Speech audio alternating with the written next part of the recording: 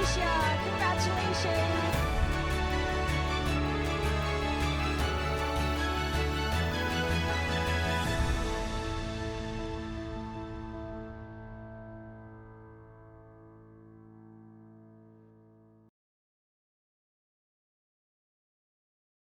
Good morning, esteemed participants, guests, and ladies and gentlemen. Welcome to the ASEAN-Korea Startup Innovation Week 2024. My name is Choi Ji-hee, and I'm honored to be your host for the next 2 days. Now, this event is organized by ASEAN-Korea Center and supported by the ASEAN embassies in Seoul, the ASEAN Committee on Micro, Small, and Medium Enterprises, the Seoul Business Agency, as well as the Korea Institute of Startup and Entrepreneurship Development. Now, since 2018, the ASEAN-Korea Startup Innovation Week has been the venue for innovative ideas and bridging the startup ecosystems of ASEAN and Korea. Throughout the years, we have brought together 180 startups from all 10 ASEAN countries, creating a platform for capacity building and networking. And this year, in celebration of the 15th anniversary of the Korea ASEAN Center, we have specially included some elements of capacity building, including special lectures and site visits. And also in September, we hosted an online acceleration program where we provided participants with the opportunities to hone their entrepreneur skills and to prepare for today's pitching contest. Now, before we begin the pitching, let me provide a brief overview of the evaluation process. The first round of evaluation was consisting of document review and the attendance rate of the online acceleration program. And in this second round, the startups will be assessed on the performance of their 5-minute speech and their 5-minute Q&A. The top 4 startups will be announced at the award ceremony tomorrow. And the startup recognized for the most innovative idea will be awarded the Innovation Prize, along with the third place winner.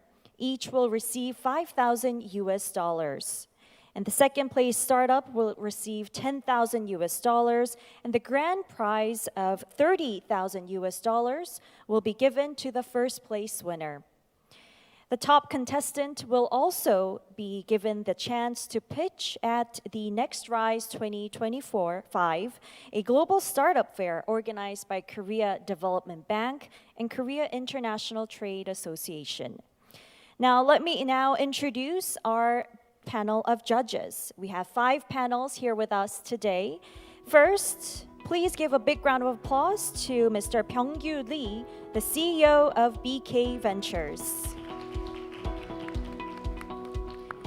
Next, we have Mr. Se Chang-go, the investor at HYU Holdings. Next, we have Mr. Anthony Rim, investor at Spark Labs Group. Next, we have Mr. Jin-hyung Park, senior associate at Kudos Financial Services Group. Next, we have Mr. Jun-hyuk Lee, Senior Associate at Lotte Ventures. Thank you very much. And as for our contestants, we have a total of 29 startups pitching this year. And each startup is once again allowed 5 minutes to pitch and 5 minutes for the Q&A that follows. Now, without further ado, let's begin the pitching contest for the ASEAN-Korea Startup Innovation Week 2024. The pitches have been selected in random order. First up, we have Impuls from Indonesia. They're a data-based online education platform. So Impuls, everybody, please give a big round of applause. Okay. Good morning. My name is Dendi. I am from Impuls.id from Indonesia.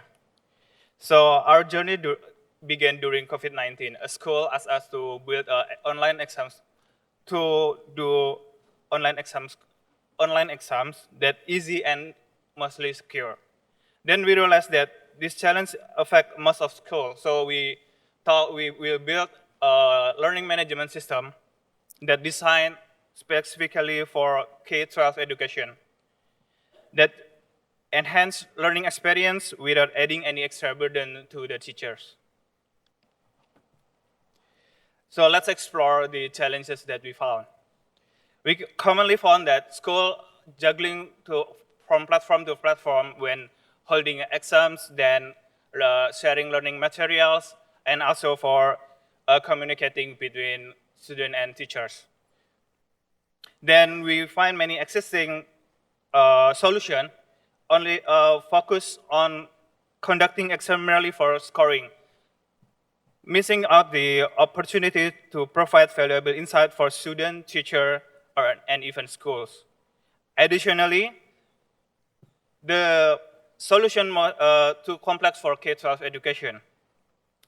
And then also some solution require school to have a local server in the school. So it resulting significant cost to deploy and maintenance it. Even with this solution, the server cannot support the number of students that do the assessment at that time. And one that I forgot to put is the opportunity in Indonesia that nowadays schools are becoming more confident to using online system for conducting midterm and final exams.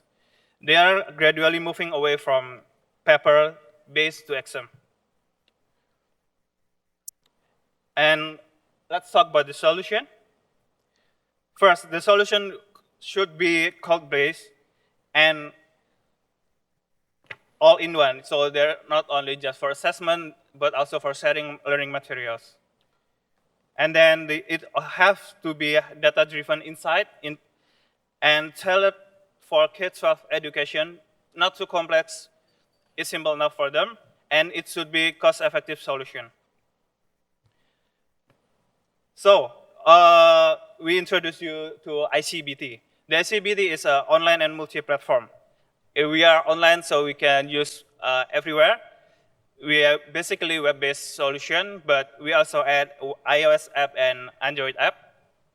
And it's easy to manage and monitor exam and learning materials. Also, we are usage-based pricing, so based on student that using the system monthly. And then, to ease the burden for teacher, we add easy import exam, so teacher can import their exam with Microsoft Excel and Microsoft Word. It has automated grading, of course, and it will have data-driven insight. We analytically, and we have a secure anti-cheating measure without any additional tools.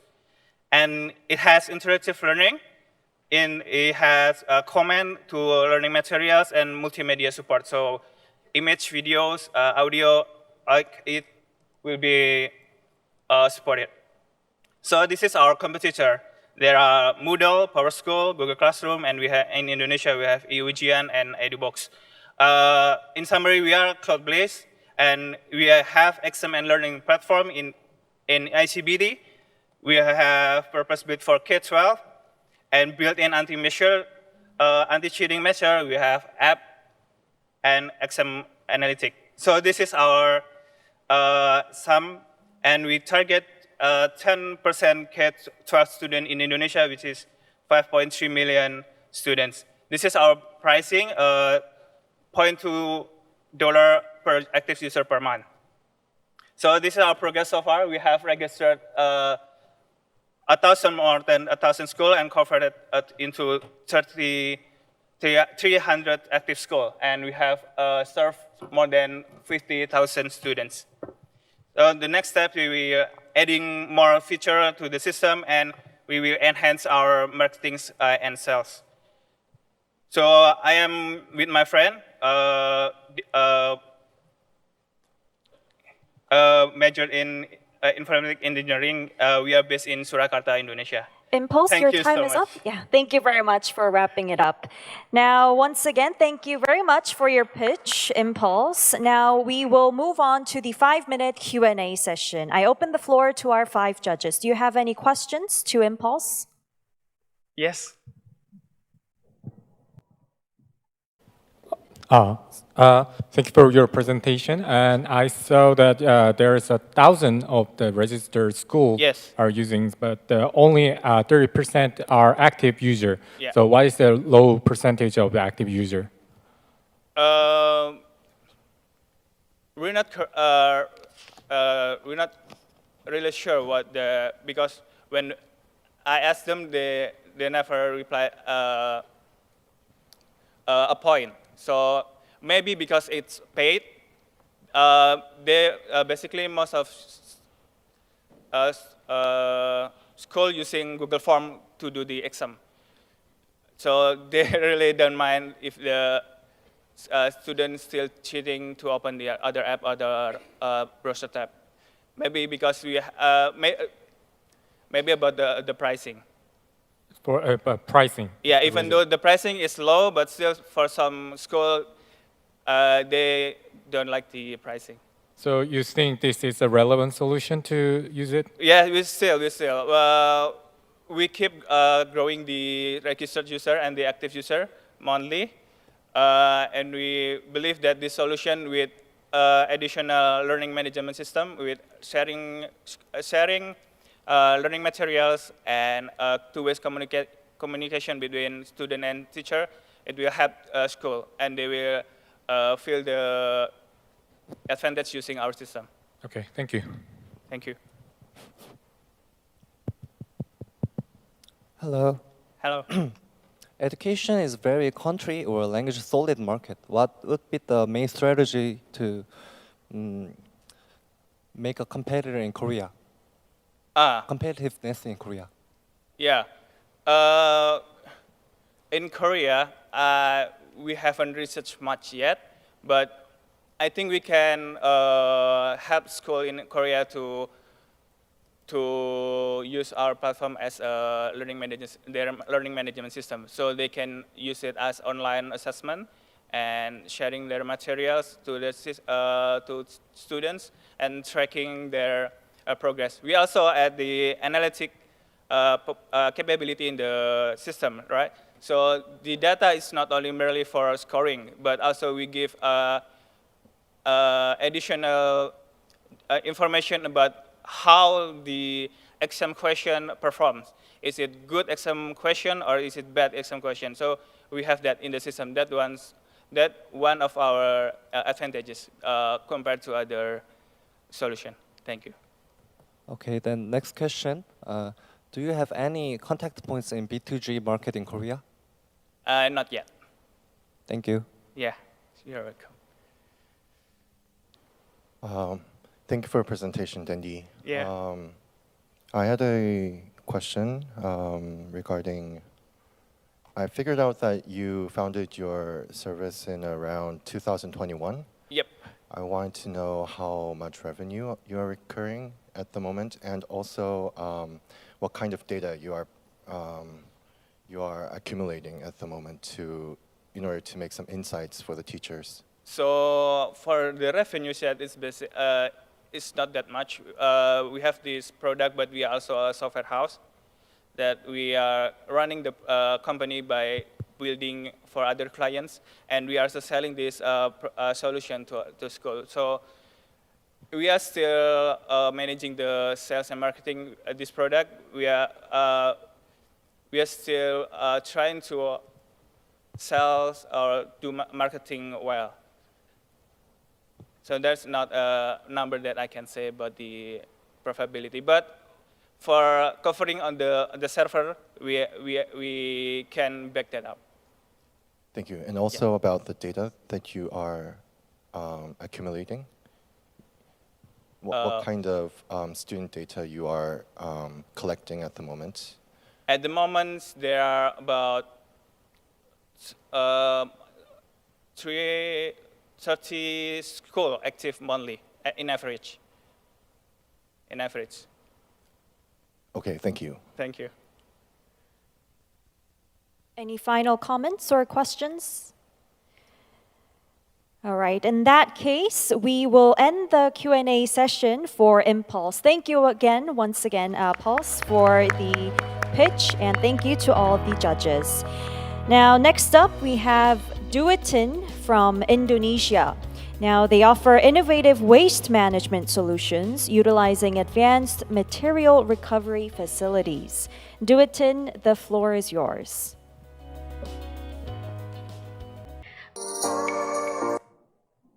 So, Indonesia, we produce 70 million tons of waste each year and growing at a rate of 204% each year. And most of them ends up in landfills, and only 7% of them are being recycled properly. The waste value itself in Indonesia is valued at 7.6 billion US dollars. But many people don't see the value in sorting their waste. Only 8.6% of urban residents do. And even when sorted, there is still a weak connection between waste producers, waste banks, and also the manufacturers. Our name Duitin translates literally turning it into money, reflecting our mission to bring value to waste. And our vision is to create a world where waste is no longer a problem, but a resource. And here we connect all stakeholders in waste management chain, so households, businesses, waste banks, up until the manufacturer who will buy the recycled materials. And through our Duitin app, households and businesses can schedule up their pickups, which then will be handled by our partner pickers, and then will be sent to our material recovery facility centers, and then will be sent to our partner manufacturers. And then we'll provide a reward system, and then a sustainability report based on the waste collected, helping them to get value of their waste while keeping in track with their environmental impacts. And we also help waste banks to manage their operations efficiently with our platform so that their waste data are integrated and reliable. And since our launch in 2020, we have onboarded 195,000 downloads and households, more than 36 businesses, and partnered with over 150 waste banks across more than 11 cities in Indonesia. And we are on track to double traction next year. Moreover, we have established strong partnerships with corporates such as IKEA, Kimberly-Clark Softex, and with our existing infrastructure and also the growing user traction, we're well prepared and optimized to expand our services nationwide. And unlike other competitors, Duitin sets itself apart by addressing the key issue in Indonesia, and that is the lacking of end-to-end connection between the waste producers and the manufacturers. And by connecting all these stakeholders in the waste management chain, we ensure that the waste will be efficiently collected, processed, and then transformed into valuable materials. And when we're talking about revenue, Duitin's revenue is built by 3 key sources. The first one is the app revenue, where it is generated from transaction fees and digital product sales within the app. The second one is from our B2B revenue, of which we collected from the corporate subscriptions and also special projects that we are partnering with them. And then our MRF revenue, and that is from selling recyclables to manufacturers from our MRF centers. And these diverse revenue streams position us well for growth as we expand our services to meet the increasing demand. And with the current growth rate and market expansion plans, we anticipate of reaching $3 million in annual revenue within the next 3 years. And we are seeking a $1.1 million in funding. And our roadmap focuses on scaling our operations, enhancing our tech, and tapping into new markets. And the key milestones here that we have includes increasing our waste processing capacity, developing new features for our platform, and launching in other ASEAN countries. And our team has rapidly increased from 4 to now over 60 personnel all across Indonesia. We have more than 60 professionals, and they are ready to, with their skill sets, to drive our mission forward in the waste management industry. And our leadership team here, we have a deep understanding about the waste management ecosystem in Indonesia, with your experience in sustainability, circular economy, and also when it comes to economy initiatives and also regulatory compliance. Us in Duitin would make it easy and rewarding for everyone to turn their waste into value. And by transforming the way we manage waste, we contribute to a circular economy that benefits both people and the planet. Investing in Duitin means investing in a new, cleaner, smarter future. So are you ready? Thank you so much. We're looking forward for the questions after this. Thank you very much, Duitin, for your great presentation. Now we will Thank you. proceed to the Q&A session. Are there any questions from our judges? Thank you for your presentation. Thank you. And I found out your revenue model profitable, but what would be the main profit strategy within the market, in the market? Oh, I'm sorry. Is it the main market strategy in the market? Profit strategy, yes. Oh, I mean the profit strategy. So about as of 2024, the 40% of our revenue, 42, and also the 43% of revenue are generated from the selling the recyclables of waste that we collect from businesses and households. And the second one is by strengthening our partnerships with corporates, so that with corporates we sell not only offering them scheduled waste pickups, but also by selling sustainability reports, their waste management reports, and also other projects that they may have when it comes to. One of them is to campaigning then sustainability initiatives. So those are the two of our strongest assets when it comes to gaining revenue for now. Then how about the cost? Oh, about the cost? Yes. Okay. So you may saw in our financial statement that as of 2023, please allow me to take you a little bit. So in 2023, we have an increase, a spike growth in our cost. It was because we were expanding to 3 other cities at the moment, and it required lots of costs when it comes to building the MRF centers, for the warehouses, and also for the people. And then in 2024, we slow but sure we kind of balance it out by gaining more revenues, so that the profit itself is slowly reaching the zero level. And but the cost itself, mostly it is still for our tech team and also for our operational team. Those are the two, and also for our operational team is because we are still is for the fleets, and also for the when we're picking up waste. Those are some of the biggest cost components that we have right now. Okay, thank you. Thank you. Yeah. Okay, I have a question that, as you're well aware, the recycling is not about just collecting, but sorting or transforming to the valued material. Yep. And this is why the recycling is very expensive cost. So how you manage this kind of cost? You have a technology, or you have some idea to solve it? I guess you have some kind of material recovery facility. So can you explain more about it? Okay, sure. Yes, so the waste management problem in Indonesia is actually one of the most, we say it kedaruratan or emergency.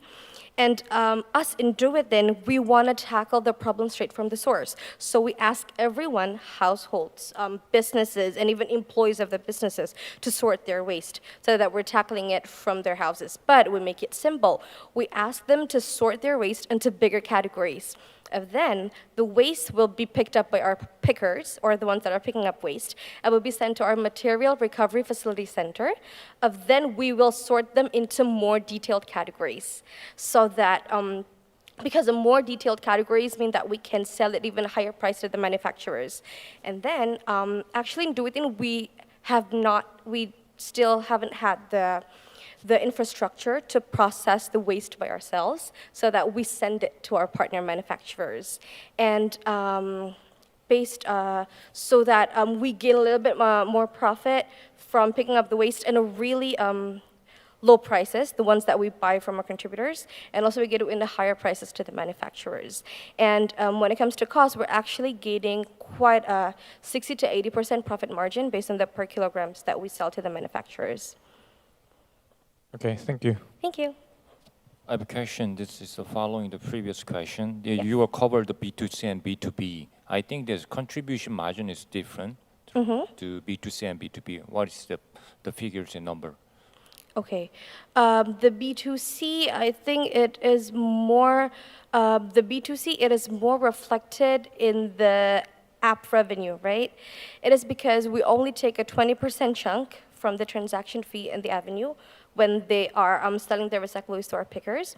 And why we have a bigger percentage when it comes to the B2B is because their projects, is slightly, they pay more because they are having more things to be and partnering up with us. So that is why we have like quite a bigger percentage because of the chunk of percentage of that we All take right, from please conclude your sentence. Okay, does that answer your question?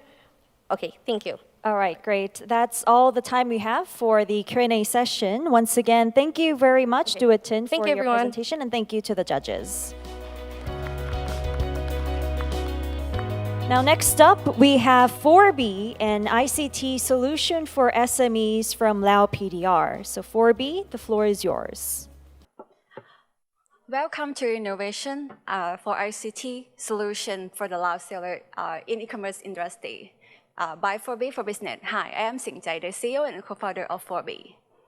The 4B is an ICT innovating for the Lao seller in e-commerce industry based in Lao. So our vision is to empower Lao business with a standard digital solution. So we create the platform that simplifies online selling, boosts efficiency, and bridge the physical and digital commerce. It is the problem and facts. Lao don't have their own e-commerce like a marketplace, like a Taobao, Lazada, and Shopee. So the Lao seller have to sell their product on Facebook. Yet the social media platform, the second TikTok and Instagram. And for the all process of the sales management to delivery, yes, we don't have the address delivery, just the drop point for delivery. And Lao is a unique landlocked country that we use the multiple currency. Yes, from now, it's almost 50% of Laotians start on Facebook and shop via Facebook, post and live streaming. And this is challenges for Lao seller to sell their product on social media platform. The first one, they still use paper to correct the order. And this process is make really long time for management. And the second, the payment. They check payment by human. So the many times they got the fake slip for transfer payment from the customer. And last one, delivery. They use the human to input the delivery with the manually. So the process is make like a delay and human error from this process to send the wrong product to customer. For the challenges, we provide a solution, that innovative solution to help the seller accelerate their sale and support them with digital business transformation. That the first one, for order management, we provide a system to confirm with automatic order confirm management, also stock management. And for the payment of for the challenge of payment, that we provide the connect payment gateway with bank to provide the system with automatic checking payment for the seller. And last one, the delivery. Yes, we have partnered with the delivery agency, have the system to connect them and provide automated order tracking number for both seller and buyer, also tracking the delivery process.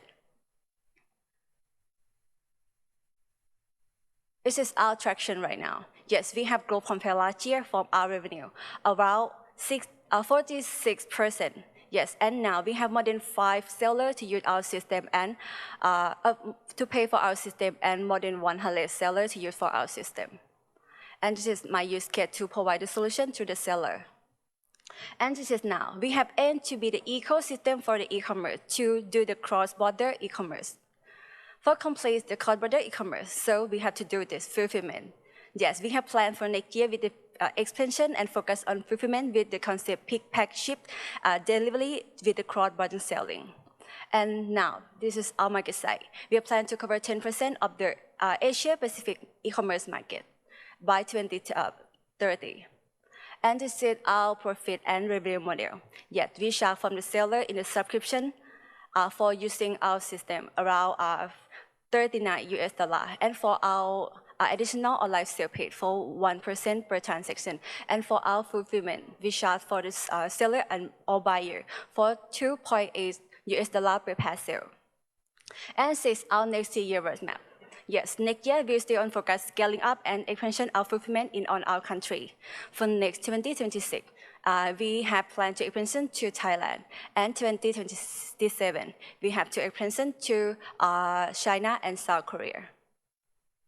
It is our financial projection to operating our profitability in 2026. And now we are seeking investors to invest for our $2 million for our 20% say to be scaling up and expansion to overseas.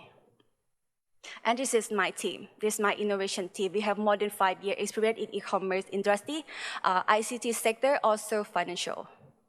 And now we have product. We have business model. We have plan to scaling up. We have a super team. So we are seeking the investor to see our opportunity to see the global market together. Yes, thank you. Thank you very much, Forby, for your pitch. Now we will proceed to the Q&A session. Are there any questions from our judges? Thank you for your presentation. My main question is, what is the main marketing strategy in Laos? For our strategy, first one, we focus on the seller. So our strategy to correct the seller is to help them sell effectively, to enhance their sale. Yes, focus on our country. This is our marketing strategy right now. Yes. Okay, thank you. So you mentioned you are going to expand to Thailand or Korea, China, and this kind of fulfillment service is not is very common in China and Korea. So what's your strategy to expansion? Yes, our strategy to expansion to overseas, the core our business strategy is fulfillment. Yes, we have planned to expansion to overseas. We are seeking the partner to do the fulfillment together. That Laotian can product from overseas. To the foreigner can product order from Laos. Yes, our strategy to expansion is the fulfillment service. Thank you. I have a question about the payment gateway. So you articulated that you would use Lila for a payment gateway, but I guess for every different nation that you would do sales to, you would probably need a different payment system in order to integrate. And also, I was just curious what kind of products you are already exporting to different countries. Okay, I will tell you the first one of our condition and term of legal policy for the payment to connect the seller. This is a hard and difficult thing. So we are ICT team. We create the payment portal things one to discuss with bank to provide our API to the API for us and send the connect payment gateway from our gateway to the bank gateway together. So this part to we send to seller to connect this out from our system to provide it to checking payment from our bank on our system to for the seller. Yes. And also, what kind of products you are exporting from Laos to different countries? And excuse me, and can you more? What kind of items or products that item or products for all my service? for the fulfillment service? Yeah, yes. for all, yes, for the system or the management, for the online selling place, for the fulfillment. Yes, we connect the payment with the bank on our portal gateway, yes, to provide for our target. Okay, thank you. Are there any other questions from our judges? We have some more time left for additional questions. Yeah. Have you found any pipelines in Korea? As you mentioned that Korea is your next target market, right? So what did you find? What did you find, or what did you connect? Where did you connect with the break into Korea? Yes, at iResearch, the most of influencer seller in Korea still sell on the product on Instagram. Yes, for our core business to connect the social platform and give the data operation for the info seller. Yes, we are looking for our partner to explain in Korea the first one, the payment, yes, the payments partner for connect their transfer payment from Korea to Laos to Korea. The second one is the partner of fulfillment, yeah, to control the warehouse, for send delivery or something. But for our strategy is the fulfillment to expansion in Korea. Yes. Thank you. Short questions. What is the main payment method in Laos? Currently is now, there are 3 core payments. The first one, the deep link payment. Second one is dynamic payment. And the last one is auto payment. Yes, it allows for using. Thank you.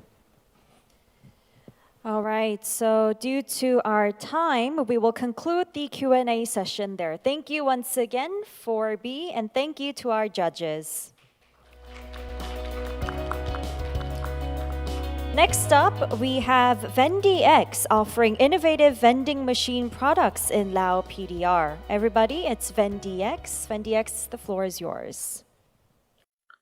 Good morning, everyone. We are Vendee X. Today, we are going to present to you how we are going to transform the landscape of retail in Laos. Our mission is simple: to make retail more accessible, more efficient, and grow beyond Laos. So in the past few years after COVID-19, we see the growth of convenience store, mini-mart, especially from overseas coming into Laos. So we thought this would be the end of small shops in the neighborhood. But no, the small shops are still growing and thriving. So I think this is the sign for retail's growing in Laos. But as they are growing, they're also facing problems in logistics, in warehouse and suppliers, as now they are competing with bigger players. So yes, like I say, logistics. Most of the shop owners are still handle logistics by themselves. Some are even using motorcycles, which is time-consuming and insufficient. But before we go into how we're going to solve this problem, let me introduce to you what Vendee X are. We are the only vending machine operator in Laos as of now. There are many in the research, but not operating yet. We are the only one. We started 1 year ago in August. With our in-house custom technology, we have tackled many problems, including managing supplies, logistics, and warehouse. Does this sound familiar to you? It is the same problem that those small shops are facing. So we believe that our solutions can help them tackle their problems as well. Behind the vending machine business, behind the vending machine operation, this is our ecosystem. We have the system for managing the suppliers, logistics, and also expand to the digital advertisement and the AI analytic, data analytic behind the scene to keep our vending machine stocked and up and running. Looking at the global scale of vending machine, it is $30 billion US, and in Singapore is 300 million, and in Thailand it's 300 million, and in Singapore, with almost the same population, it is 100 million. But in Laos, since we only started with 1,000 machines, we are looking at least 11 million US. But the real opportunity we are aiming at is the small shops distribution. There are 126 micro business registered. 30,000 are in the capital. If only 10,000 or 30% are using our product, buy from us at least 50%, that will be 40 million US dollar and 150 in the whole country. Our goals lies beyond the vending and distribution. We are the biggest issue in Laos is one of the biggest issue in Laos is the financial inclusion. We are planning to expand into digital wallet. There are many wallets established in Laos already, but most of them don't have unique useful use cases. Like they only have store wallet. But for us, if we expand to these small shops, we can provide them the financial inclusion services, allowing them to take credit and buy from us. And that's what we are trying to do. To prove to you why we fit to do this solution, we started only 1 year ago. We've aimed at having 35 machines, but now we already exceed our expectation with 50 machines. We are targeting 100 machines next year, and our seed investment was only 40,000. This is our machines in the capital, and our partners. We have connect with various payment. We only accept mobile payment, no cash in our vending machine. And this is our co-founders. We are strong in technology, especially in IoT and mobile banking infrastructure. So today we are looking for synergistic investor and strategic partner who believes that we can transform the landscape of retail in Laos and eventually grow into the regional. This is Vendee X. Thank you. 감사합니다. Thank you very much, Vendee X, for your pitch. Now we will open the Q&A session. Are there any questions from our judges? So you start with the COVID-19 that it is a hard time for the small shop. So you come up with this kind of vending machine, and you are planning to expanding to supplier to neighborhood small shop. So it is. You think it is an innovative solution to solve this kind of problem because all other country is turning to delivery. So what's your thinking about it? Yes. Like I mentioned that we thought it would be the end of this neighborhood shop, but they are still growing. The unique selling point of these small shops is they are very familiar with the neighborhood and they know what the customer like, what they want, and it is kind of user experience side of selling point that these people still stick to the small shops instead of ordering delivery. And our current solution is using EV truck to go out to fill the vending machine across the capital city. We go out around 40 kilometers per car, so we have 2 cars as of now to operate more than 20 machines in the capital. We think we can utilize this to help those shops to fulfill their stock also. So you are helping this neighborhood shops to fill the turn stock, right? Yes. Okay, thank you.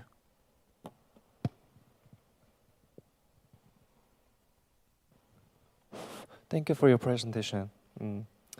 I see vending machine could be very profitable in Laos, but is there any main competitor in Laos in vending machine? Thank you for the question. There is no competitor as of now. There are companies doing, I will not mention the name, but eventually we are going into negotiation, into collaboration, because they started even before us, but they have not put out any machine in operation yet. But we started last year in a few months, and we go out public operation in August last year. Yes. Okay, thank you. So this is a following question. Why do you think there were no vending machines in Laos before? Okay, that's a great question. I thought to include in the slide, but the time is quite attentive. So the reason there's no vending machine in Laos is because we don't have coins in our country. We only have cash, and so it is quite difficult for automation machines to work with cash in the past. So there was no successful business in automation, in any automation, not only vending machine. But as of now, we moved to mobile payment. Everyone is using QR pay. So our vending machine only accepts QR payment. We now accept Lao QR, which is the standard in Laos that every bank can scan.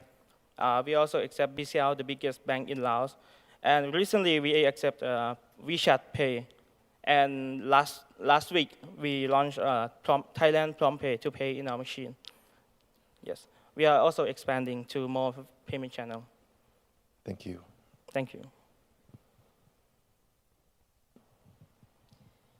Are there any other questions?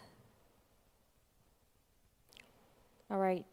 If there aren't any more, we will end the Q&A session there. Thank you once again, Vendee X, for your pitch, and thank you to our judges. 감사합니다. Now, next up, we have handcrafted cashew nuts, Stungtreng, a cashew production company promoting rural communities across Cambodia. Thank you, and the floor is yours.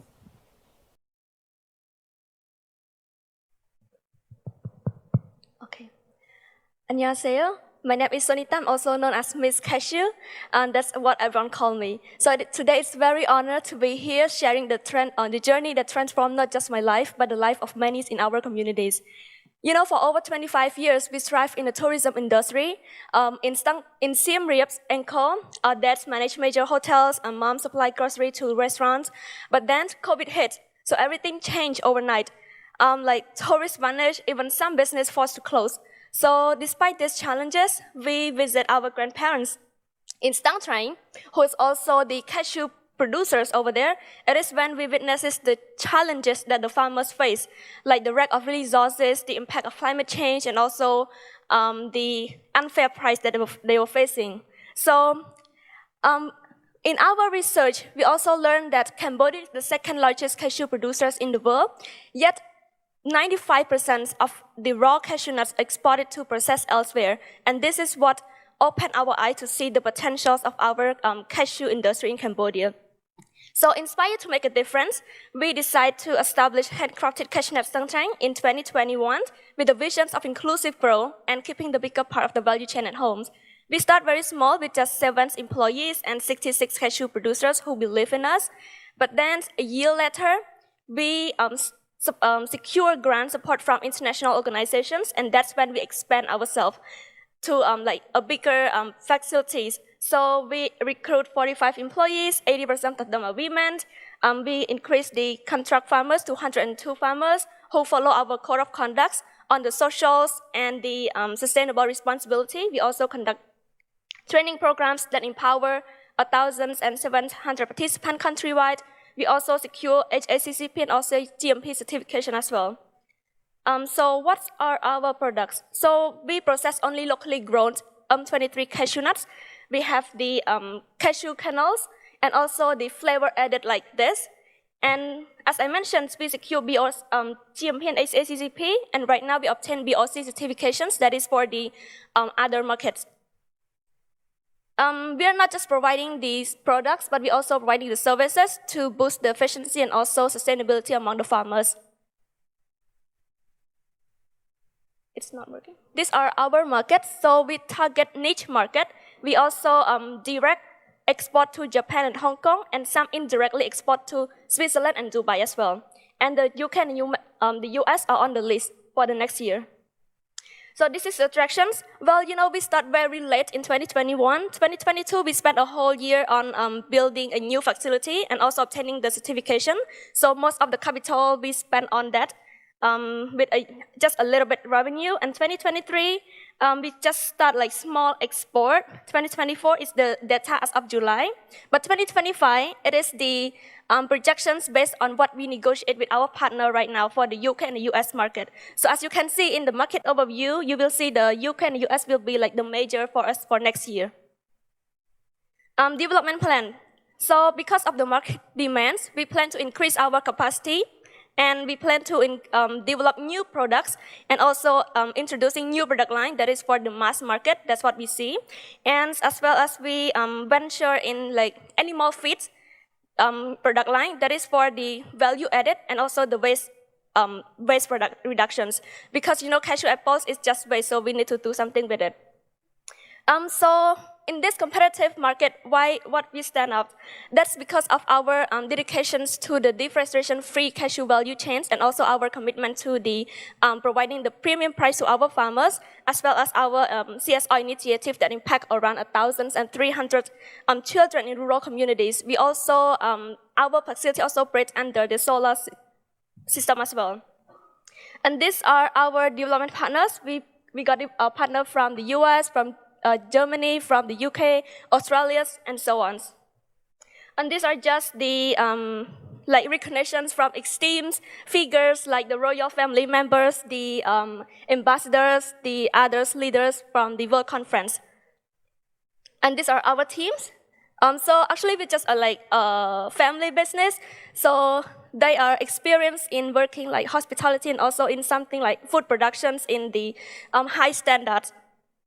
So that's all from me. Together, we can transform the challenges into opportunities. Thank you. Thank you very much, Stungtreng. Now we will move on to the Q&A session. Are there any questions on the floor?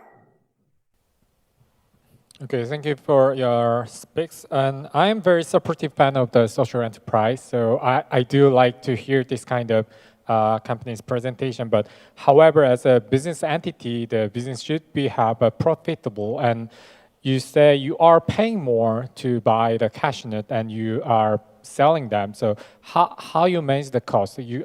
Where you can save the cost from buying a higher price from farmer? Yes. Thank you for your questions. Actually, we offer the premium price to our farmers from 15% to 25%, and we identified it as like the fair trade.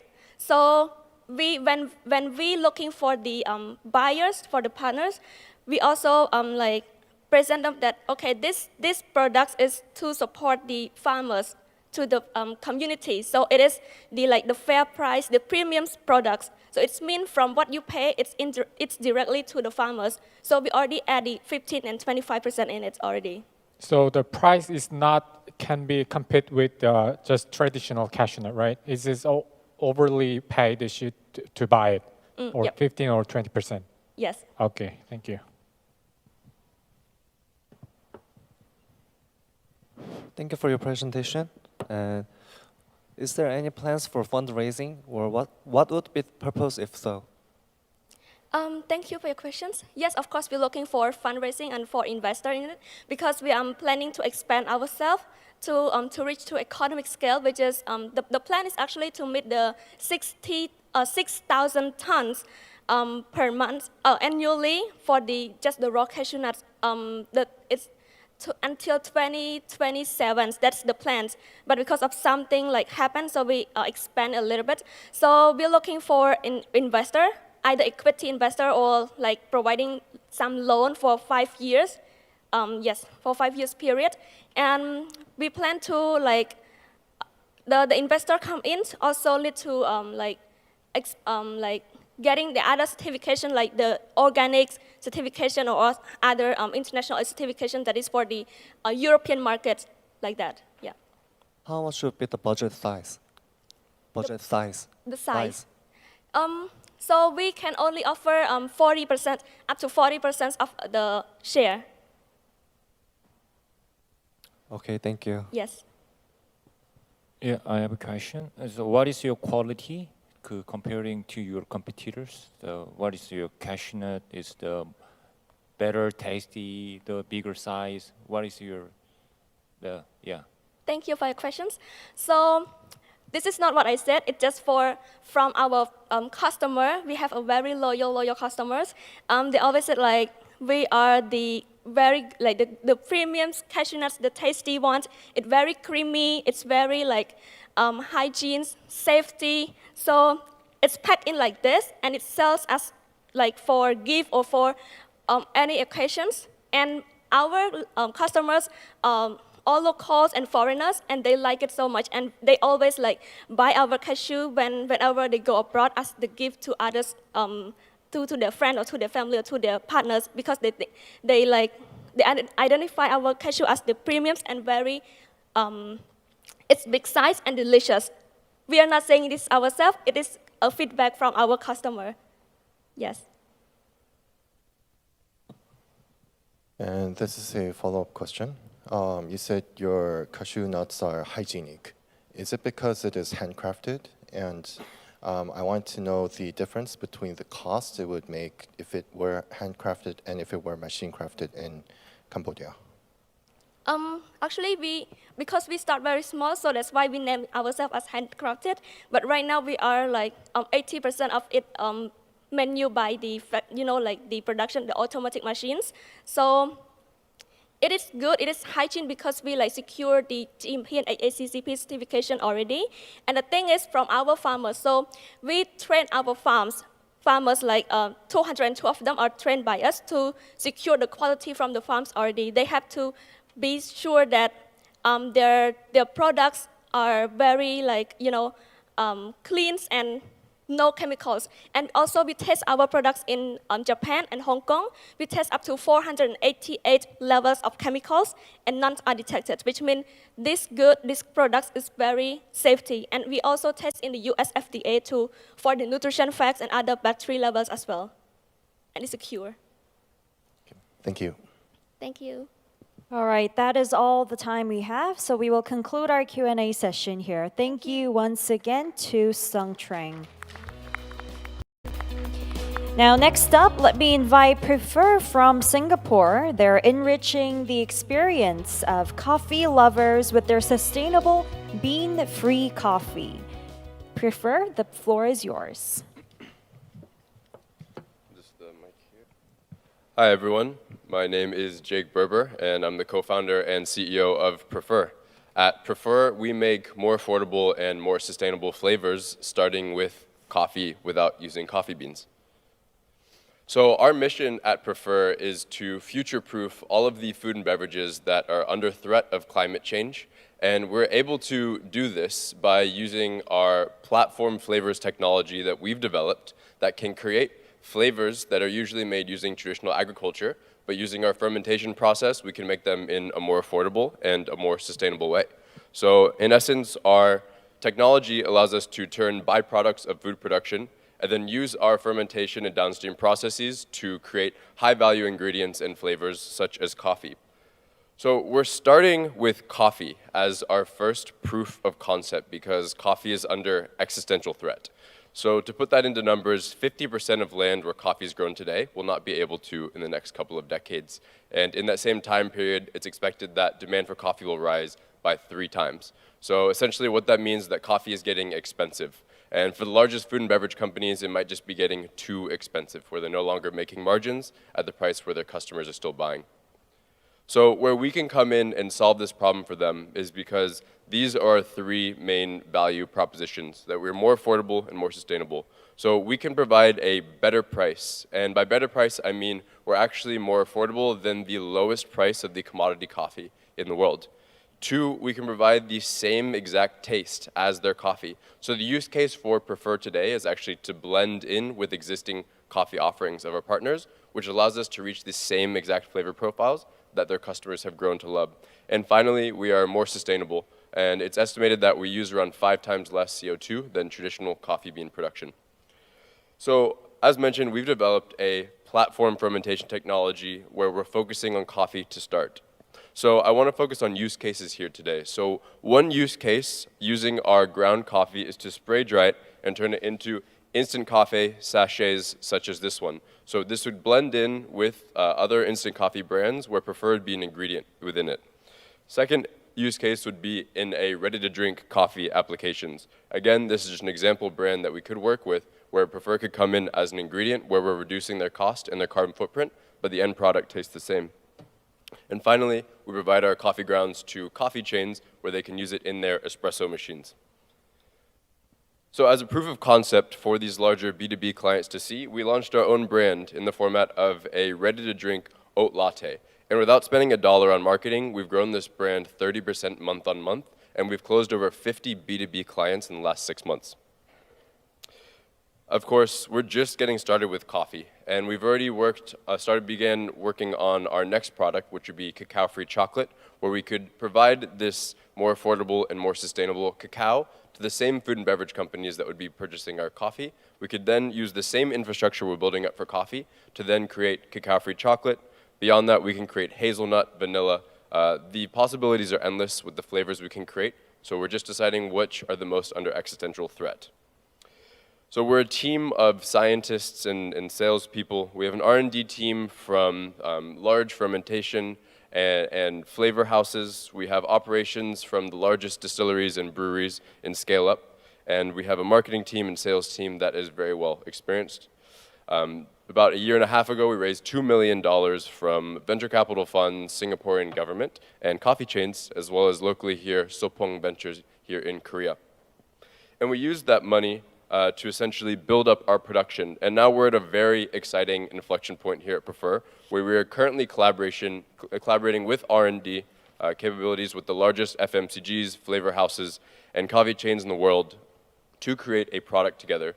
And the product would look somewhat like this, where it's actually a 25% blend of Prefer within their existing coffee products for instant coffee or ready-to-drink applications. And their goal is to integrate Prefer as an ingredient or technology in their manufacturing to create a product together. So today we are raising a Series Pre-A to service demand we're getting in and scale below the price parity of coffee. So to put that into numbers, our facility today can make 5 tons of ground coffee per month, but we have signed pipeline revenues with these customers of 20 tons of coffee per month this year, and next year up to 40 tons of coffee per month. So essentially, we need to scale up production to service their demand and then reach below the lowest price of commodity coffee in the world. Thank you very much. My name is Jake Berber, co-founder and CEO. Please feel free to reach out here. Thank you very much, Prefer. Now we will open the Q&A session. Are there any questions from our judges?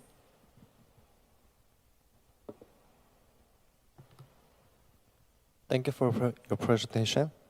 Is there any projections for the price of upcycling process? The price of what, sorry? Upcycling process. Our promise to customers is that we're 10% lower than their lowest price of coffee. Coffee? Okay. Yep. Okay, thank you.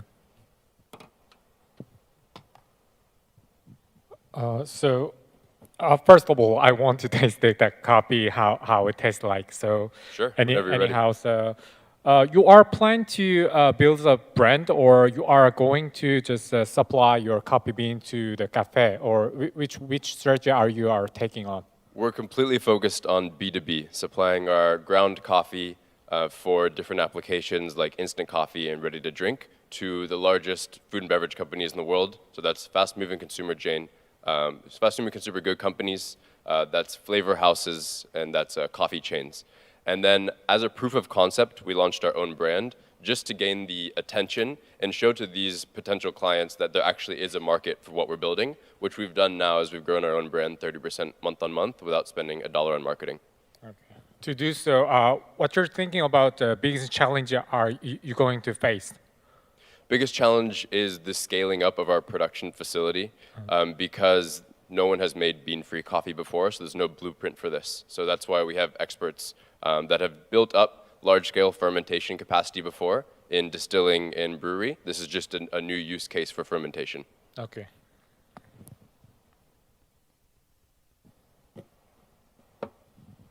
Are there any other questions? We have still some more time left for a few more questions. Thank you for your presentation. I was just wondering about your background and how you went into the coffee business from being a VC in food tech. Yeah, so I'm a neuroscientist by training, and then I became a venture capitalist investing in sustainable food tech startups. So that was a great excuse to speak to all the founders from around the world, building out the best technologies and cutting-edge technologies in food technology.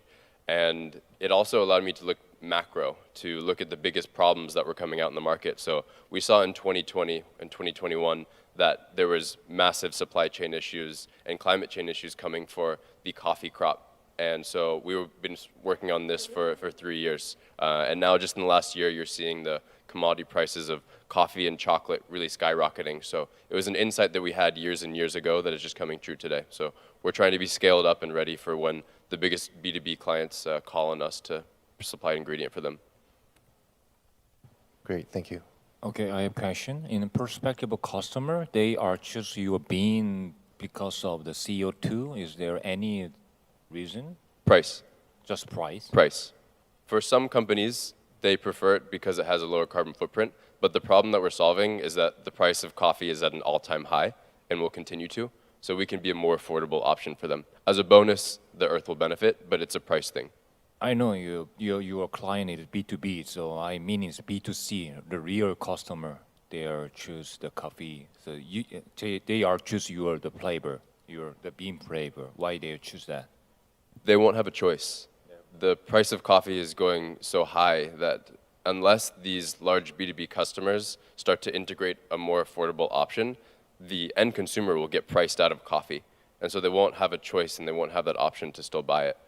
So where we come in is we provide a more affordable ingredient for these large B2B clients where they can then price it at a point where the end consumer can buy it. So you mentioned your key, the key strength is the price, but you haven't never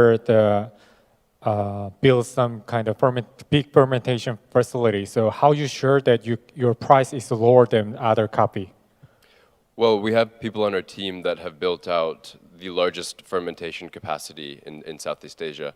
And so they know the exact costs of the equipment that we need, the manpower that we need, and the facilities that we'll need to create coffee at scale, where we can reach well below the price of coffee. In fact, we'll be able to make over 60% margins selling at 10% lower than the commodity price of coffee. And so these are assumptions that we're making because we have a really experienced team that have built this out already. Okay, thank you. All right, so that is all the time we have. So we will conclude the Q&A session. Thank you once again, Prefer, for your pitch, and thank you to our judges. Now, next up, we have LocaMos offering cutting-edge marketing solutions that seamlessly integrate blockchain technology in Vietnam. Please welcome LocaMos to the stage. LocaMos, the floor is yours. Hello everyone. 안녕하세요. My name is Duitin and I'm from LocaMos, Vietnam, a MarTech technology company that leverage blockchain technology to gamify digital marketing and empower F&B businesses through reward engagement.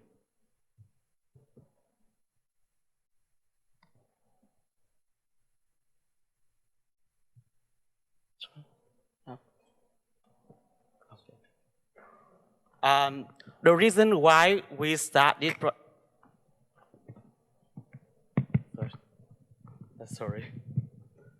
the reason why we started projects because we see the potential of blockchain in the next future, and we want to make a unified loyalty program that apply blockchain technology, and beside that, we see the disconnection between people as nowadays almost company they move everything online, and while offline experiences are being left behind. Many young people they are attracted to game online, losing losing connection in real world. So at the same time, we also see the F&B businesses are struggling to attract and retain the customer. So LocaMos is our answer for the. So our LocaMos is the answer for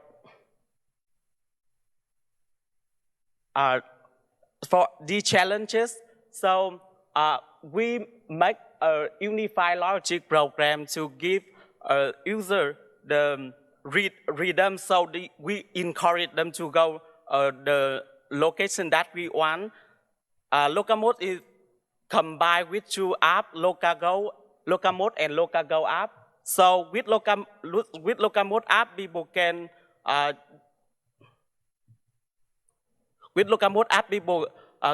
businesses can use that app for advertising with some feature. With LocaGo is our next step to expand our platform globally.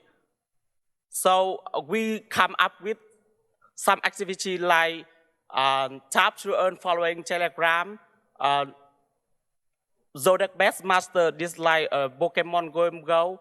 We create for people can hunt and nurture best and they can earn reward.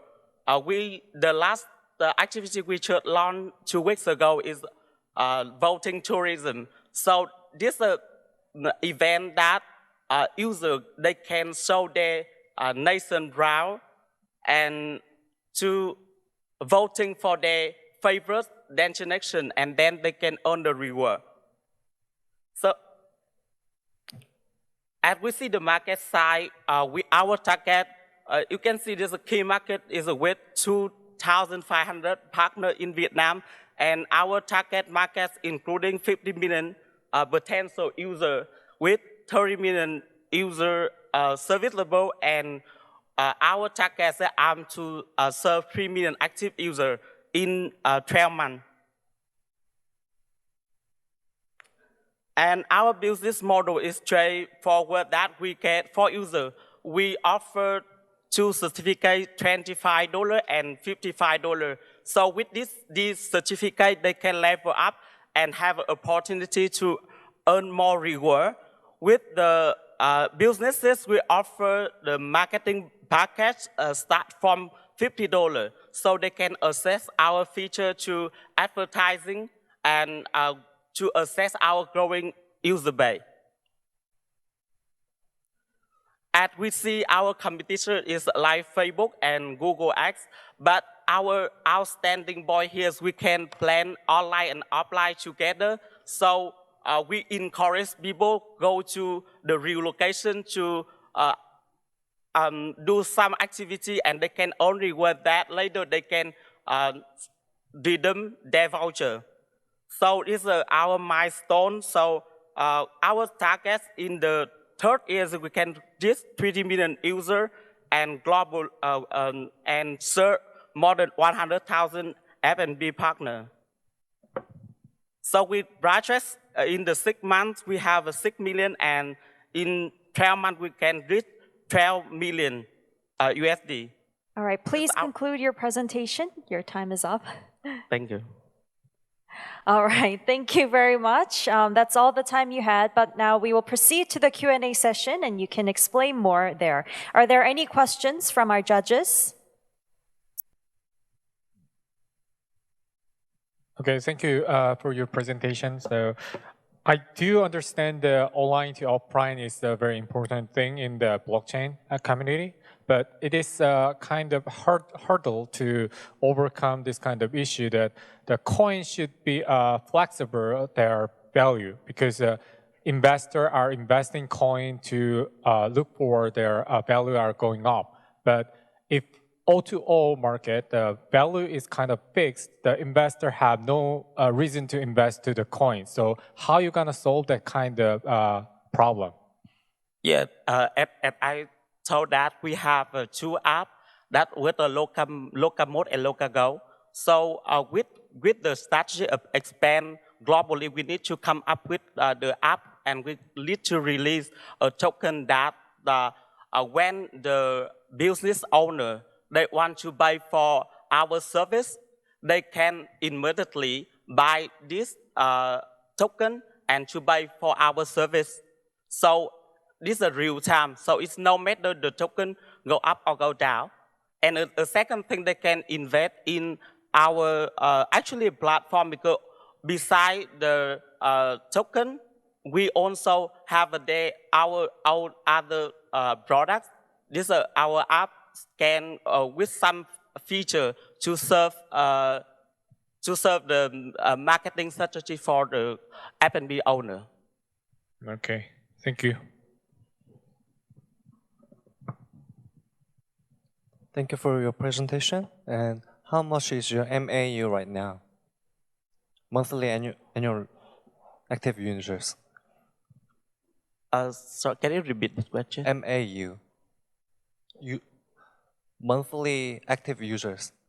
Right now we have 200,000 active users.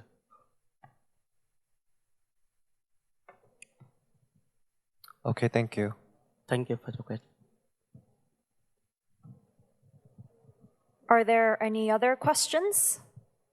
So how many shop is in your app right now? So it's over 1,000 or? You mean the download app?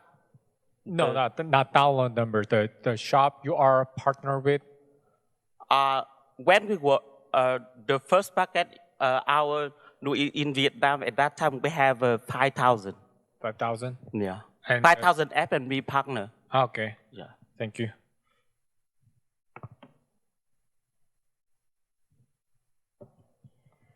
All right, we have some more time remaining for a few more questions. Are there any more questions from our judges? I think I remember you saying you have 200,000 active users using your app.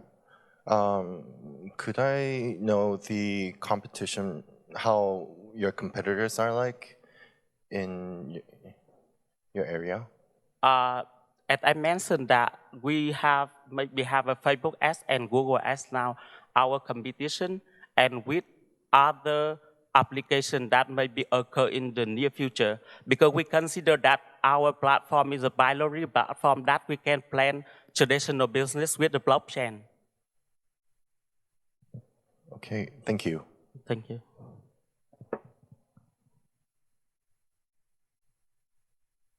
We have some more time left for perhaps one more question. Are there any from our judges? Well, if not, then we will conclude the Q&A session there. Thank you once again, LocaMos, and thank you to our judges. Thank you. All right, welcome back, everyone. Now we will resume our pitch contest. Our next startup is KPV Gold, which is a digital platform for gold investment from the Lao PDR. KPV Gold, please begin once you step up on the stage. Yes. Yes, good morning, everyone. I would like to present the EasyGo by Kampuvong. First of all, I would like to show you our background. Kampuvong started the business in 1983 in the northern part of Laos. In 1990, we moved to Vientiane capital at the name of Puvong Jewelry. We have the shop and built our own goldsmith factory. And 2012, we start to expand our branch, and now we have 4 branches.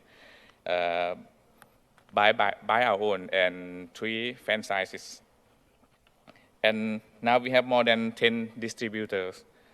And we estimate that to have 200 distributors in next 5 years. And in the traditional gold buying and selling, we have a high transaction cost. Customers have to wait long time, right? And the market in time is limitation only 10 a.m. to 4 p.m. And they have to prepare the big amount of the money to buy the gold. And when they're ready to buy, right, but the gold prices increase, so they cannot buy. On the other hand, there are high frequency of manual transaction problem.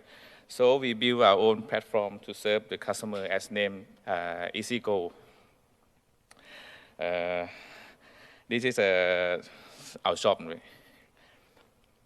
And we transform from manual to the easy accessible, like EasyGo app. With the low entry point, it's less than $3 for register fee. And the customer can buy, sell gold 24 hours every day.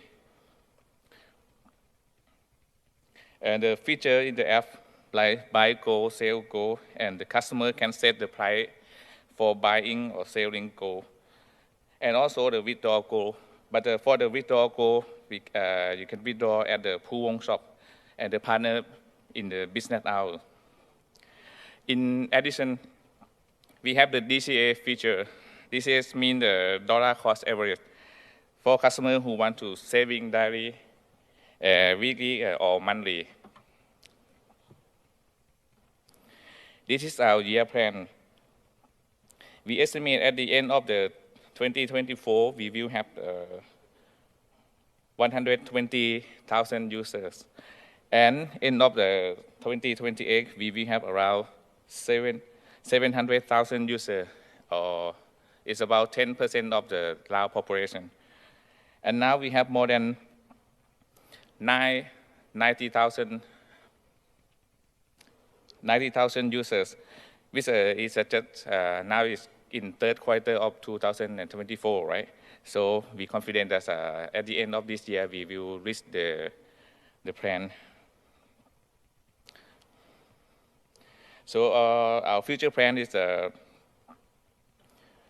EasyGo is continuously innovating to offer more value to users and expand its portfolio of service like go back loan or peer-to-peer or another thing. And we have the partnership with the leading bank in Laos. And the competitor here is from ASEAN, right? But our vision is would like to cooperate with another side in ASEAN and also in Korean.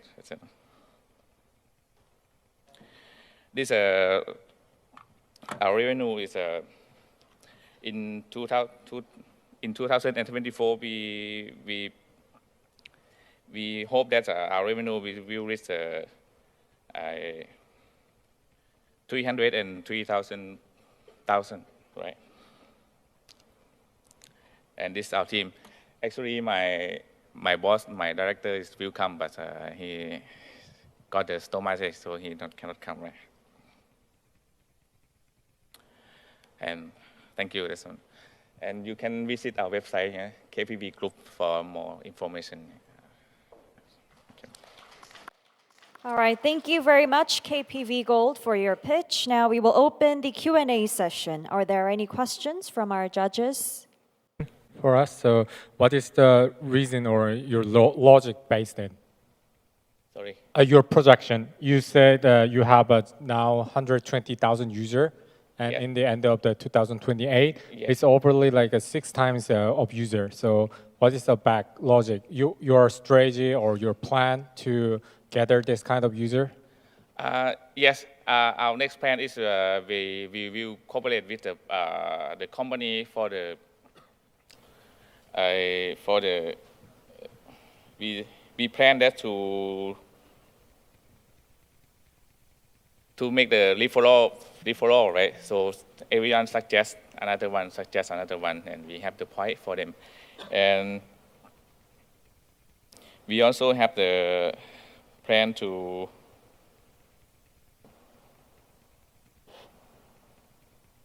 do the provident fund for the company. Pardon? Provident fund. Okay. Yes. Okay, that's all. Thank you. Thank you.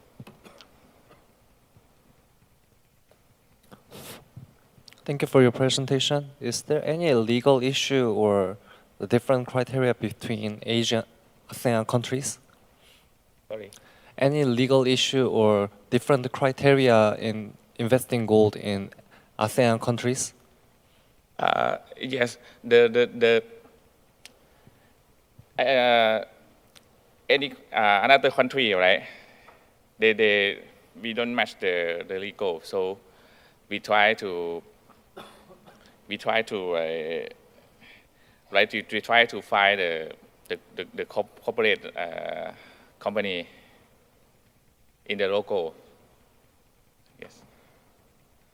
So then, is there any competitors like major banks in Laos or other countries? The major. Other competitors like major banks. Yes. Now they also have a Lao billion bank. They like make the saving for the gold like this in Laos. Is any other major banks in Laos does the gold exchange platform? No. Okay, thank you.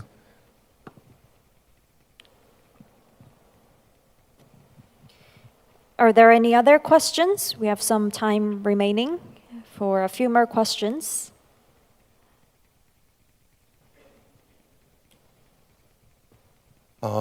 Regarding the new app that you have launched, up until now, how many transactions have you already processed? For this year, right? For this year up until this month. For this year, we We already got about 500,000 transactions. Yes.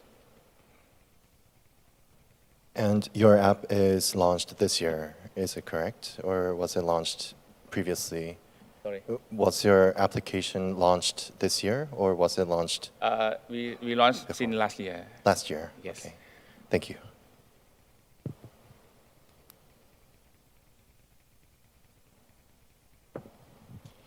We have some more time for one last question.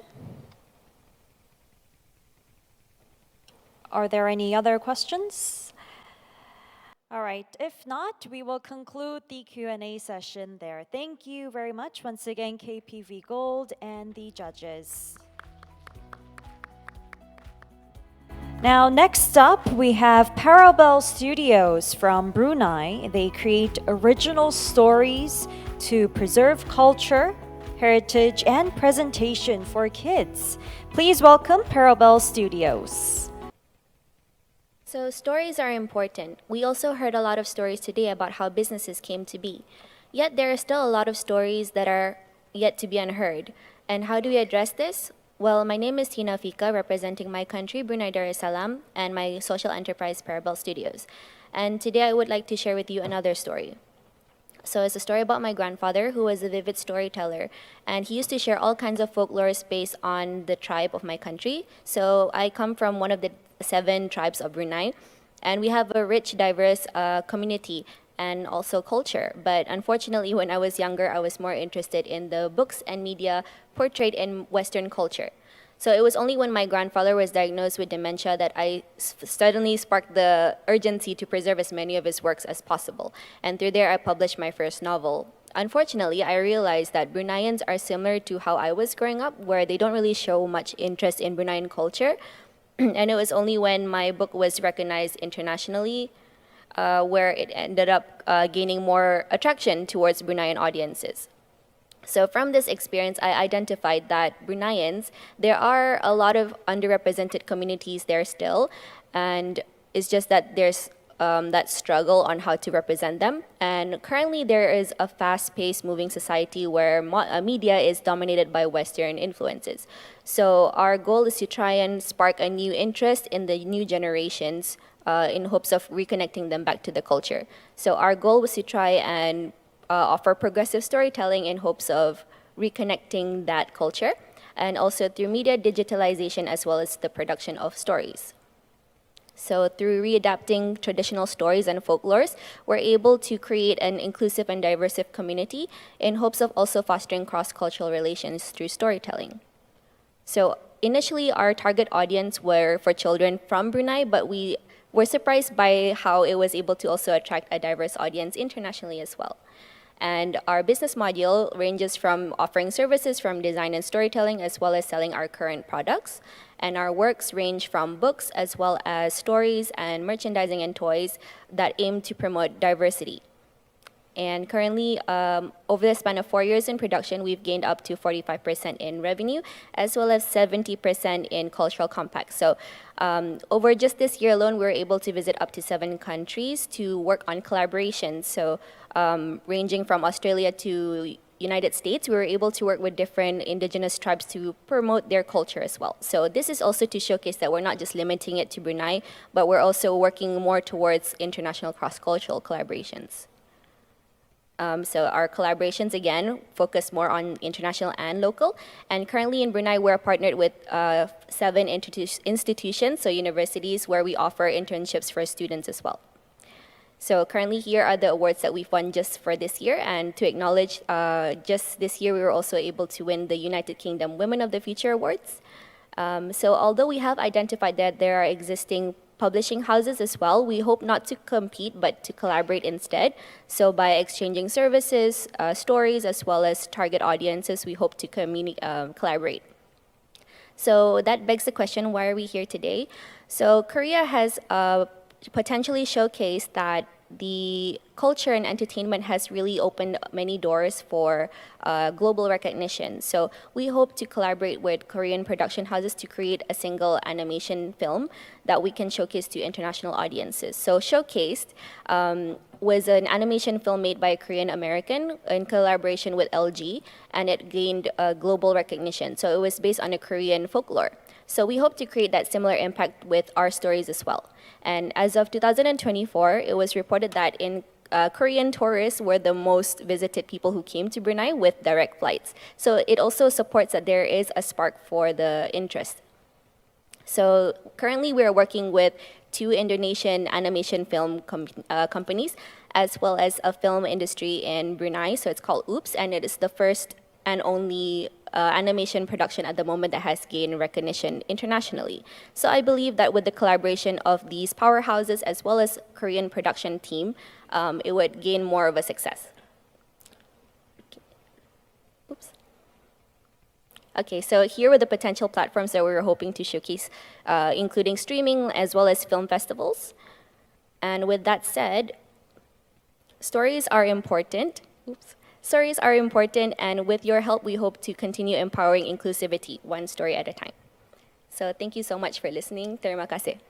All right, thank you very much, Parabelle Studios, for your presentation. Now we will open the Q&A session. Are there any questions from our judges? Okay.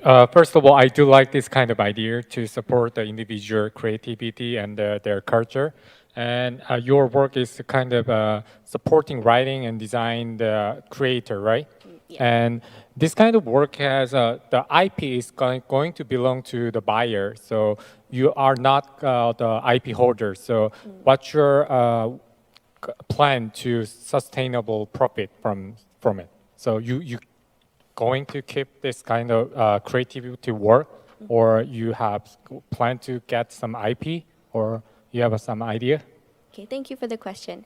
So actually, in terms of IP, this is also one of our business modules where we create mascots or original characters, and then we sell that IP to the companies. So far, we've collaborated with over 15 different Bruneian companies where they ask us to design the mascot, and it will belong to them. So that's also how we were able to generate revenue. But through that, we were also always asked for at least 5 to 10% royalty from it. So that's also how we were able to increase in terms of sustainability as well as scalability. Okay, thank you. Thank you. Thank you for your presentation. And is there any animators or bookmakers contacting in Korea still? Could you repeat the question? Sorry. Is there any animators or bookmakers trying to collaborate with in Korea? Not yet. Oh, thank you for the question. Not yet, but we have identified there are potential platforms that we can reach out to. So there's Dream Studios as well as Suwon, who were famous for animations such as Little Prince and The Snow Queen. So we hope to collaborate with them. Thank you. Thank you. The following question: to do some creative work, it's gonna take many people to work for that. Yeah. So, do you have any technology to do that, or you have people to do that? So, what's your plan to do that? Okay, thank you so much. So because we have been collaborating with Indonesian as well as Bruneian animators, these institutions already have their own material. So they have their own laptops as well as drawing applications as well. And in Brunei, we are working with the film industry as well as the school. So the school provides the students with facilities that they require for animation. So we do have the facilities for it. So you do work with collaboration to the schools or other animator in the Brunei? Yes. Okay. Thank you.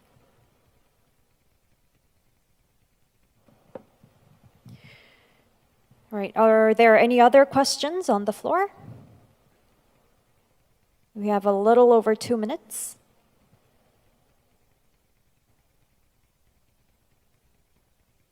Thank you for your presentation. For cases of Indonesia, do you maybe have content which is approved by the Islamic religion? Oh, yeah. Thank you for that question. So it's similar to Brunei. We have to always go through a lot of censorship. So I know it also varies in different countries, but the requirement for Indonesia, it's similar to Brunei, where they just have to cover the arms and the legs as well. So maintaining that modesty should be enough. Then if you have passed those thresholds, would it also be easier for you to maybe go into countries which have Islamic cultures, for example? Or have you tried thinking about that route, maybe? Thank you for that question. So I was recently asking a social enterprise in Dubai who also specializes in storytelling, and they have a really big Muslim target audience there too. So they shared that it's similar to how Disney, the princesses don't cover their hair and it's still okay. So I think they identify that as long as the IP is family friendly and it's not addressing religious or deep topics, it should be all right. Yeah. Thank you. Thank you. All right, we have some more time left for one more question. Yeah. And I have one more question. For the revenue slide, I was wondering what the units were. So what your revenue for this year and last year was, and for the past year in 2022.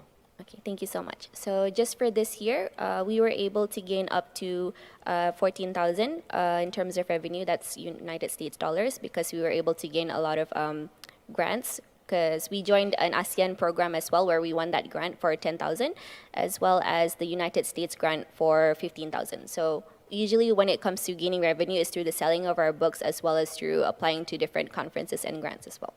Yeah, thank you. Thank you. Thank you. All right, moving on. Thank you. We have ONS, a mobile app for last mile delivery from Brunei. ONS, the stage is yours. Please begin when you're ready. My name is Arjun Jumat, and I'm the CEO and founder of Onscription Berhad.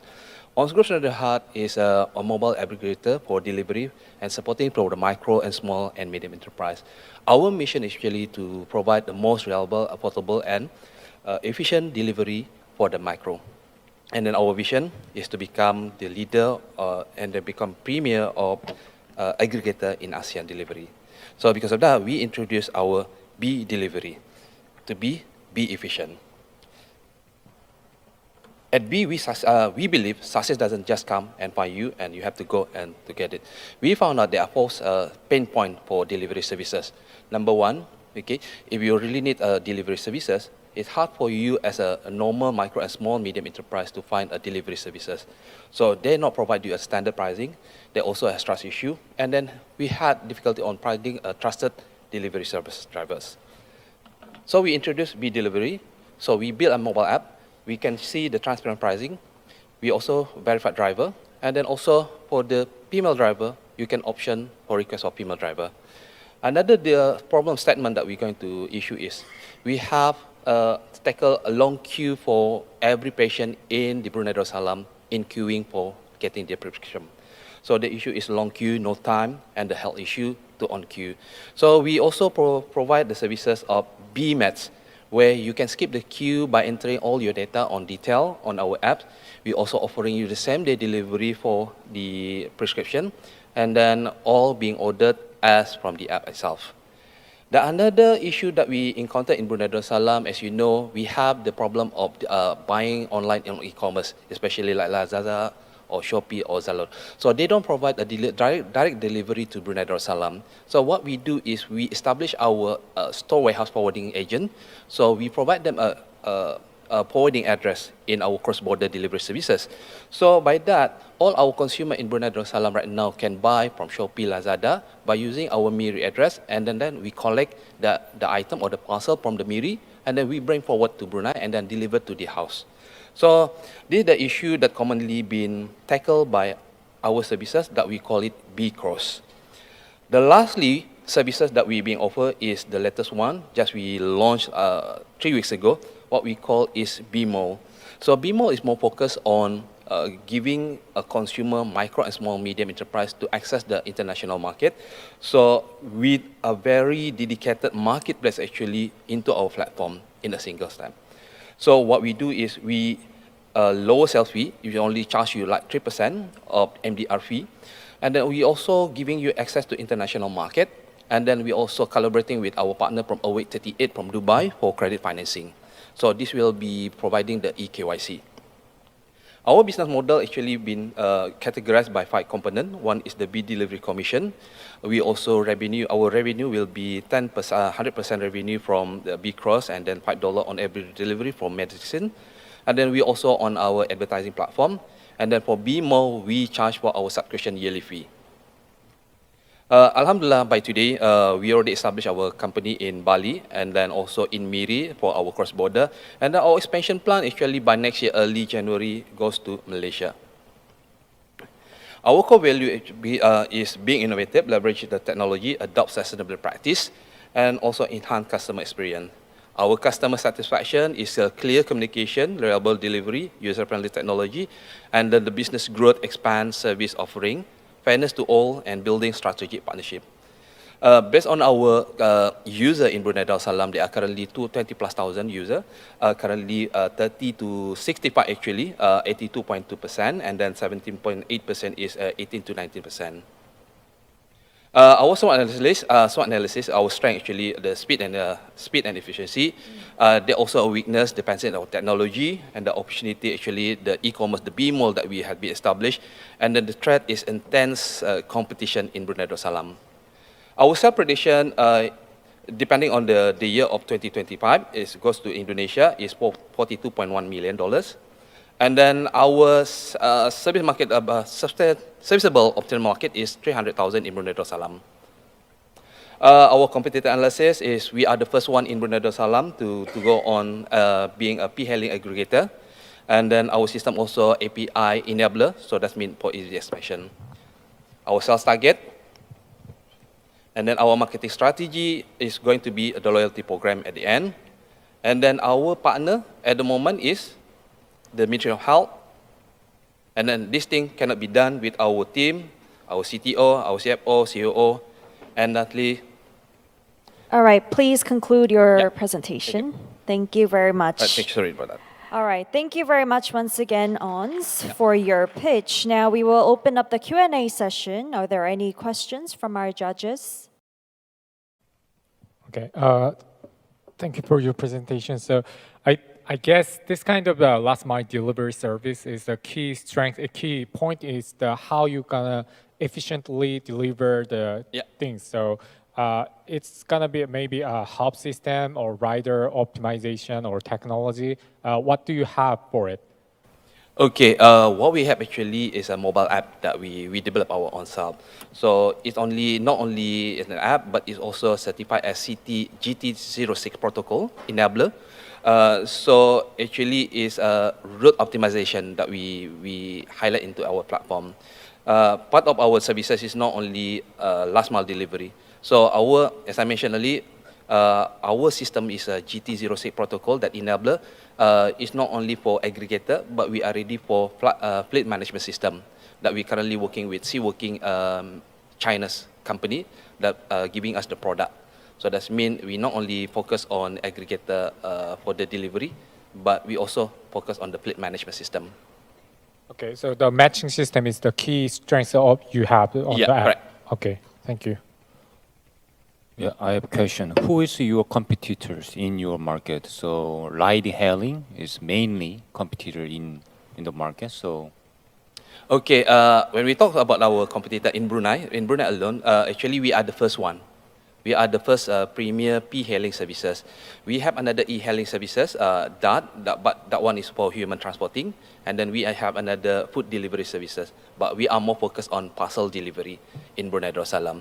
So at the moment, we are currently looking to expand into Malaysia, where we have seen there was chances to us to expand, probably getting a market, gaining like 1% of the market in Malaysia. Because of the culture and the language barrier is most suitable for us, our expansion in Malaysia.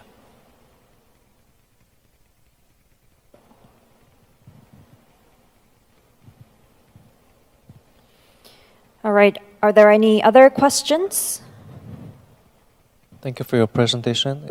What would be your main goal next-wise? What would be the next main goal? Okay, our main next goal actually to expand our businesses is not only growth, because as you know, Brunei is just a small country. We have a population of 400,000 people in Brunei. So to ensure the growth actually to be expand, for the business to be sustained, so we need to expand not only in Brunei, but also to other countries, especially Malaysia. That is our goal actually.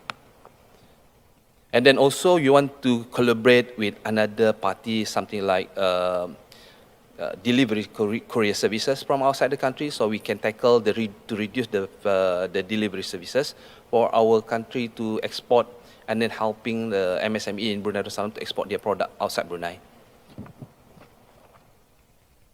Thank you. I have a question. Are you generating any revenue at the moment? Alhamdulillah, as this year alone, we have been $250,000. US dollars. Is it USD or is it Brunei dollars? USD. Oh. USD dollar.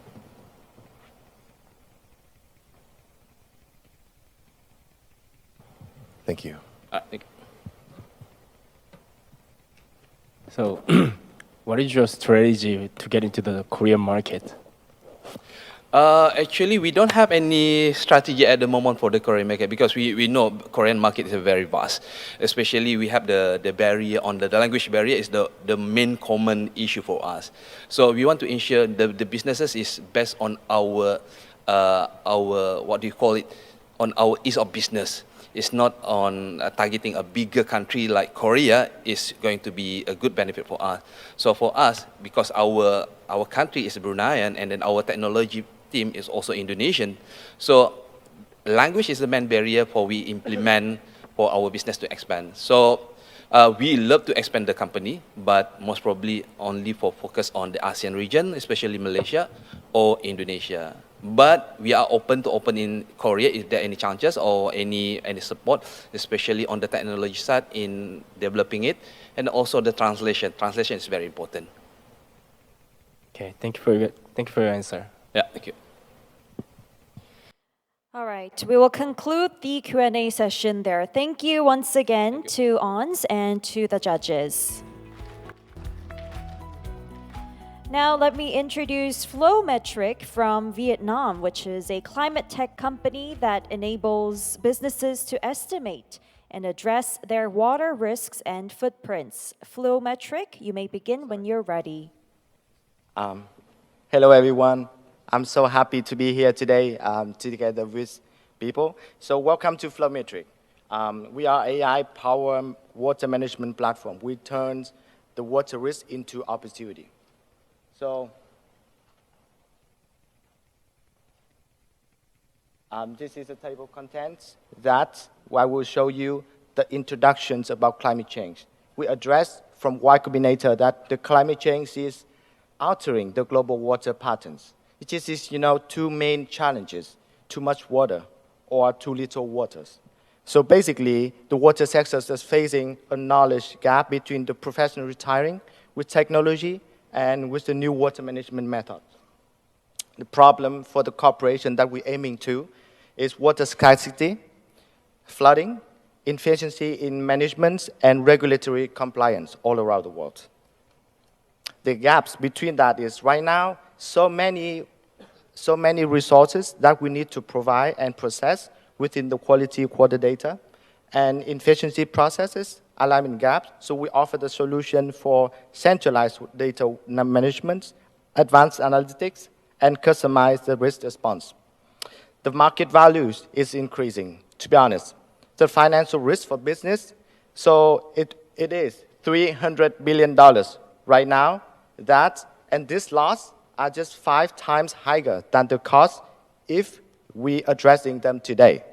So basically, I will give you one example. So flooding in 2021 leads to USD $82 billion in economic loss, and which only $20 billion was insured. So the fact with the corporation is water-related controversy by industry. So basically, many industry is vulnerable by the risk with water. The top one is mining and integrated productions. The second one is commercial bank and capital markets. So many of them, which from the surveys here, that 44% of the company is inadequately and not properly managed risk. The market is growing. And then the corporation's sustainability trend is 84% of the C executives believe that we need to have a more sustainability, shifting towards to achieve the business strategy. So the risk that we are addressing is two and three things. Physical risk is, not water, too much water, and water, but unused, and reputations and regulations. So the competition we are aiming to with Korea, that we believe that we will be the well-positioned for acceptance for our current market, with a commitment in innovative water management. Because when we check the data and with our network, we see that there was a proven of success of water projects using smart water management. Before, in the past, with the project Sein, and the customer satisfaction was increased.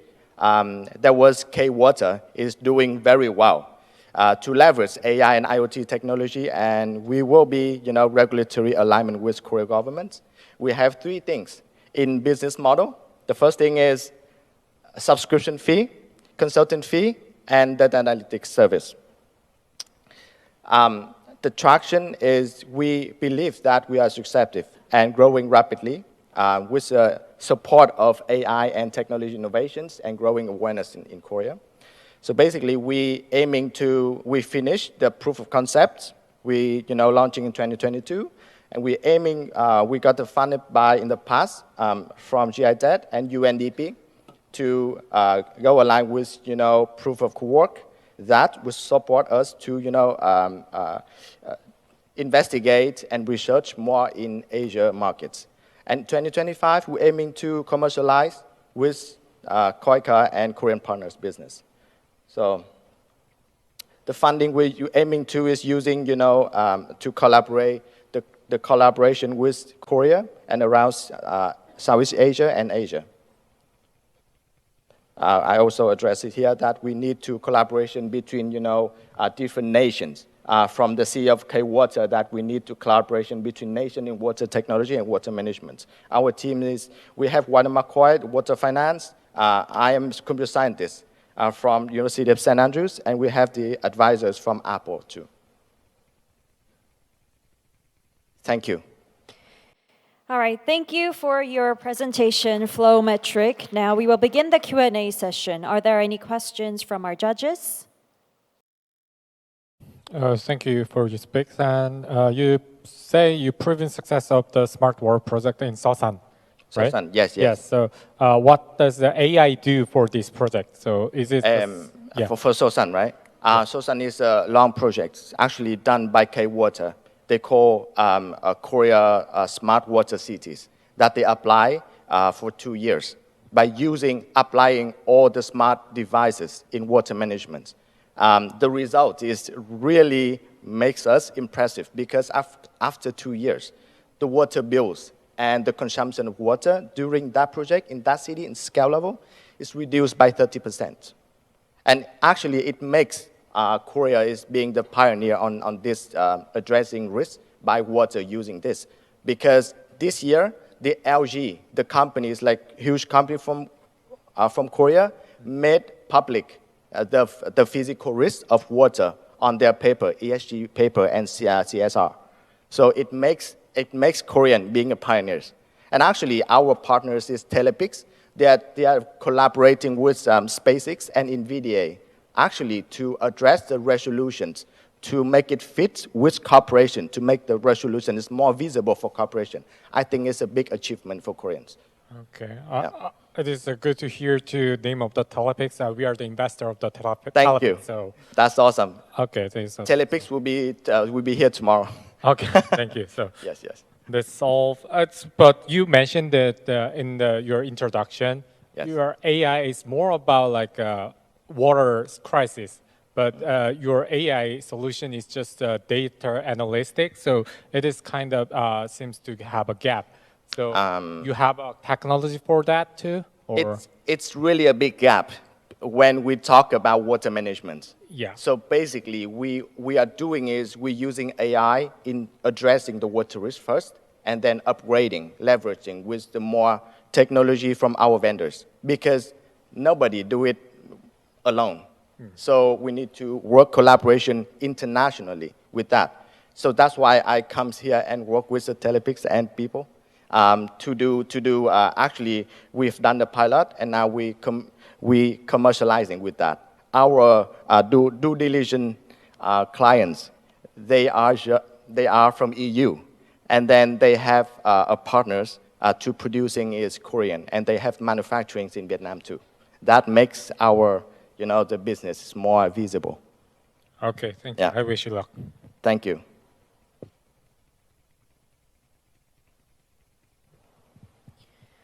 Okay, are there any other questions?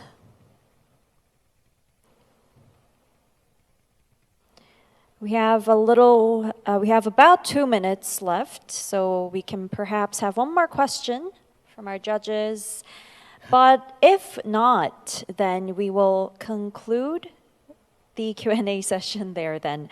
All right, thank you very much, Flowmetric, for your pitch, and thank you to...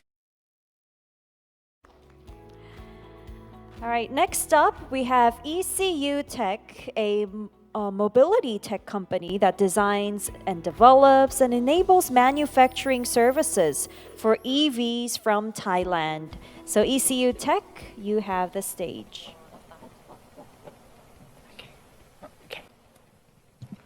Sawadee. Good morning, everyone. I am Nanchaya from ECU Tech Thailand. I'm very happy and very excited to be here on this stage today. So let's get to know about ECU Tech.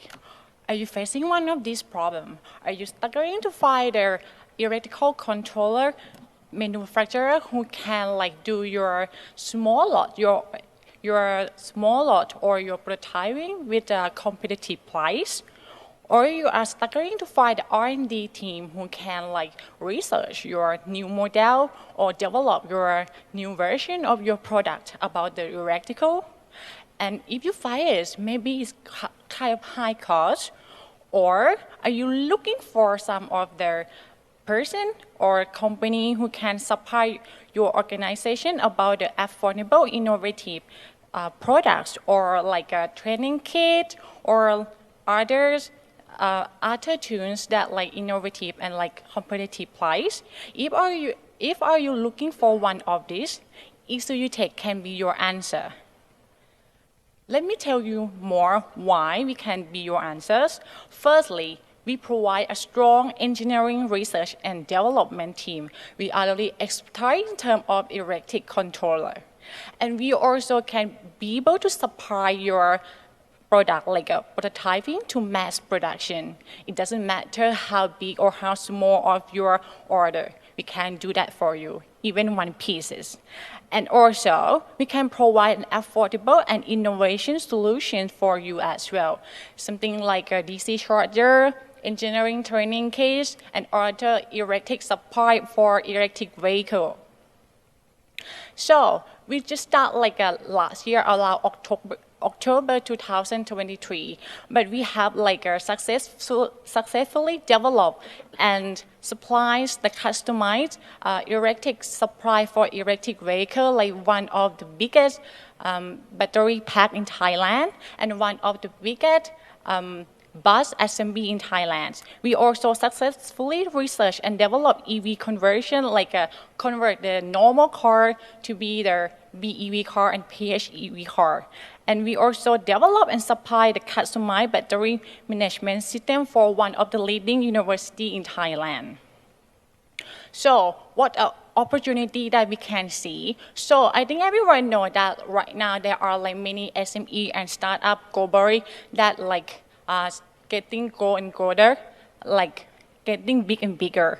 But many of them is a software, or they don't have their strong R&D, or they don't have anyone who can supply their hardware. So ECU Tech can see that we can be one of their answers. So what is our key strength?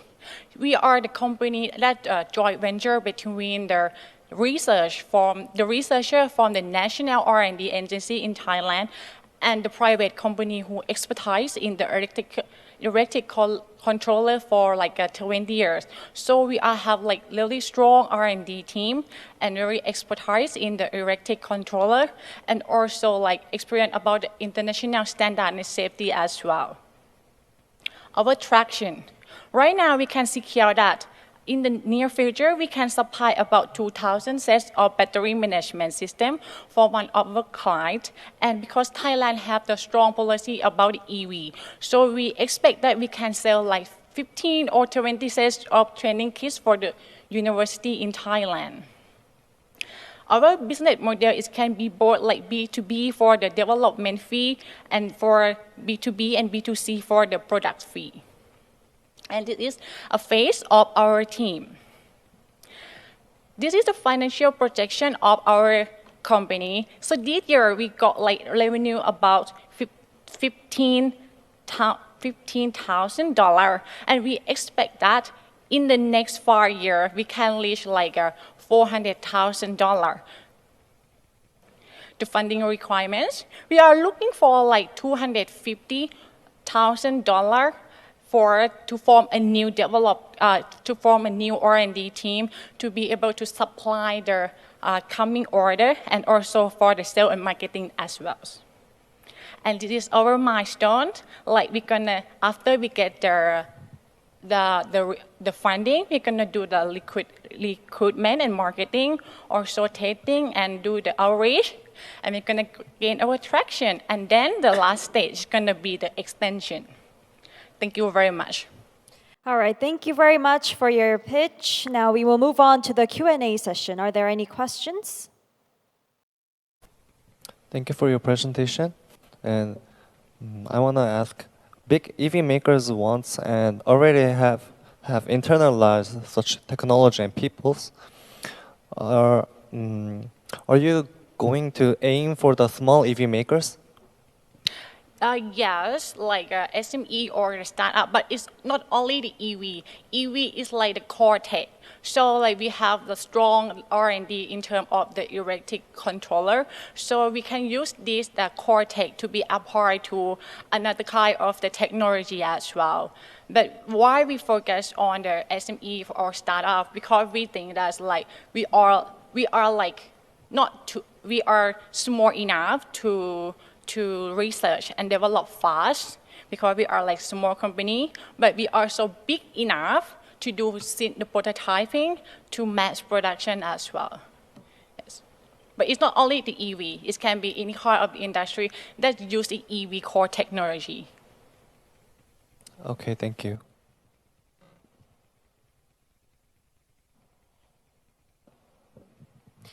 All right, are there any other questions? We have a lot of time left for a few more questions. For the BMS, Yes. so it requires a hardware technology, but also you need software technology too. So you have experienced people to do so, or you need to hire someone to do that. We have experience, we can decide us, and we can also decide the customer as well. If you come with the specific requirements, we can starting from you with zero until the prototypes and also the mass production as well, both software and hardware. Okay, and this kind of BMS is going to maybe the Thai's a major battery manufacturer, right? Yes. And this kind of battery is going to on the two-wheel or four-wheel? Oh, for our main customer, it's going to be like 4 wheels, bus, and truck. But actually, we can do all the mobility like motorbike, bus, truck, passenger car, even the boat as well. I mean EV boat or the autonomous car as well. Okay, thank you. Okay. Do you have right now foreign customer? Sorry? Do you have right now foreign customers?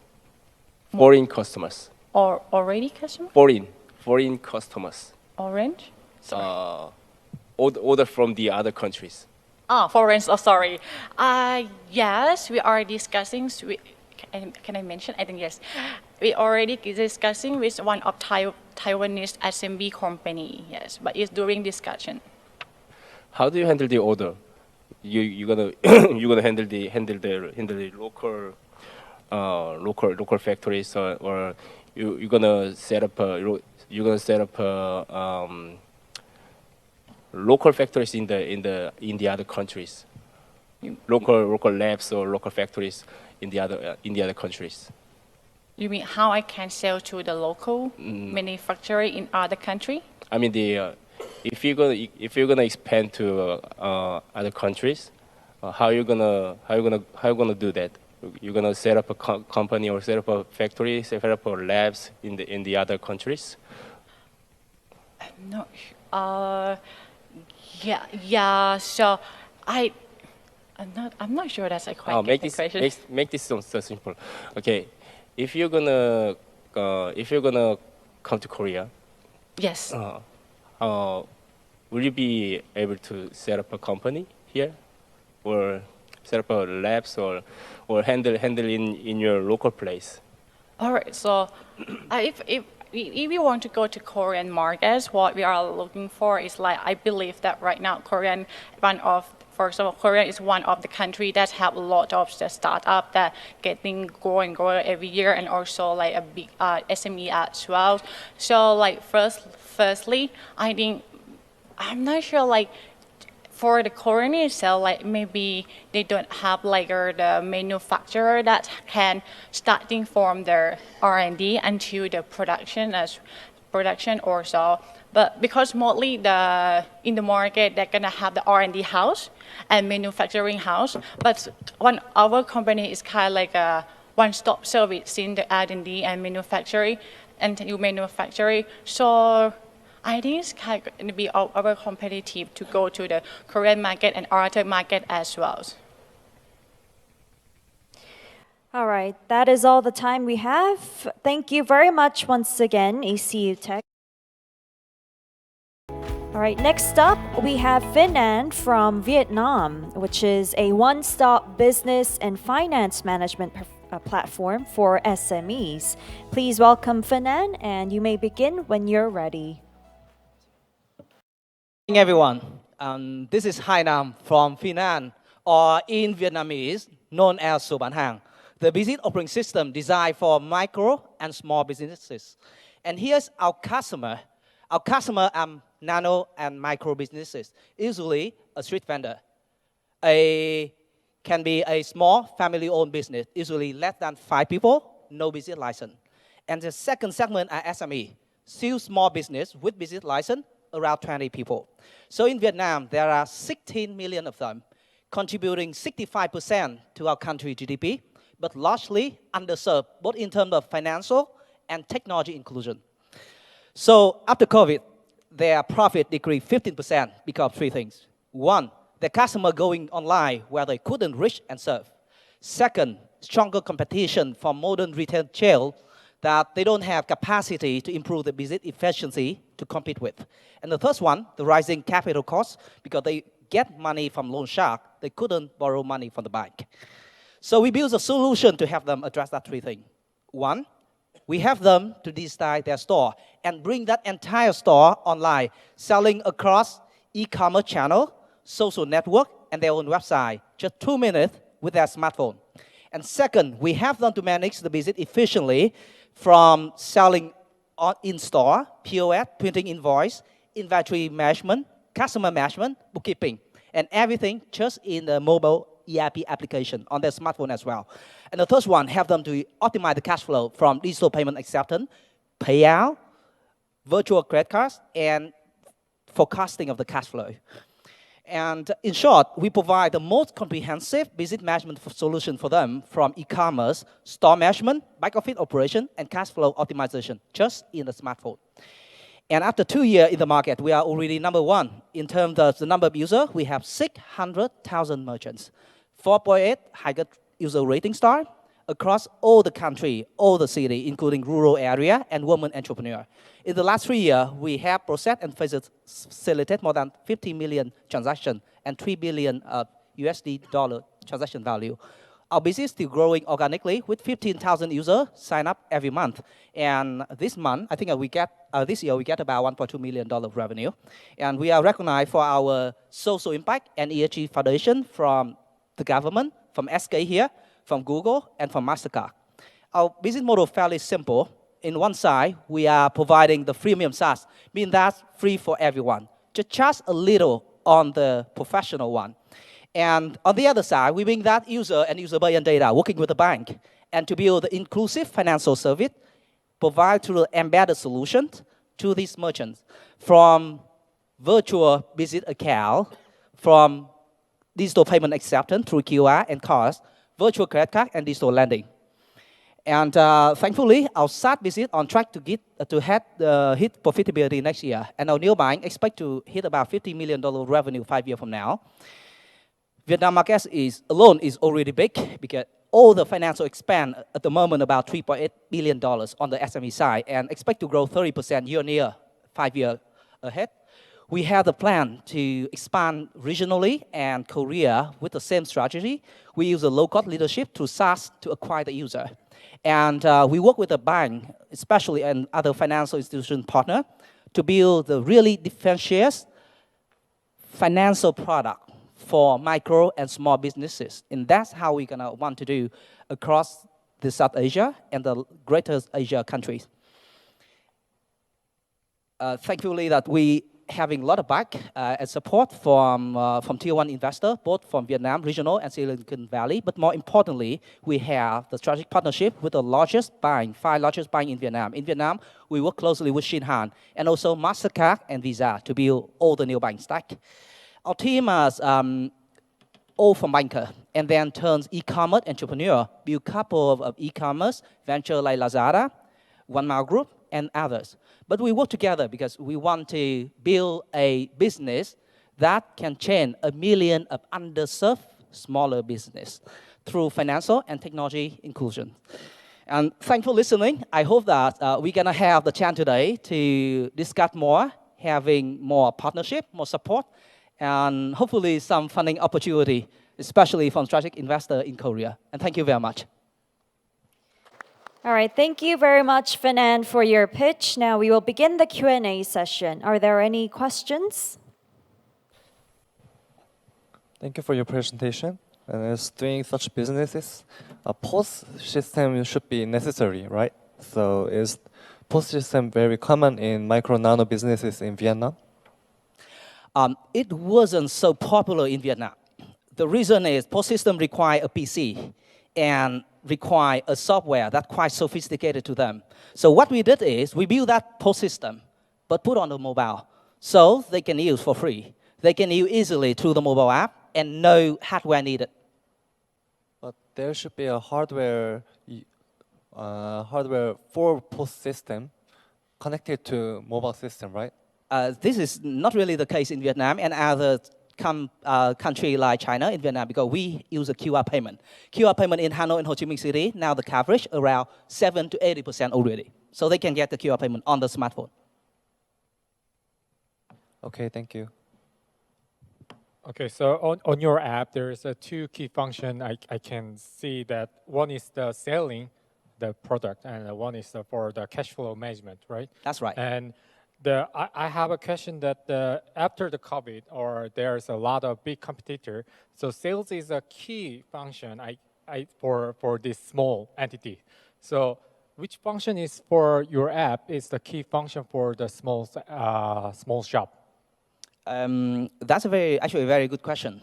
For the small shop, what they have, what they need is both the selling, especially the online selling, because that's how they have more traffic and serve more customer. But the key function that gives them stay, actually the money management. Because at the end of the day, for the owner, small business owner, they need to keep track of their cash flow. They need to have the receipts and invoice, and they have to handle with a lot of compliance, upcoming compliance, especially now. They're moving from the cash payment society to digital payment, and they need to have more compliance. And that is totally widespread in Vietnam.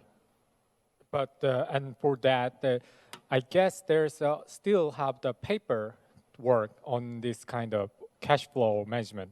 So how you gonna to transform to the digital? Like there's no ports or there's no credit card or mobile. There's a small shop is the transaction by the cash. So how you gonna manage that? Okay, that's another very good question as well. And that's why we have the bookkeeping function that helps the merchant by the end of the day. They just need to key in how much cash in total they receive on that particular day, one single number. So that they can just keep track on the cash flow. They don't need to manage the order number or receipt number. Order level and receipt level. Okay, thank you. I have another question. Is there political needs in Vietnam like WeChat Pay in China? There is some few players like Momo, VNPay, but the Vietnam government promote the QR. It's owned by the government and it's free. So this model gonna die in Vietnam. Yeah. How strong is it compared to China? Viet QR is free and supported by all the banking system. So it's really popular. It's gonna be future of Vietnam digital payment. It's not e-wallet or other type of QR payment startup. Okay, thank you. Are there any more questions? All right, if not, we will conclude the Q&A session there. Thank you very much. All right, coming up next, we have Shwe Agrocam, a food manufacturer, exporter, and distributor of agriculture products from Cambodia. Shwe Agrocam, the floor is yours. Yes, judges and everyone. My name is Suthia Mau. I'm from Cambodia. I'm the CEO and founder is from the company. It's called Shwe Agrocam Product Co. Ltd. So it basically is about Cambodia agriculture. It's a highly potential market and a key pillars of a country development. Agriculture value chain development is one of the 6 priority development for Cambodian government. And there are 80% of the product from Cambodia that we export is export in raw materials. And that's why the investment in agri-processing is still low. And especially for the foreign direct investment in Cambodia, in the top 10, Korea is also in the top 4 for direct foreign investment in food and also agri-processing in Cambodia as well. So here's a problem and challenging as a gap and processing food exporter is ability for higher market ability of Cambodian agricultural products. First, it's a farmer, they are struggling in low productivity cycle, unable to scale to optimize operation costs. And second, most of the SME is limited to exporting knowledge, experience, and network, unable to export independently. Thirdly, it's about uneven capabilities among Cambodian exporters, rising concern from the buyers about potential for long-term arrangement. So here a solution and why we are here. So we are tackles the challenge by working as aggregators. We aggregate agriculture product from the farmer who doesn't have access into regular market. We are traders and distributors to sourcing product from SME to trading in local and international market, promote potential product to unlock the global market opportunities. We are the manufacturers which also produce and develop on our own product and brand to current product on product qualities and quantities. And here, the Shwe Agrocam, we are coming here to solution is in a problem in Cambodia and also in the global. And Shwe Agrocam, we are as a manufacturing exporter, distributors, and we are successful export our product to 8 countries around the Asia and Europe. And we are the trusted partner in the fine food and agriculture product. We are established in 2021, and we have 3 different criteria of product. We are export as a raw material from agriculture product to different countries. We have also export our processing product like a spice innovation product into chili powder, pepper powders, and then garlic powders. We also innovation and also on packaging value add product like we have dry fruit, we have different kind of nut, and also some spice who are available for packing in bulk pack and also the OEM brand for our customer. So here our value chain that our business is enabled to collaborate with different sectors from the farmer, from the SME, and from the manufacturer, bring to our factory by do value add, research and development, packing, quality control, and export to our export market by B2B. So here our landscape, competitor landscape that our company, we have compare with the local and overseas competitors, that we are in the middle gap, that we have more ability to grow and also easily to compete with the local competitors.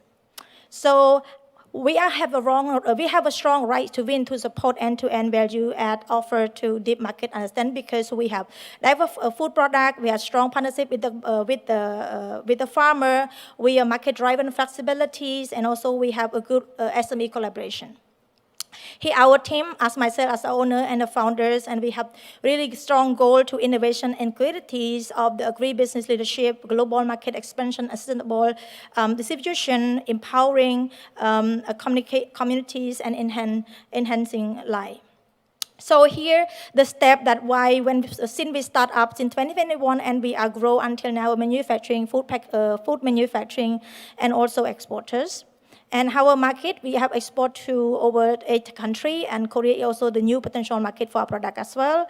Here, our financial projection from the start and also the financial projection for 24 and 25 for the next 4 years or so. And for our impact, beside the business development, we also have a strong goal to allow the global for the social development goal as well, that we do contract farming and we do a lot of impact to our communities and our people also. Thank you very much. All right, thank you very much, Agrocam. Now we will begin the Q&A session. Are there any questions? So you have a very wide scope to work. The fulfillment, the processing, or product design. So, but there's only 30 people that are working your company.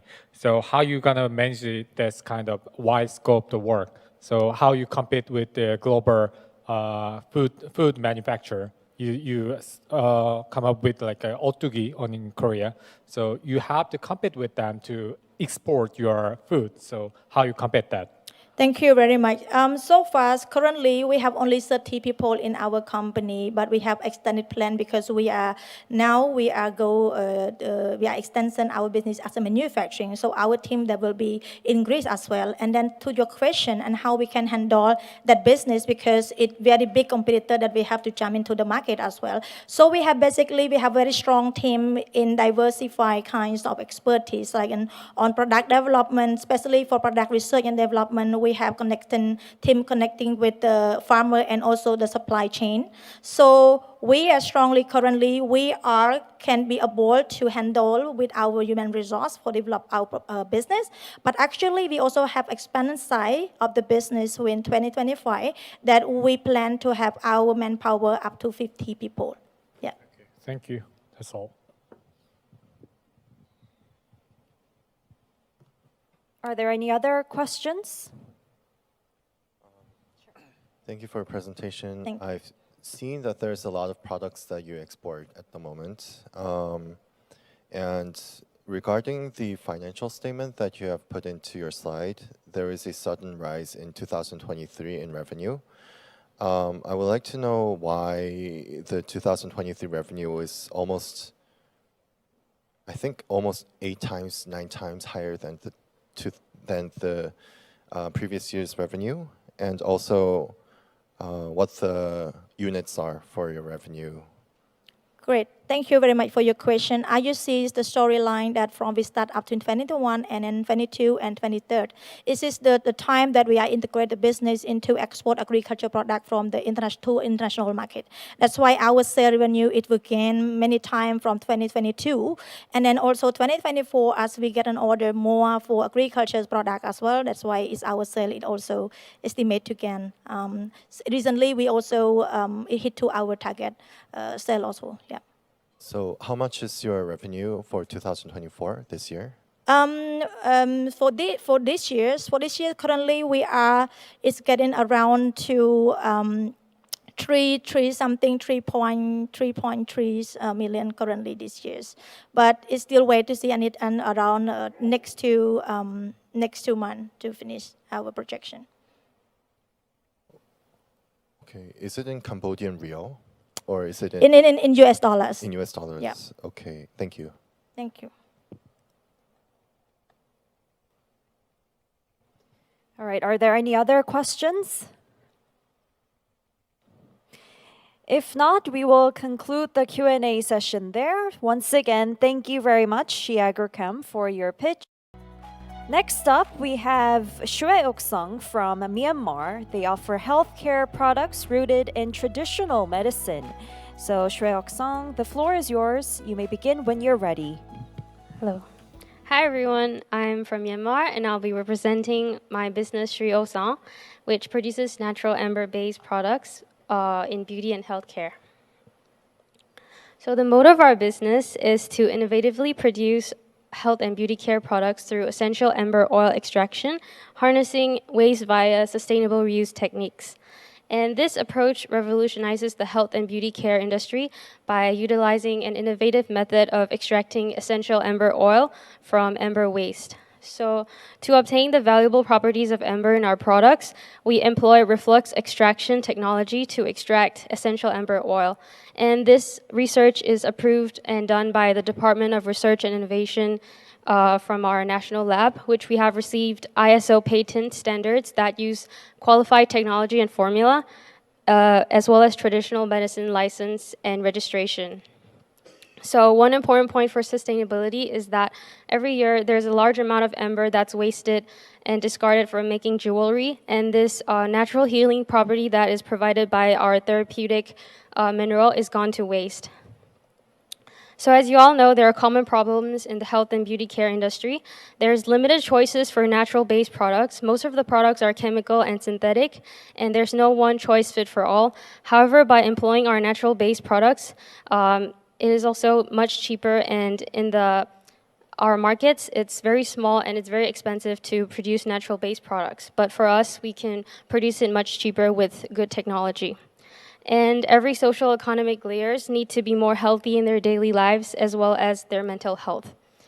So we have valuable solutions for these problems with our natural based raw materials, premium quality for health and beauty care while being cost effective, and as well as being sustainable with innovative technology. So firstly, I'd like to introduce what is amber.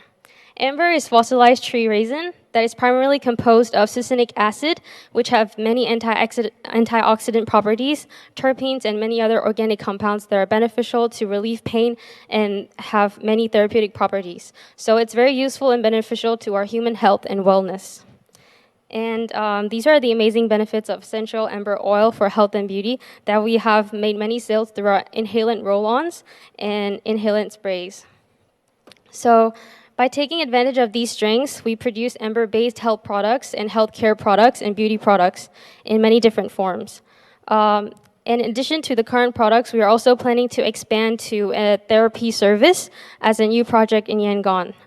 And there's no similar service done currently, as there's only other types of therapy, but not specifically through natural-based raw materials. And these are also the benefits of our products for health and beauty care. So our customer journey is different based on the type of products, mostly from ranging from athlete and aging people to the giftware market, as well as skincare and beauty.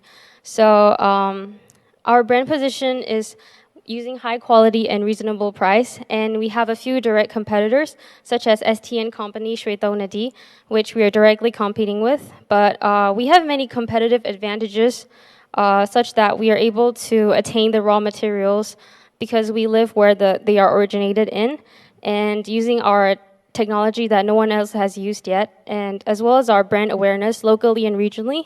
We have won multiple national and international awards through networking and SME communities, as well as the China-Myanmar Entrepreneurship Competition Awards. So the main strengths for our business is the fact that we can attain enough raw material from where we are located, and these strengths can create the cost effectiveness and compete in the market and serve the customers with a reasonable price. We also have substitutes and new entrants, but using our standardized technology, we're able to overcome these challenges. So this is our expected market size. There's about 54 million in our total population, that about 10% of it that we are able to targetedly achieve, and this is how we are able to expand with the therapy services that we are looking forward to next year. So we're planning to launch this in 2025 to Yangon luxury health and beauty market with diversification strategy to provide these values to our targeted customers. And the revenue model for our therapy service charges are based on the revenue of our sales as well as from the services. And these would be the pricing ranges for the service. So our brand positioning is that we use ember therapy that is unique and premium quality. And these are our financial growth achievements throughout the last 3 years. And you can see that 2022 Please was conclude your presentation. Your time is up. Thank you. Right. Thank you very much once again, Shwe Soung, for your pitch. We will proceed to the Q&A session. Are there any questions from our judges?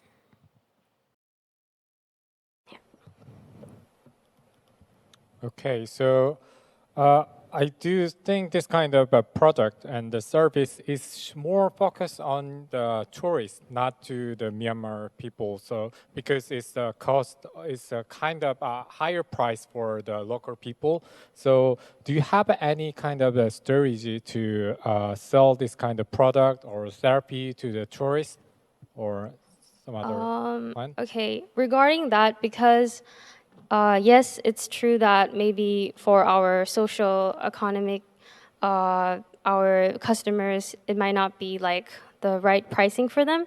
But because I think most of our sales are driven by our marketing campaigns that educate the awareness about Amber, and because of that, we've been able to drive most of our revenues from our digital marketing. And that has helped us to gain, even locally and regionally, many customers. We've had a lot of feedback through Facebook and other digital platforms that these minerals help them to sleep better or relieve them of their pains. So because of that, we have quite a good reputation regarding using amber. And because it's actually quite popular in our country, because amber is produced, the raw material is made in the Hukong Valley in Myanmar.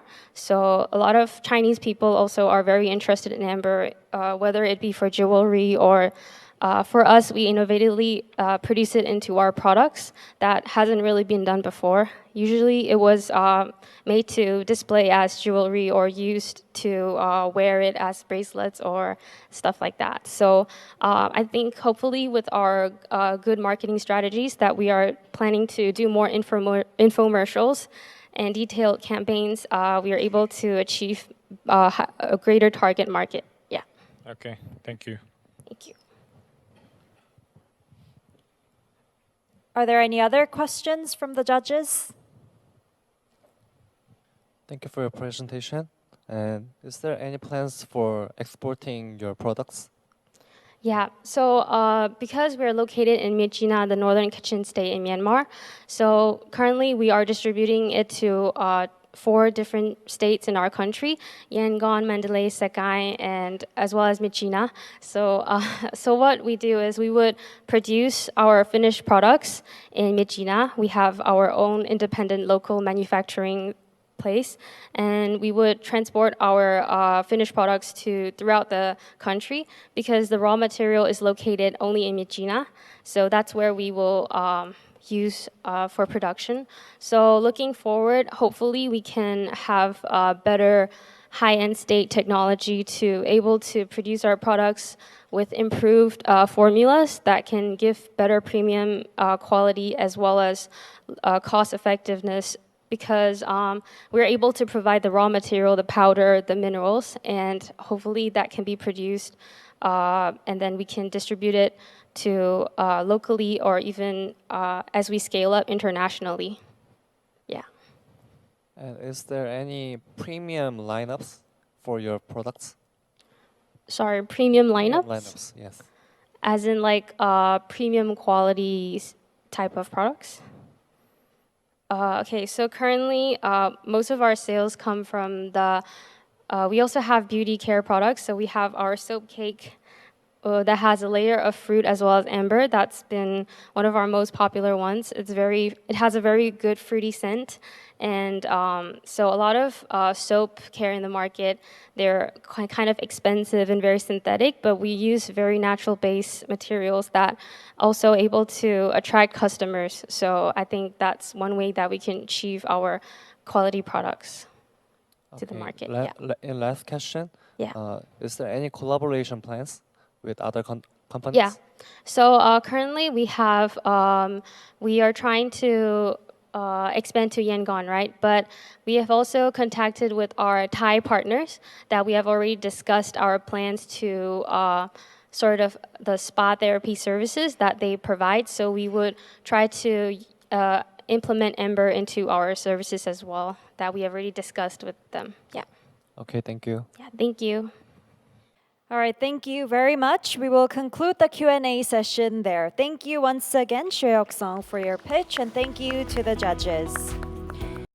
Now we will dive right into the next pitch session delivered by Alerto from the Philippines. Their smart remote health monitoring app connects IoT health devices with caregivers for the elderly. So Alerto, please approach the stage and you may begin when you're ready. Everyone, I'm Chris, founder and CEO of Alert Plus, remote health monitoring for the aging populations worldwide. And I'm here to tell you a true story. I want you all to meet my Auntie Rosine. She's 98 years old, she's vibrant, and she loves to travel and chat with everyone she meets. But one time, she got us all worried. She was nowhere to be found. A few hours later, we saw a post on social media and found her 3 kilometers away from home, walking barefoot due to dementia caused by her old age. And unfortunately, this is not a unique story. In fact, in Japan alone, 17,000 elderly go missing every year, similar to my Auntie Rosine. Some of them were never found, while 68,000 elderly die alone in Japan annually. And this is not just in Japan. Our new reality is the rapid aging of populations worldwide. By 2050, 1 in 6 people globally will be over the age of 65, driving the global elder care market to a projected $2.4 trillion in the next 5 years. This trend is particularly evident in South Korea, where 1 in 5 Koreans will be elderly by next year. Most of them will remain living independently at home until they can no longer care for themselves, putting them at risk. For instance, 65% of elderly fall incidents occur at home, while 45% of those chronic illnesses miss their medications and checkups. In Asia, the average wait time for in-home care services is around 4 weeks. But the real issue lies in the healthcare workforce, which is not growing fast enough to meet the increasing demand, making elder care more expensive in the upcoming years. Our solution is simple. Alert Plus is a remote health monitoring app that connects elders to IoT health devices and top Filipino caregivers remotely, assisted by AI to ensure affordable, effective care for aging populations worldwide. We support a wide range of IoT devices from different vendors, including wearables from Samsung and Apple. Data from these devices is processed for real-time insights that alerts the remote caregivers who specialize in acute, chronic, and mental health care. The system includes customizable AI to enhance the knowledge base and overcome language barriers. Caregivers can also arrange remote consultations between patients and their primary care doctors from hospitals or clinics. Our business model is simple. We get medical facilities, including hospitals, clinics, and nursing homes, through a B2B2C approach. First, we offer white-labeled medical IoT devices that medical facilities can sell to their patients, targeting a margin of 20 to 30%. Second, we provide personal remote caregiver support through a recurring subscription model at $9.99 per month per patient. And third, our platform enables remote consultations, charging a per transaction fee with a 20% margin. Starting in the largest city in the Philippines, with a $3.7 million opportunity in recurring revenues. Our pilots are supported by the Philippine government through its startup pre-commercialization programs. The Philippines is known to be the world's exporter of medical talent, including nurses and caregivers.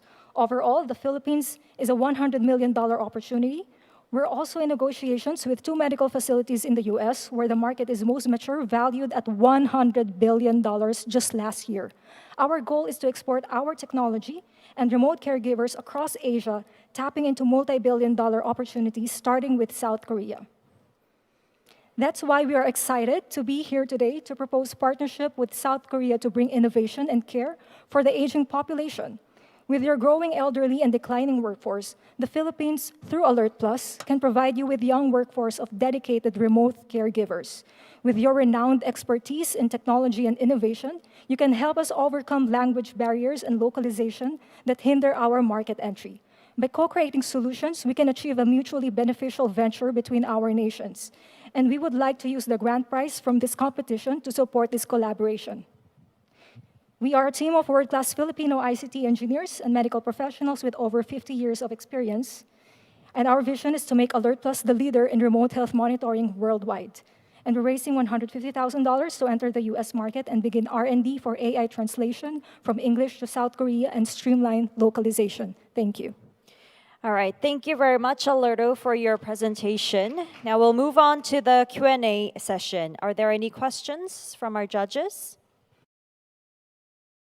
Company, so you well aware of the Philippine demography. They are extremely pyramid, and there's only like a 5 or 6% who is over 65 years old.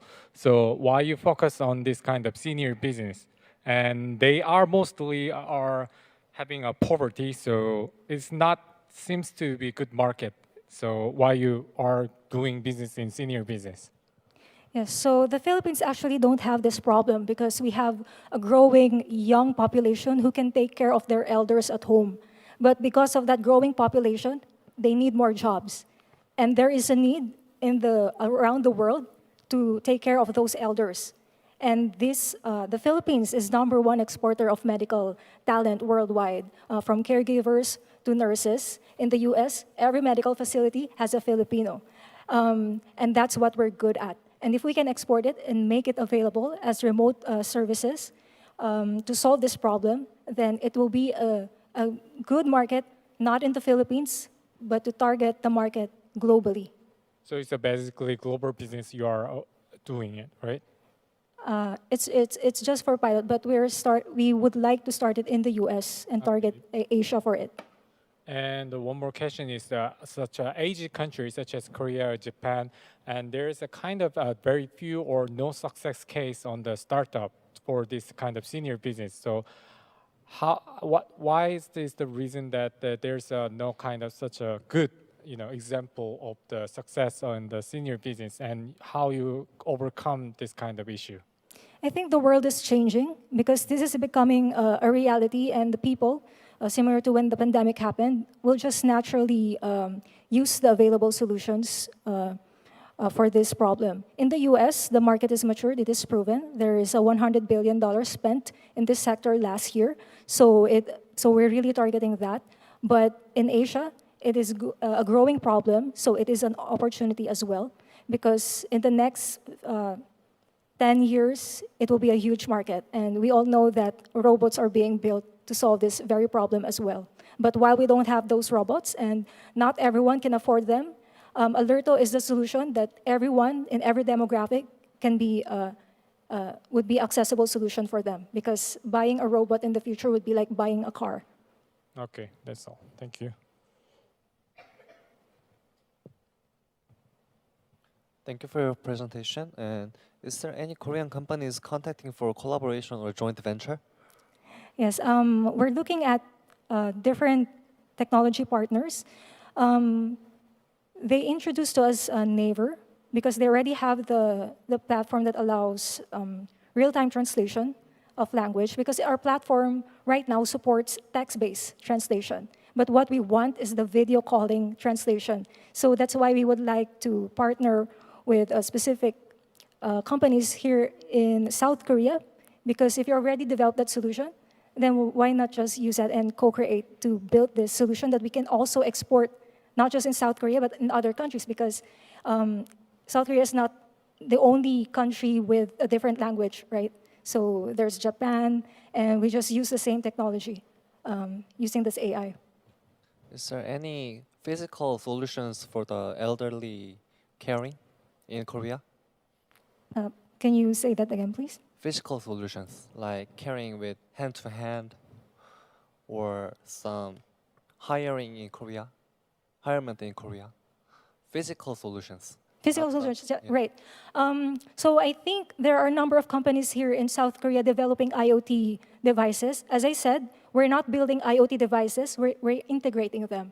So we're integrating IoT devices from Samsung, Apple, and also from different manufacturers or vendors. So I think I've seen a number of IoT developers here in academe. They're developing something. So the thing is, this is a new market coming. It's still a new market, and every illness, chronic illness, will need an appropriate IoT solution.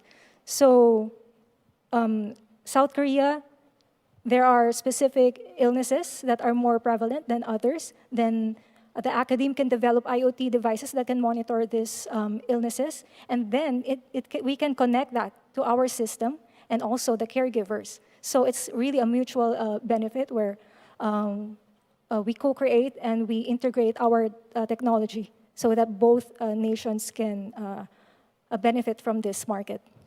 All right. Okay, thank you. Our time is up, so we will conclude our Q&A there. But thank you once again, Alerto, for your pitch, and thank you to the judges. Now, coming up next, we have NEUON AI from Malaysia, an AI-powered platform for road safety. So NEUON AI, you might begin when you're ready. All right. Good afternoon, ladies and gentlemen. I'm here to share with you how we at RoadPlus are transforming one of the most complex and also challenges in our country, road management, into an economical and transparent platform that for road safety. If you look at this photo, this is a common site of our road. So unlike Korea or Singapore, our Malaysia road network is vast, scattered, and often difficult to reach area. And this makes it much more complex and expensive to the authority in managing the roads. And currently, road management is labor intensive as it's requiring manual recordings and also reporting process. And it's a lot of massive paperwork, and most critically, is lack of accountability. So now, here is a scary statistic. In Malaysia, we lost 1 life in 80 minutes due to road accidents, and 18 life losses in every single day. And this is exactly why we are here to introduce RoadPlus. So RoadPlus is an AI-powered big data platform that makes our road safer, systematic, and fast, as well as scalable. So with RoadPlus app, anyone in our incentivized community, they can use the smartphone to do the data collecting on the road conditions. And with just RoadPlus apps, so they can do the data collections, and it is automatically captured, the data. And the data is processed and uploaded to cloud. So our client can instantly access the data at any time and any way. So our platform is more than just a platform to visualize data. So it's a one-stop solution where every action taken by the road contractor is properly traceable. It gives authority a complete accountability. And this is what we want to turn every insight into actions. So with your data collections, here this is what we have done. So we developed an advanced features like using an AI for a road health monitoring, as well as to analyze the deterioration rate of the road and prioritize the road maintenance with using the budget. So we also utilize our platform to turn the public complaints or viral social media posts into actionable insight, managing and responding to the complaints before they turn into negativity. And this is actually why it makes us different to our competitors. So our competitor may focus on visualizations and insight. And what makes RoadPlus different here is that RoadPlus doesn't just stop at detection issue only. So we are trying to address every action, so we ensure that it's properly recorded and traceable. So we deliver a transparency to our road management. and ensuring that road is always safe. And we're leveraging also the sharing economy platform to enable our community to collect a real-time data and also ensure that our client access to affordable data. And they don't need to invest any heavy CapEx or OpEx investment into this, where they need to just subscribe to our data as a services. So here is where the numbers speak for themselves. Since 2022, actually, we have accumulated up to nearly 400,000 USD in our subscription fee, and our gross margin is 80%. So up to that, actually, we have secured up to 1 million of service agreement, and this showing that actually we are not just in innovations, but also scale our business, ability to scale our business. So here is something that I was proud to share with you, and this actually validated our growth. And for your information, the 70,000 kilometers here is just serving less than 5% of our Malaysia roads. So behind every great product, actually, we have a great team. So this is our team. I know Professor Lim when I'm doing my PhD study, and she is currently serving us as an advisor. And I met my CTO, Dr. Chan, during my PhD study. And my brother Marcus is actually helping us as a financial backbone. So here is our growth story. We have proven our technology with a recurring revenue. And our roadmap here is clear. Our commitment is strong. And we aim to revolutionize road management, not only in Malaysia. We are here actually to look for a potential partnership to create a safer road for everyone. Well, thank you very much. Thank you very much, NEUON AI, for the pitch. Let's start our Q&A session. Are there any questions from the judges? Thank you for your presentation. I had a question about your action traceability.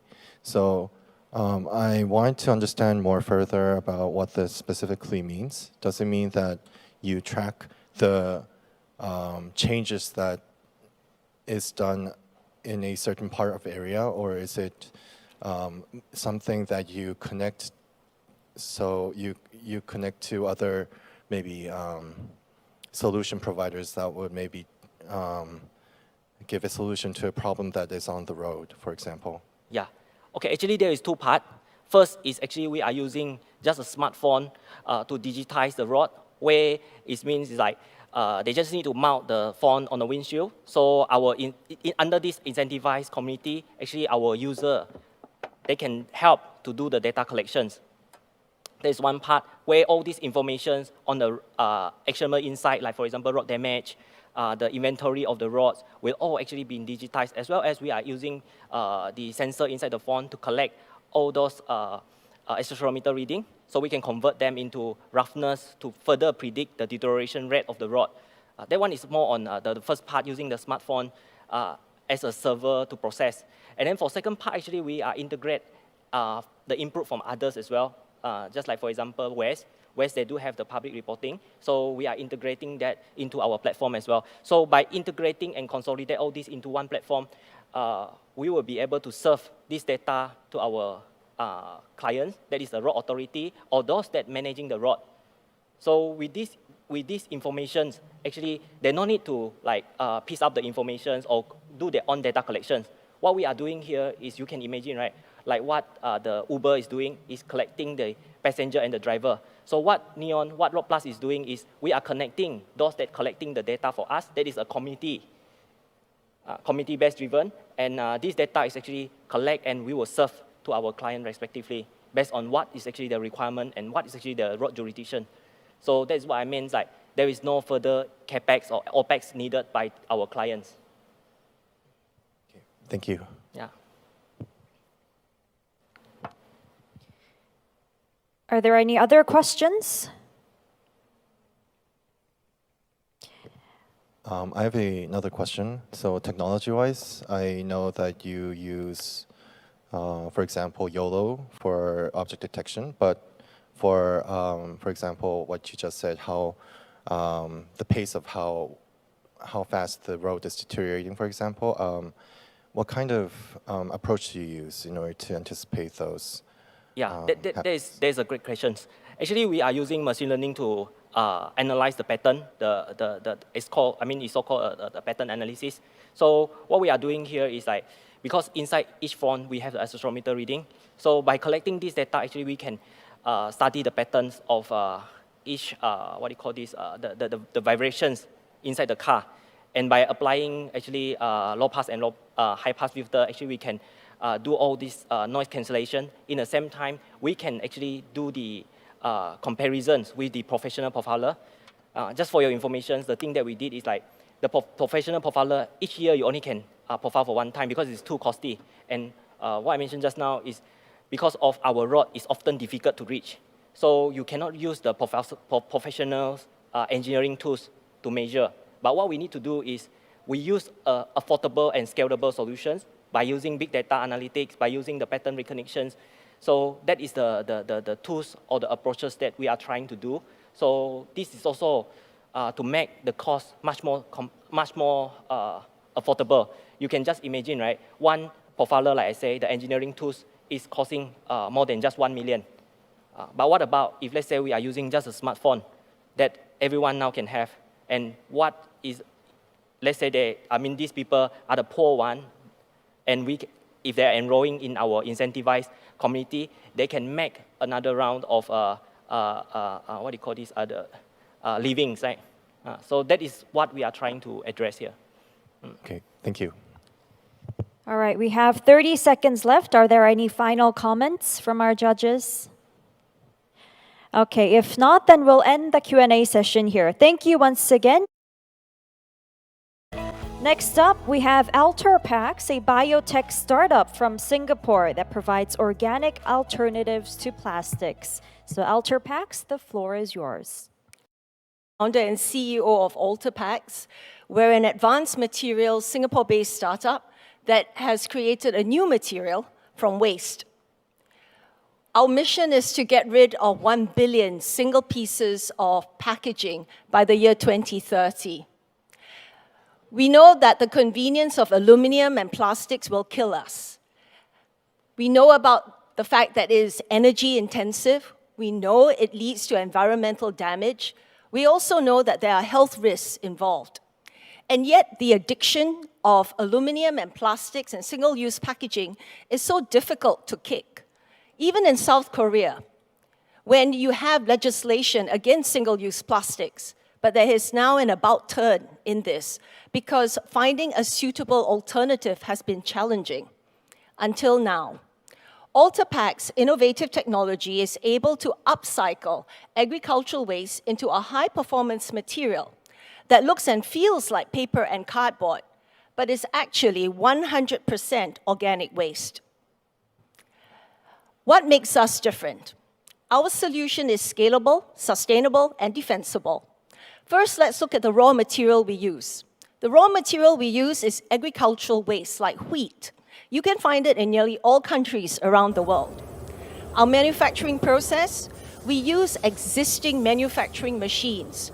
We use an OEM. What we are producing is a 100% organic plant fiber material that has zero plastics, but advanced temperature from freezer to microwave. Let's look at what the material can do today. Koreans love ramen.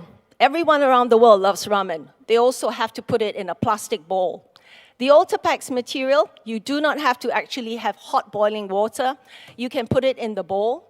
You can microwave it. And the question is, can a material, plastic water bottle, can the material actually be used? Yes. This is the next innovation of material. We're constantly innovating our material. It can go onto an open flame. It can also be used in a steamer. And for a material that is as lightweight as plastics, to be able to hold a 20-kilogram weight. And when you finish using it, don't throw it away. Wash it and reuse it. Because the Alterpacks material is home compostable. And when it gets soft, you can plant it in the soil. It is good for the soil and provides nutrition. We are strictly a B2B business. We provide and we supply to wholesalers and distributors. We work directly with FMB, now working with supermarket chains and soon airlines. And why? Because we provide value to customers who are looking for sustainable solutions that are cost-effective and with quality. This is Crystal Jade. It is a Chinese restaurant with over 100 outlets across the world. They used to deliver their soups, most of it ending up in the plastic bag. Now, Crystal Jade in Singapore has changed out all of its delivery using the Alterpacks container and material. Why? Because it can hold. What about supermarkets? Even in Korea, just like around the world, we're constantly being told not to use plastic bags. And yet on every shelf in every country around the world, there is a plastic container and cellophane. In Singapore, Alterpacks has worked with supermarket chains and its suppliers of vegetables and fruit containers such as Freshmart to change out the plastics and cellophane with the Alterpacks container. And why? Because our material can take the chiller temperatures without changing shape. We are currently working on pilots in Australia with meat producers and with the barbecue suppliers, as well as to change out the sandwich wraps in Thailand. The Alterpacks material is versatile, able to change the plastics in food containers, able to change out supermarket trays, and now we're working with the United Nations Development Program in Indonesia to get rid of plastic pollution in hospitals. The market is over 400 billion. Our team has over 30 years of complementary skill sets in creative strategy, R&D. We have team members in Korea, Indonesia, and China. We've won international awards around the world. And with your support, I hope we'll be able to change the future of materials. Thank you. Thank you very much, Alterpacks. We will proceed to the Q&A. Are there any questions from the judges? Okay. I think this kind of item is really good to our environment of the future, and I'm very support people to use it. And anyhow, there's in global wide there are many companies to develop this kind of alternative material, but they are mostly failed because of the price. So, what is the price competitiveness of your material? Is it price enough to compete with plastic, or? Yes, that's a very good question, and that's exactly our vantage point. We do not compete with other eco-friendly alternatives in the market. What we're competing with is the price of plastics in the market. Currently, when we first started, we were 4 times more expensive than plastics. But right now, because of advanced manufacturing, the way we're processing the material, and the use of an OEM, our price is only 2 times more expensive than plastics today. And we envisage that as we continue to scale up, and as well as advance in our technology, our price point will go as low as 1.5 times only more expensive than plastics. Okay. That's all for now. Thank you. Yeah, I have a question. How about your production? I see your video, the production looks like the lab scale. How about your scale and the capacity? Could you tell me about your numbers? I'm glad to say that we are actually not at lab scale, and we're not even in pilots. I mean, we do pilots with certain countries. We're actually at commercial production. We can produce up to 5 million to 6 million units in a day if required.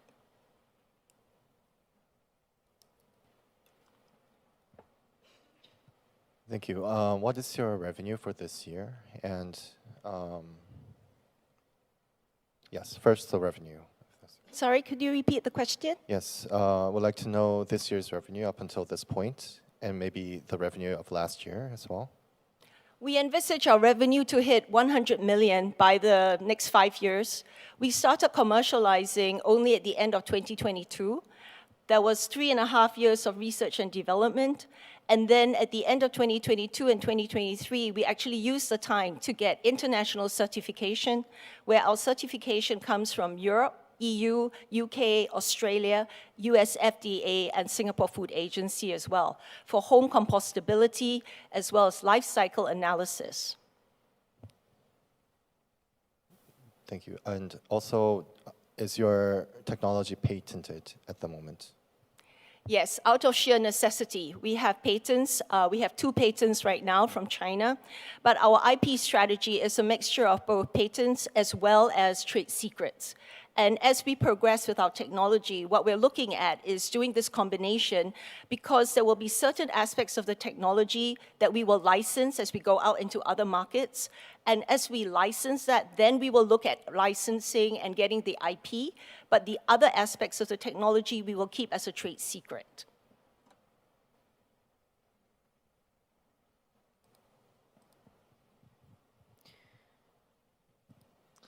Hello. Is there any political support of the environment policy? Any pollution to the environment? No, environment and political support. Yes. Thank you for asking that. Well, actually, the political support is what is actually the biggest momentum for us, because governments around the world all know from the base down, the consumers are asking for better environmental solutions. And so we go into markets where there is very clear legislation, and that includes it includes Australia, as well as Europe and the UK markets. Is there any revenue from the government right now?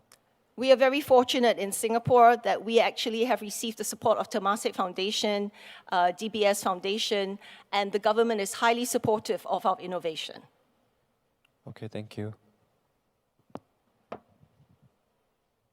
So just one last question, that durability is the key for the plastic because they are can be reusable, but the sanitation issue and the color issue is one of the reasons not reuse the plastic. So is it enough strength to do that material?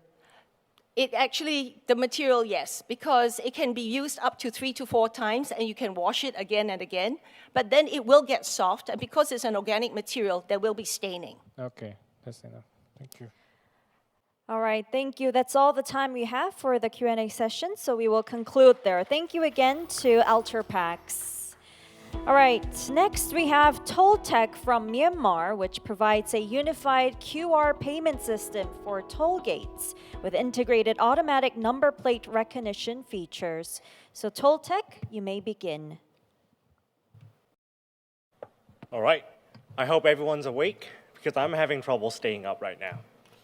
So I'm Gaejo, the CEO of TollTech, and we just started in March of 2024 this year to solve a niche problem in Myanmar. So what's the problem?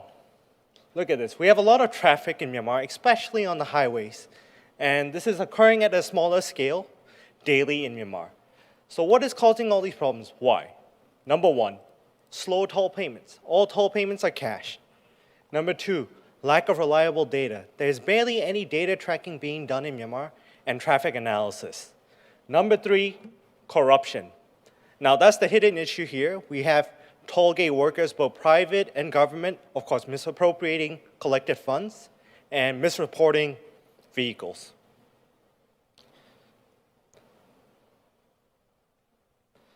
So what is our solution?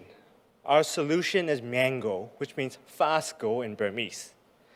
It's an integrated app where you can pay using your mobile wallet through QR-based payments.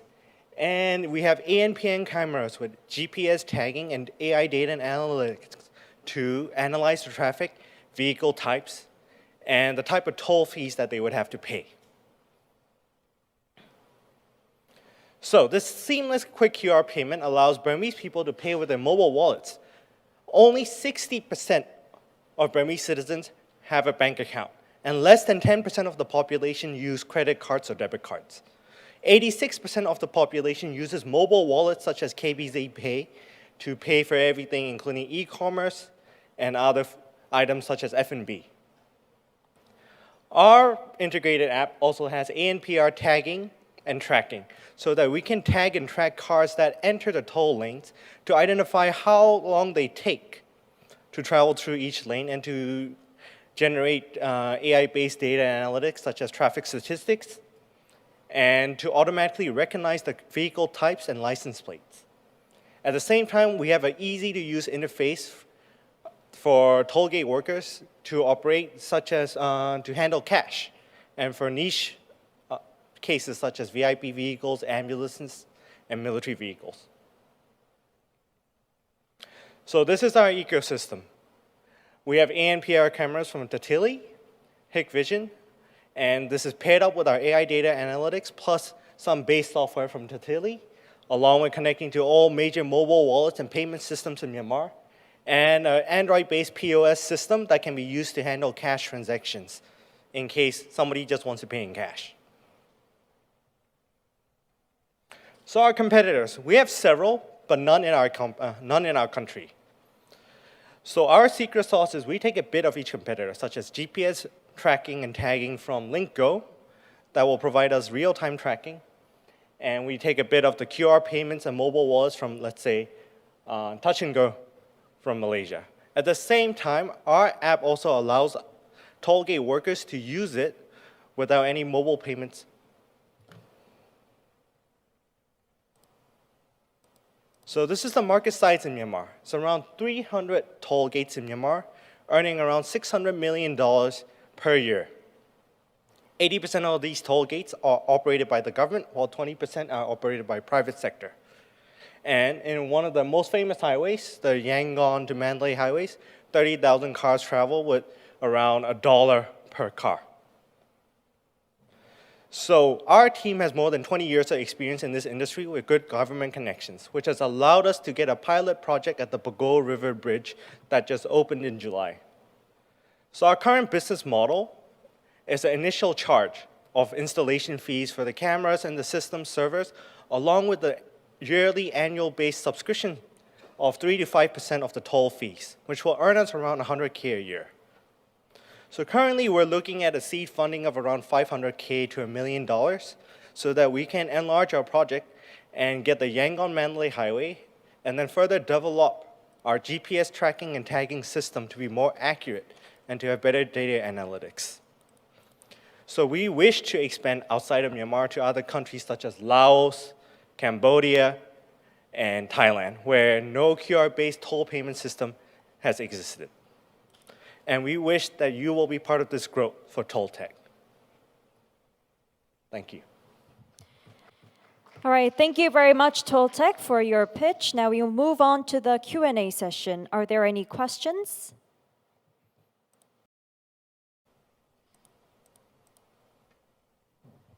One short question. Is there major telecom providers in Myanmar? There are 4 telecom providers in Myanmar. Is there any telecom provider aiming for automatic toll gates? No, they are not. None of the toll gates are operated by any telecom providers, and they're not involved in that business. They're only involved in the mobile wallet business. Okay, thank you. I look up the statistics of the Myanmar. So they are using like the 96% people are using QR to pay, mobile pay. Yes. So, and I guess the QR is a really good solution for right now, but in the near the future, they are turned to the RFID. So do you think this is kind of like a bridge solution or this is like an ultimate solution? So at first, our plan was for RFID, but from our market research, we found that most people are quite hesitant to use a preloaded RFID system. You know, with the current days where you have pass-through with a little device that you have preloaded on, most Burmese people don't want to use it simply because of the fact that they say that, hey, look, if I have money loaded on here, it's money that I can't use somewhere else. That's the main thing. And the second thing is, of course, all the major toll gates are operated by the government, and the government prefers that people use a QR payment system instead of an RFID system. Yeah. Because it's a huge gap to the flow in the traffic flow because RFID is more faster and more easier to use it, but that's people's habit. Habit is kind of harder to use it, right? Yeah. Okay. Thank you.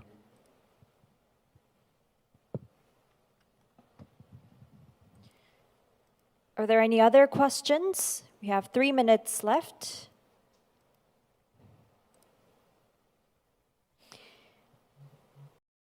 All right, if there aren't any other questions, we can end the Q&A session there. So thank you once again, TollTech, for your presentation, and thank you to the judges. Next, we have Makarius from the Philippines. They're specialized in personalized education platforms using AI and ML technology or machine learning. So Makarius, the stage is yours. Okay. Hello, everyone. I'm Andrew Maniakop, the CEO and founder of Makarius Smart Learning.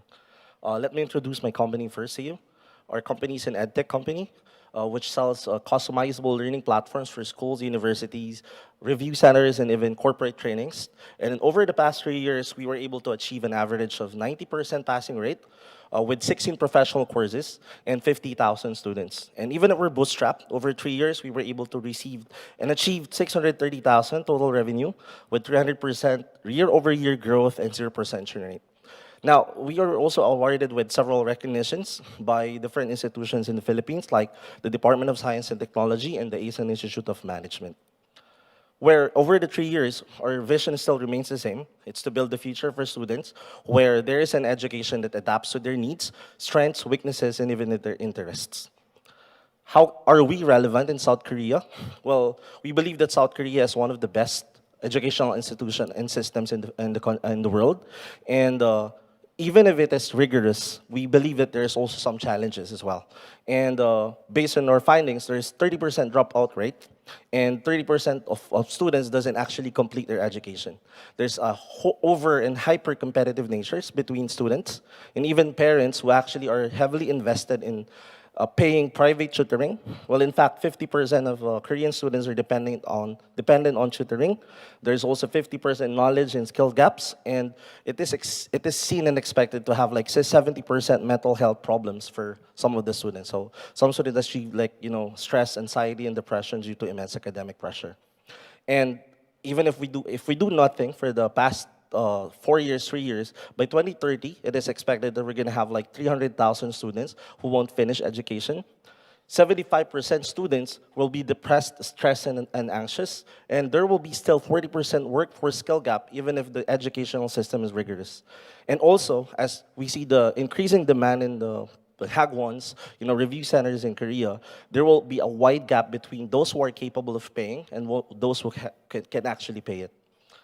So we actually know in Makarius that there should be an education which should be fluid. It shouldn't be rigid, and it should be not something that is standard for every student.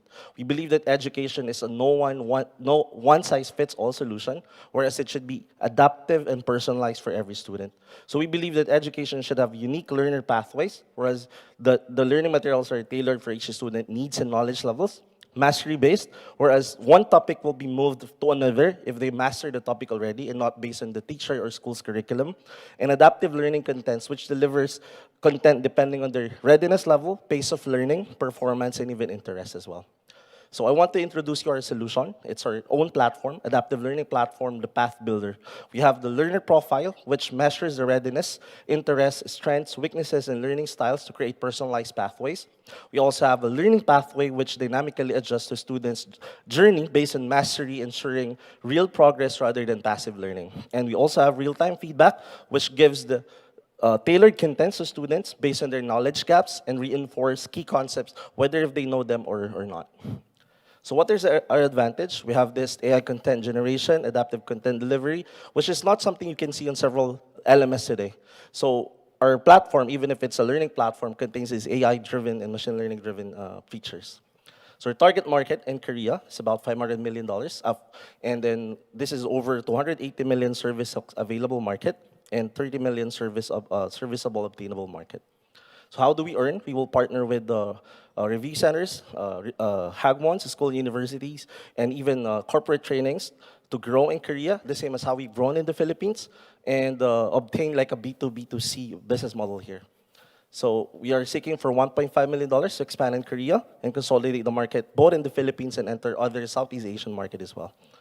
So short-term goals, of course, is to establish ourselves in Korea, and long-term goal is, of course, to be known all throughout Southeast Asia and even expand to other countries in the West and become global. So revenue projection, based on how we have earned in the Philippines, we're actually drawing and counting our projection, including Korea and other Southeast Asian market. By 2027, we're looking to having 100 clients and 200,000 students with $9.08 million revenue and 32.66 million revenue for 2030 with 250 clients and 1 million students. The future is not something we enter, it's something that we create. So build the future with us. Thank you so much. Thank you very much, Makarius, for your pitch. Now we will proceed to the Q&A session. Are there any questions?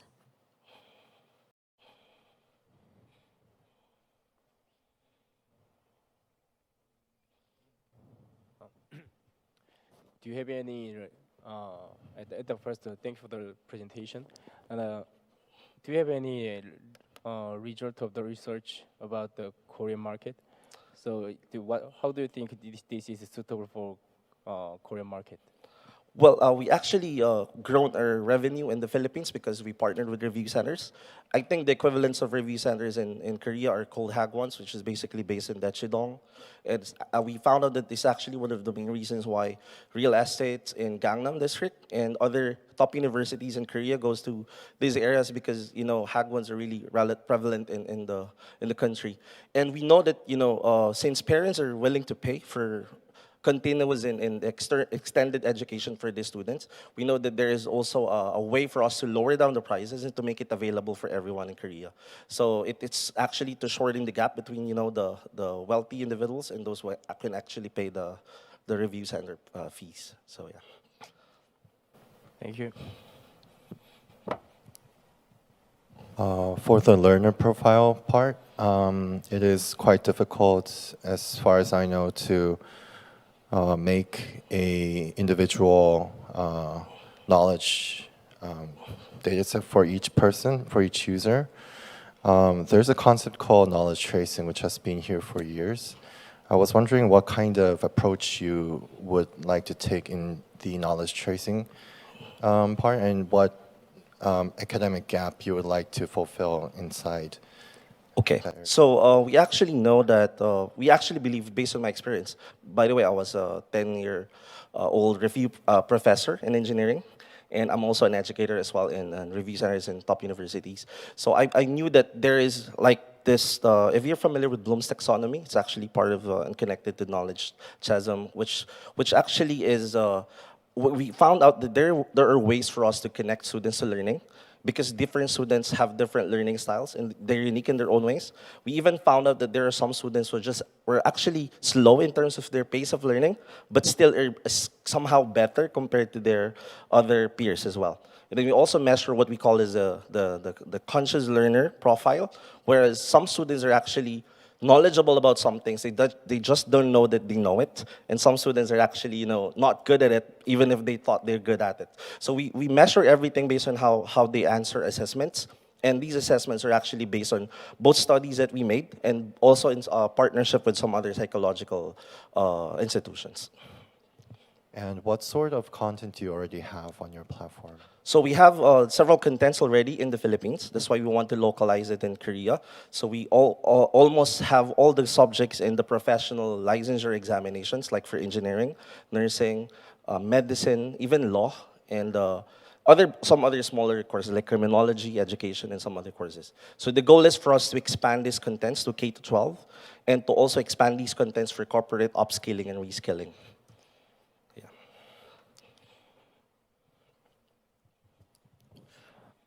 In my opinion, education business is a really hard business because you need a very good understanding about the education.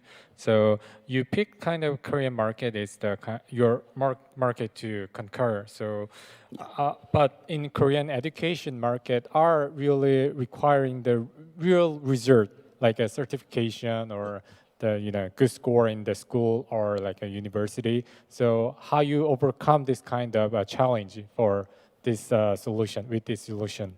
Yeah, well, actually, it's a blessing that I met one of the Korean VCs before this one. And that's actually when we came to explain to them that our goal is partnerships and collaboration. So we're not here to disrupt the market. We're here to enable the existing market. So the goal is for us to, provide additional and better program offerings for the existing, providers of certificates and other schools and institutions already providing education in Korea. So, yeah. Thank you. All right, we have about 30 seconds left. Are there any final comments? If not, we'll end the Q&A session there. Thank you once again. Thank you so much, everyone. Makarius. Next, we have Shwe and Htet, a rice trading company providing high-quality rice to local communities from Myanmar. Please begin your pitch when you're ready. Ladies and gentlemen, I'm Jodu So from Shwe Company.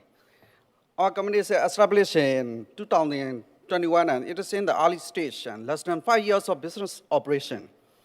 Our company is a trading company where we have to give our products and services in our lives. After the establishment of our company, the UAB Bank giving the fundraising as a bank loan $300,000 in 2022. We operate this many and our sales volume is $900,000 during the last year. Our company is making a profit of $200,000 during the last year, and so we can give the corporate tax $40,000 to our government during the last year. Right now, our company arriving in the Korea to seeking the Sein investment from the Korea investment institutions, and then we want to penetrate the Korean market and want to do the business with the Korean people. I have a plan to go to some Korea company after these 3 days, like a TKG HCHM. I think it is one of the biggest chemical group in Korea. Because I want to buy some caustic soda and soda ash, 1,000 tons per year. And then I will go to Robot exhibition in Kintex, Korea International Exhibition Center near there, in Chong.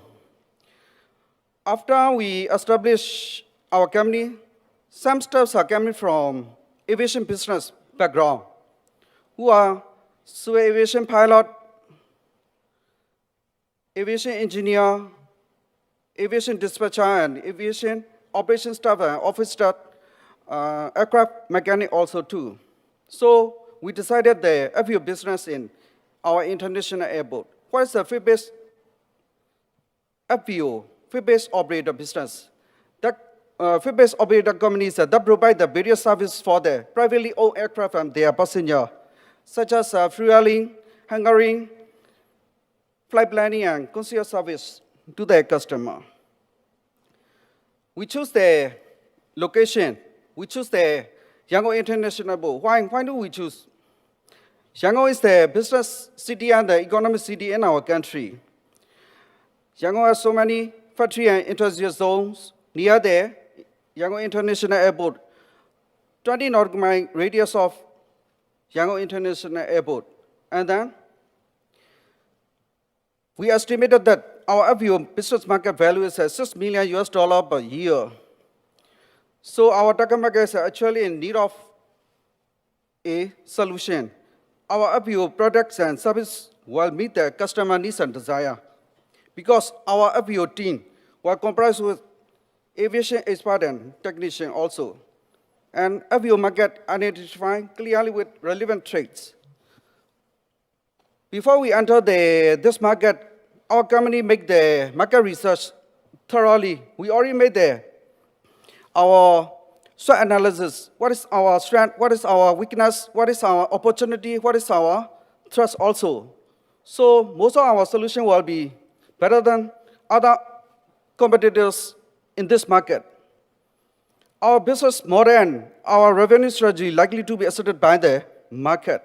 Our business will be growing in the future because many tourists will come. We hope after our upcoming election 2025. Also, we have a roadmap for next 5 years for our staff development. During the roadmap, this time is a very critical stage in this period. We already mentioned our vision in the slides. We always try to brush up our competency in not only in the quality, but also in the management. And we will apply again the bank loan for fundraising again purposes, also Korea investment. Whether it is or not, we will invest by ourselves in this business because we strongly believe that our business will be success in the future.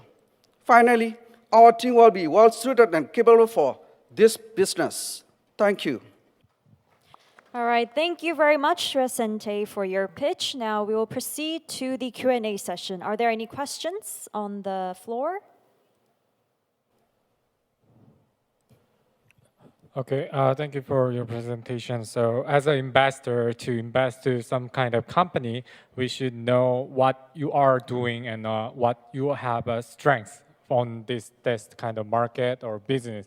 So you haven't shown you have shown a very many company service, and you are going to do the business on the FBO. Yeah, so FBO. what is the strength for this kind of business on your company to compare other competitors? Our strength. Yeah. Yeah, most of, at least 5 people are coming from the aviation business background. They are the pilots, engineers, and operation staff, and aircraft mechanic also. So they know very well about this kind of business. And then we choose the location, Yangon International Airport.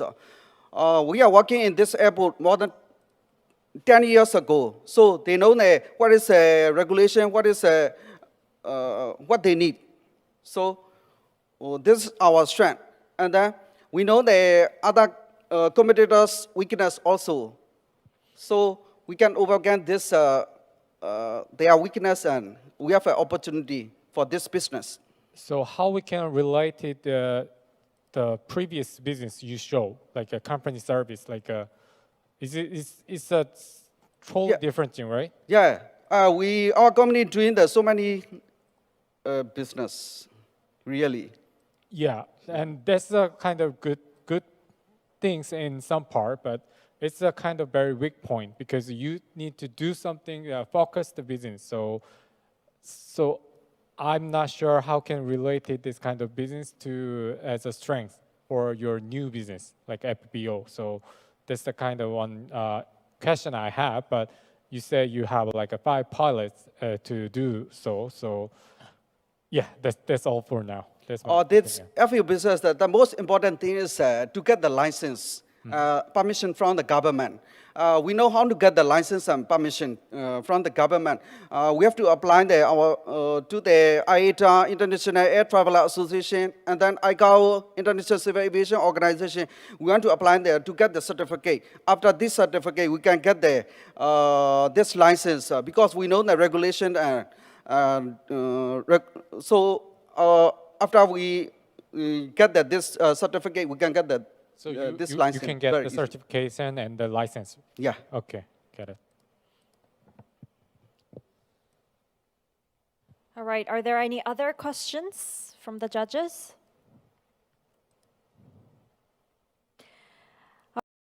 All right, if not, then we'll end the Q&A session there. Thank you very much, Resente, for your pitch, and thank you to the judges.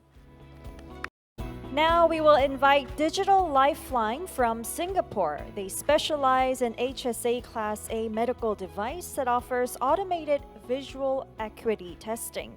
Digital Lifeline, the floor is yours.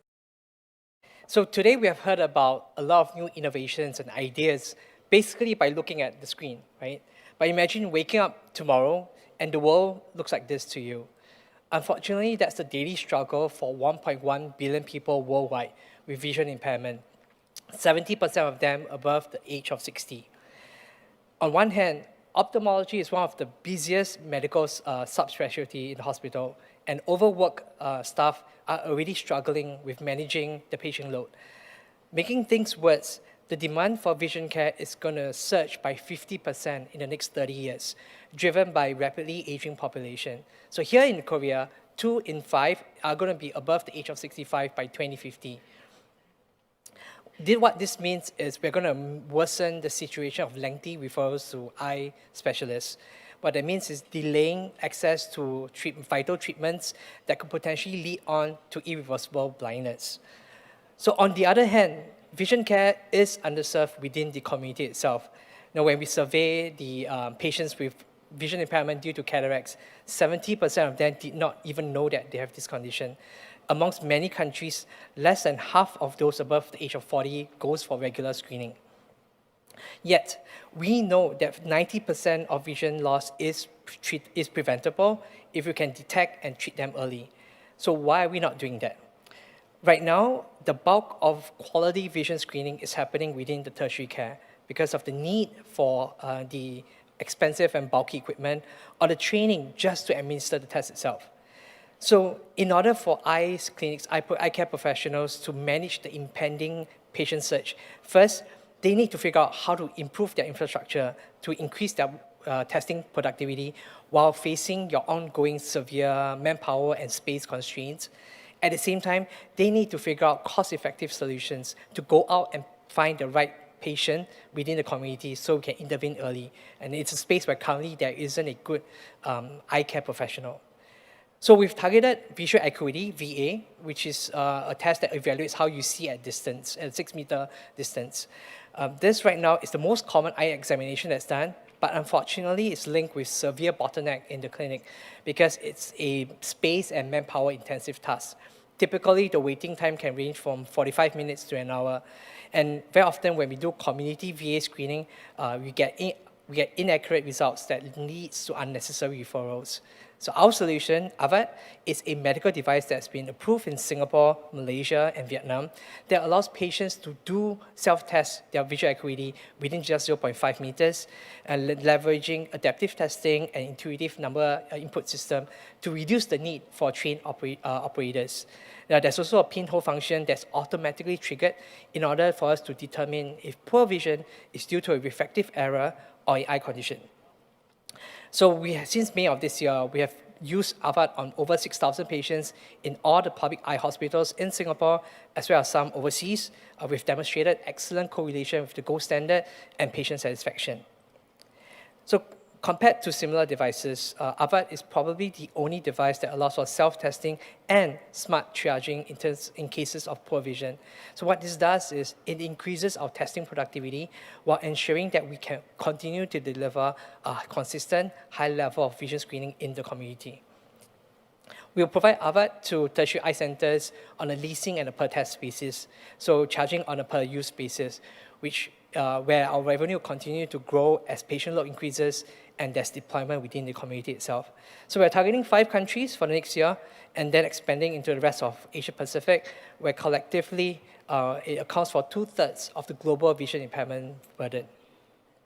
So our management has experience running listed companies with global operations combined with deep clinical expertise.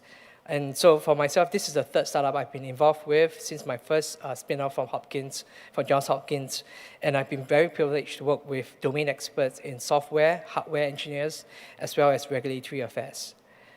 So I'm really proud of our track record in commercializing Avat because in the just short span of 2 months after licensing, we've been able to manufacture our first commercial unit and obtain regulatory approval. So beyond Avat, we are working with ophthalmologists on other devices that allows patients to self-perform high-quality vision screening. And now we have the technology, the know-how, the track record to make sure that to stop millions of people from losing their sight. So if you're a healthcare professional or investor that thinks that vision screening should be accessible to everyone, everywhere, gachi itaw shira. Let's work together to make it happen. Thank you. All right. Thank you very much, Digital Lifeline, for the pitch. Let's move on to the Q&A session. Are there any questions?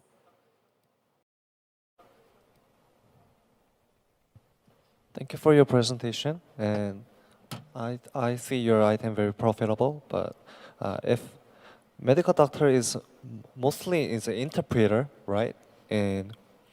But is also a mistake preventer, which when using your device, patients would have mistakes sometimes. And how can we prevent it?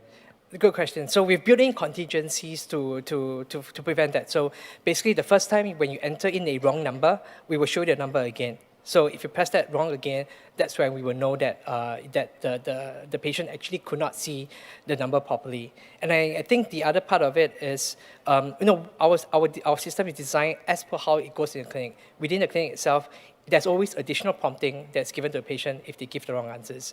But I think we have done extensive clinical validation to show that it's really equivalent to what the manual method is. So I think we're fairly confident of our capabilities to do an accurate VA test. Thank you. Next question is, as your device is very improved with compared to other devices, but what is your marketing power for compared with other devices? I think our key thing is we basically want to make visual acuity as simple as your self-checkout kiosk at a supermarket. So the angle to the hospital is we help cut down your waiting time. We help you clear a lot more patients. The angle, the value to the patient is you no longer have to wait 45 minutes to do a 2-minute test. Right? And so we basically want everyone to be more comfortable doing it by themselves, not having to worry about, is the operator trying to rush me into doing the test? Because what we realize is anything that is manual in nature, there's always this inter-observer or inter-operator variability. Some will give more time to the patient, some wouldn't, and that actually causes a lot of the variation in the results itself. This in itself, we standardize everything, the testing format, the lighting conditions. It's purely a very objective way of assessing their visual acuity. Okay, thank you. My last question is, how can profit could be shared with other medical doctors? Right now, it's not so much about profit sharing, it's more about clearing their clinical bottleneck so that they can get more patients per day. Right now, it's because very often VA is the first test that's done in the morning. People are waiting 45 minutes to do it. So the doctors are not doing anything in the morning because they have to wait for the patient to do the first test to know what additional test is done. So with this, we are increasing the operational workflow by also deploying this in the community. Our angle is we can leverage all these devices as your satellite screening centers and then use them to drive patients to you. Because the last thing you want as a doctor is to see a case from the community that is non-urgent because you're wasting everyone's time. But through our device, we basically ensure that every single patient that we send over, because we are doing the pinhole test, so when we know that the poor vision is due to eye condition and not because they should have just gone to a optician shop to get their glasses made. So for doctors, it's really a lot of savings, operational savings, and a lot more targeted triage system. Okay, thank you.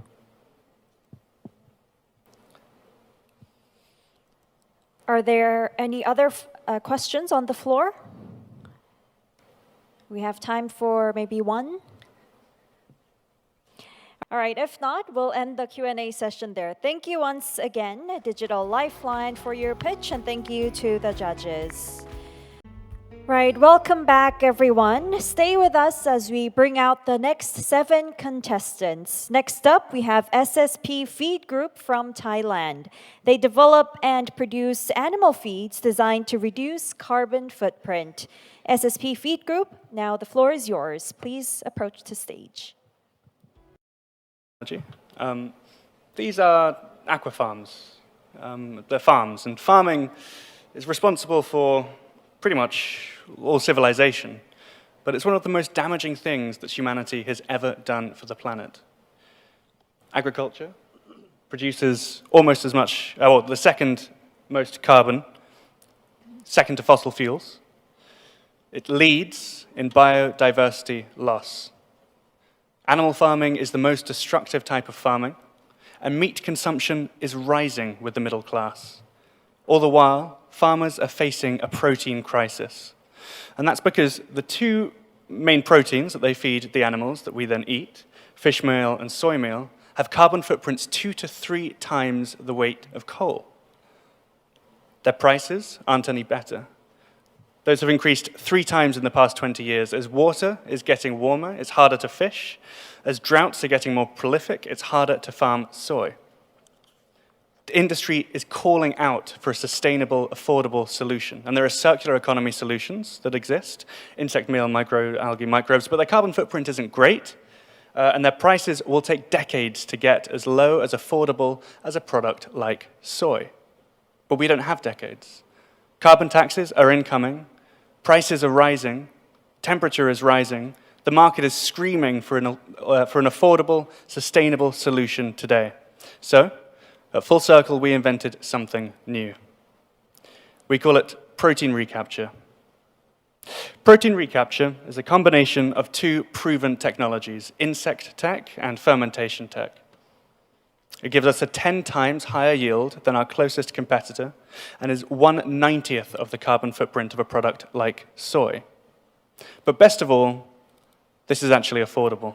It's on the market today, outcompeting fish meal, outcompeting soy meal, and blowing other alt proteins out the water in Thailand, the most price-sensitive market in the world. Our TAM is the $500 billion global feed market, but we started testing the product in the Thai aquafeed market, $8 billion, and it's actually shrinking.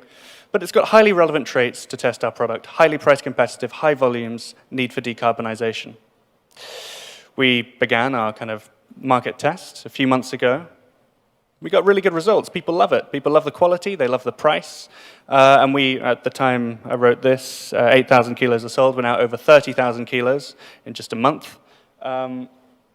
So now we know the product works. We want to bring the tech to Korea, which has, admittedly, a smaller market, but it's growing quite quickly. And most importantly, it's got big players that know how to take small innovations, scale it up nationally, and then export that internationally. It's a great market for reaching global scale. Our revenue model is simple. It'll work in Korea. It'll work anywhere. We take food waste, feed it to these insects and microbes, process it into protein, sell it to the people that make animal feed. They don't need to change anything, no new machines. All they do is change a recipe, and overnight they save carbon and costs. Our traction speaks for itself. The market really likes the product. 88% of our buyers are repeat buyers. We've got tons of recognition, regulatory approval in some of the toughest markets in the world. And we've got the biggest alt protein facility in Thailand, even though it's only a pilot. We have 30,000 tons per year in offtake agreements from some of the biggest companies in the world. So how do we get there? Well, we start with a small $1 million bridge. We're going to kind of get the talent on board that we need to really prepare for a kind of 5,000 ton per year industrial scale facility. After that, we can really eat into our tonnage over a couple more rounds, get into 18,000 tons. That's still half of what we have on paper as a demand today. This round is already half committed, but we're keen for some Korean players on our cap table to ease our entry into this market and help us to go global and achieve our vision of creating an unlimited supply of sustainable food. We're the team to pull this off. I'm considered an alt protein expert. I advise the EU and things. NEUON has built 5 waste management facilities, industrial size, for Fortune 500 companies. Sasapin went from trainee to leading digitalization at Linda Thailand in just 3 years, sorry. Jason Scott down there on the left, longtime board member. He was involved in the implementation of aquaculture in Korea in the 90s. Thanks so much for your attention. I'd love to hear your questions. All right, thank you very much, SSP Feed Group. Now we will move to the Q&A session. Are there any questions from the judges?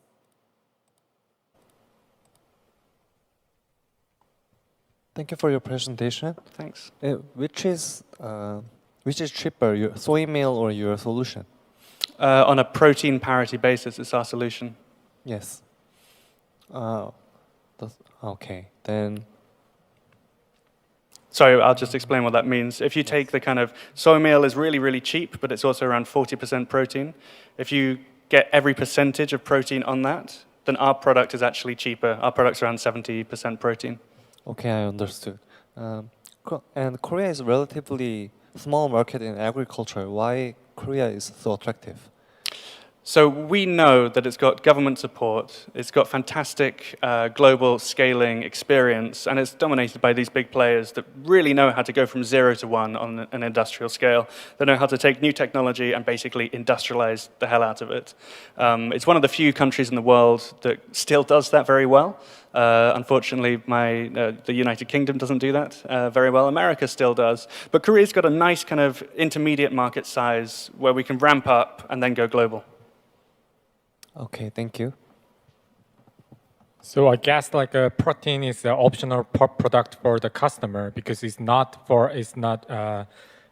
have to use it to for the livestock. So in the livestock farming industry, it's very conservative and it is really hard to enter the market. So how you plan to enter the market in Korea or in other country? That's a very, very good question.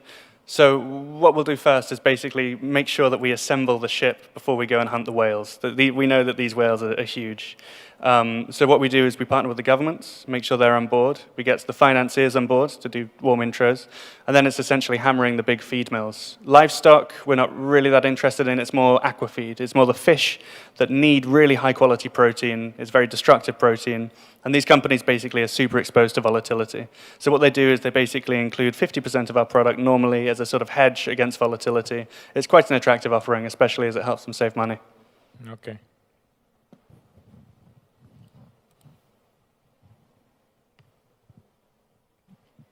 Are there any other questions? I was just wondering, because in Thailand there are conglomerates globally which are players globally that kind of provide the they are big players in the food market at the moment. What kind of partnerships do you currently have within the Thailand area? Within Thailand, so we got good support from Thai Union, one of the biggest domestic feed mills, but we're also partnered with Cargill, which is the biggest private company in the world, I think, by revenue, and Nutrico, basically the gold standard name for aquafeed. So we have the right partners on board to go global. What we're missing is the know-how to basically industrialize this.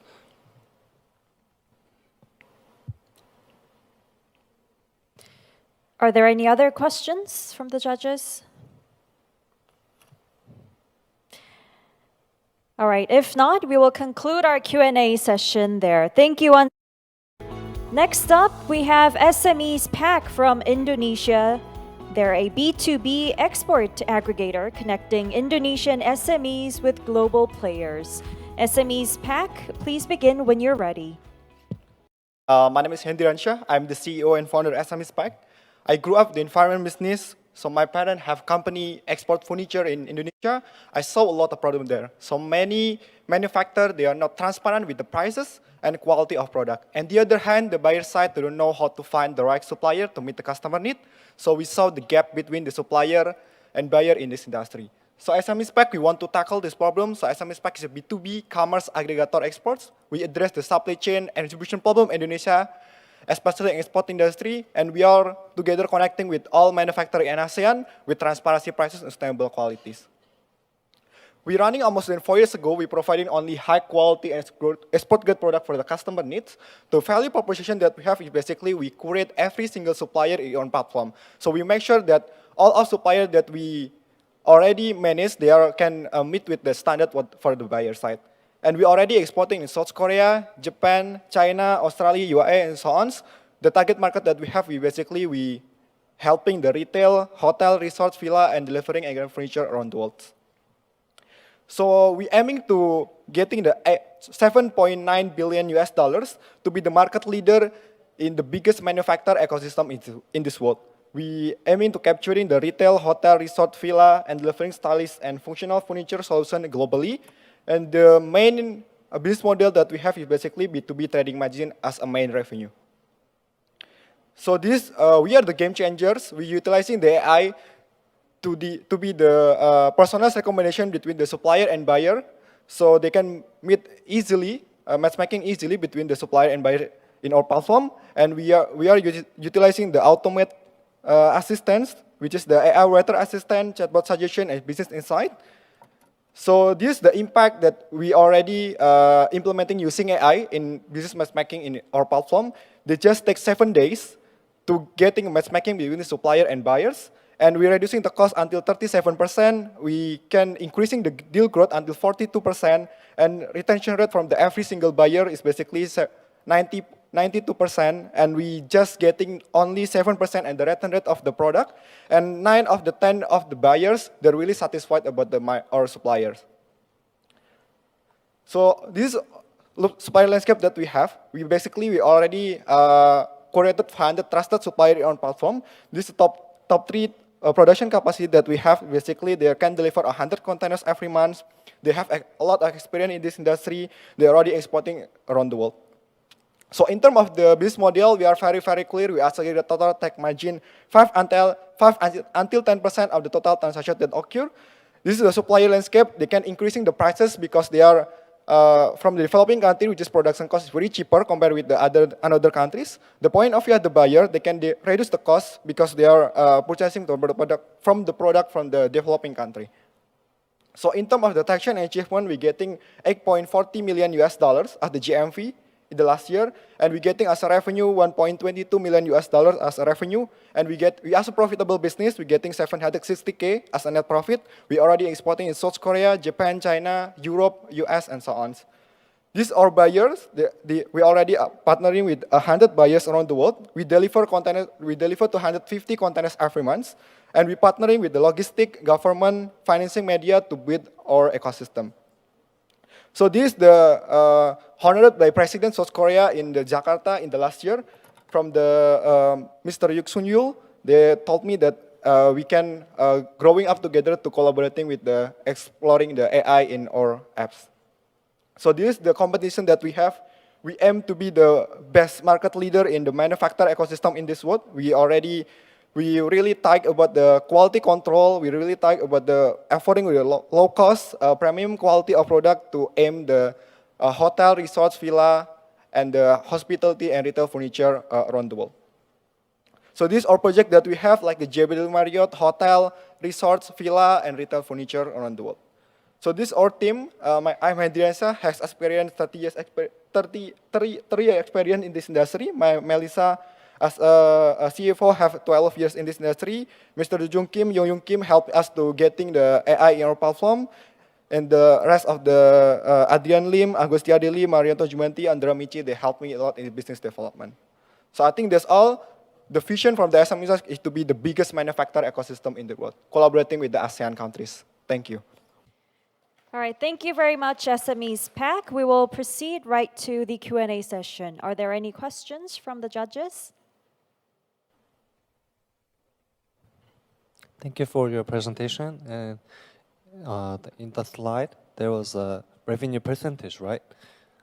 Partnership 10% and platform 1%. Why is it so low like that? So basically, we getting the 5 until % is it the total transaction, and 1% as subscription fee to supplier and buyer to onboarding in our apps. Why is it so low like that? So basically, we just getting about that because we are not the helping the manufacturer that they are onboarding with us to finding the right supplier. What is low because we see a lot of many competitors, they are really high subscription fee. So we aim to winning the market to just charge the 1% of the platform fee. Okay, thank you. On your competition chart, you say you are one of the best quality control in the market. So, but in your page, there's no kind of clue that you have good quality control, because it's only show that like AI power to help the marketing and just matching the supplier and the customer. So how you will manage the quality control?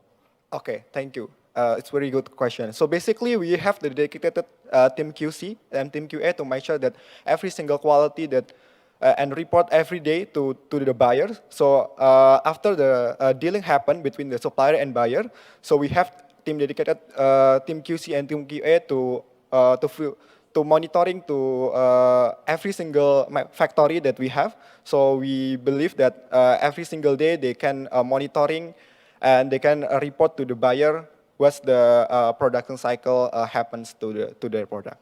Okay, thank you. I have one more question.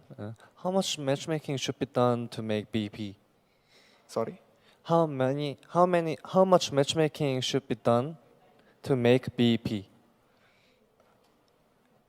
Is it your break-even point? Okay, so basically every month we done 250 deals every month. And that will make the BEP, right? Yeah. Okay, thank you.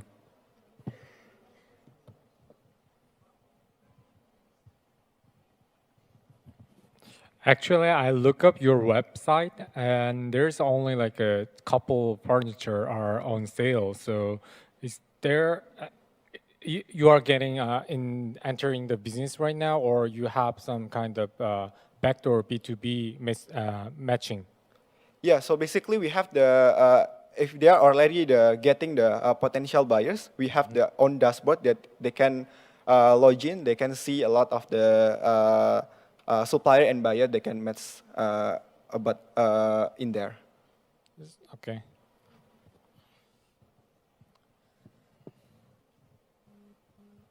We have some time for maybe one more question. Are there any other questions? Just regarding the AI that you're going to use on faster matchmaking, how are you going to utilize which data in order to facilitate the matchmaking process? Yeah, so basically we manage the 400 and trusted supplier. We already profiling and doing assessment like the product, what is production capacity that they have, what's the product quality that they have, and what's the production quality that they have. And we are helping them to connecting and suggestion to them to every single buyer that they are really related with their profile. So we give them about every single suggestion that supplier and buyer they can easily to meet what they need, and supplier and buyer, both of them.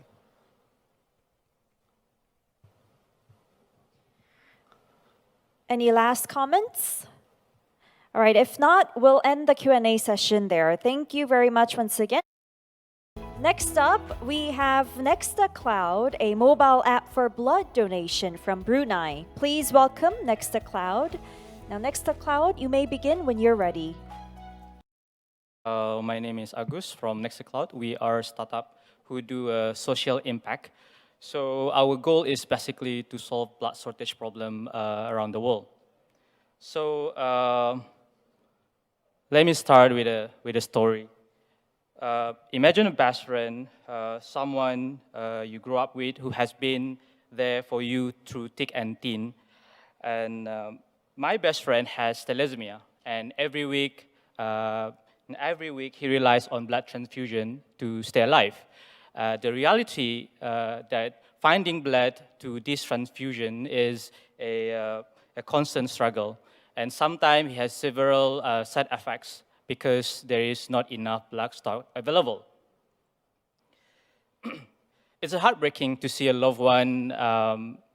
It's heartbroken to see a loved one struggle because the life-saving resource is out of reach.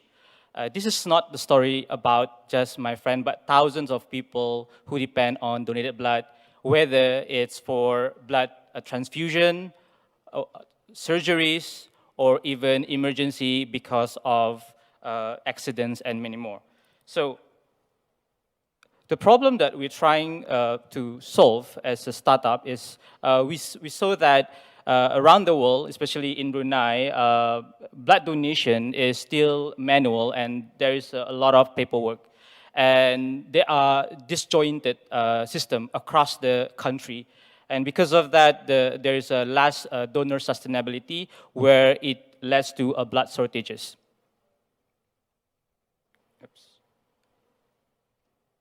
So our solution is all-in-one application. So this is BloodCut.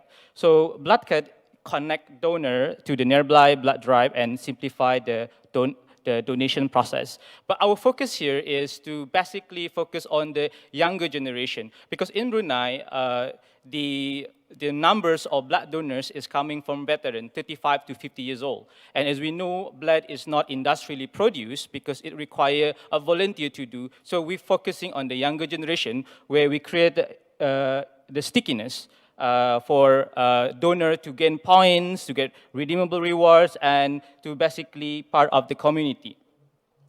For the hospital, we built them a system that provide intelligent report and AI-driven forecasting and data insight. We help hospital to have a data processing where they can see where is the people who can eligible to donate blood, and they can focus more on that. Not only that, our solutions provide hospital from the inventory and also AI data prediction through the laboratory. So in the phase 2, we are currently preparing for the system for open source, the cloud-based SaaS, and AI-powered health insight and e-commerce integrations, where we are partnering with the pharmacy and medication to provide predictions and suggestions for the donor so that they can donate and they can be healthier for donations. So in Brunei, we've been working with the Ministry of Health. Our solution already adopted nationwide, where we help the country about increasing 35% of the first donor and repeat donor about almost 50%. So what makes us different than others? Although we are social impact, we are also making a profit where we are charging the hospital. Our business model is through subscriptions, enterprise solution, and also marketplace, where we believe that healthcare is about giving back. So we pledge 1% of our profit for research for health-oriented and anything that can help blood donations safer. So our team member, myself, my background is a cybersecurity turned programmer and entrepreneur, and we have a lot of IT specialists in our team. But most importantly, when we build these solutions, we partner with special senior scientific officer, where ensuring that whatever that we build, following the standard and regulation by medical. So what we're looking for a synergy partnership, investor, medtech or startup, hospital, blood center, and financing companies. And what set BloodCut apart? We have a community impact. We pledge 1% profit to improve blood health research, ensuring every transaction contributes to saving life. And we have a scalable business model with diverse revenue stream through subscription, enterprise solution, and e-com. BloodCut is poised for sustainable growth and profitability. Thank you. Thank you very much, Nextacloud, for the pitch. We will proceed to the Q&A session. Are there any questions from the judges? Okay, so on your business model, you say you are going to earn the profit by subscription, enterprise solution, and marketplace. Can you more explain to clear how you're gonna earn the profit from where you subscribe from where? And, yes, sir. What kind of enterprise gonna be use this kind of solution? Yes, sir. So right now we're charging hospital, especially the private and also the government. So they're paying us subscriptions monthly fee, and also enterprise solution where we are integrating our solution to their legacy system through API. So that is our business model. So we didn't charge the donor because it's a freemium app. What we charge is the hospital where they can increase their services through the blood related. And for the e-com part, because with the partnering with the hospital, they have a laboratory where donor can actually do a blood test where they will have information about their diseases. This is where the e-com will help us to partner with the pharmacy, recommending them what medication, what healthy food provider, so that they can stay healthier. Thank you. So, and also you need rewards to give to the donor. So how you gonna manage that kind of the reward products? You gonna be buying it, or you have some place to source? Oh, correct, sir. So what we do in Brunei is that we're partnering with the corporate companies doing CSR, because what we do with them is that usually corporate have like coupon, discount, and extra inventory. So we help them to be one of the community there. So they create a group there, and they can do a blood drive, and they actually have a system where they will put their inventory, and people and donor will go to their shop to basically redeem it through our system. So whenever they are doing a donation, they will gain a point. So this increases the stickiness for the younger generation, because the stigma of donating blood for the younger generation is that donating blood is only for the adult. So that's why we're partnering with a corporate company like the sport tire, etc., so that they give a discount. So when these younger people donating blood, they get point, they buy a new shoes with a discount through their redeemable from our apps. Thank you. Okay, thank you.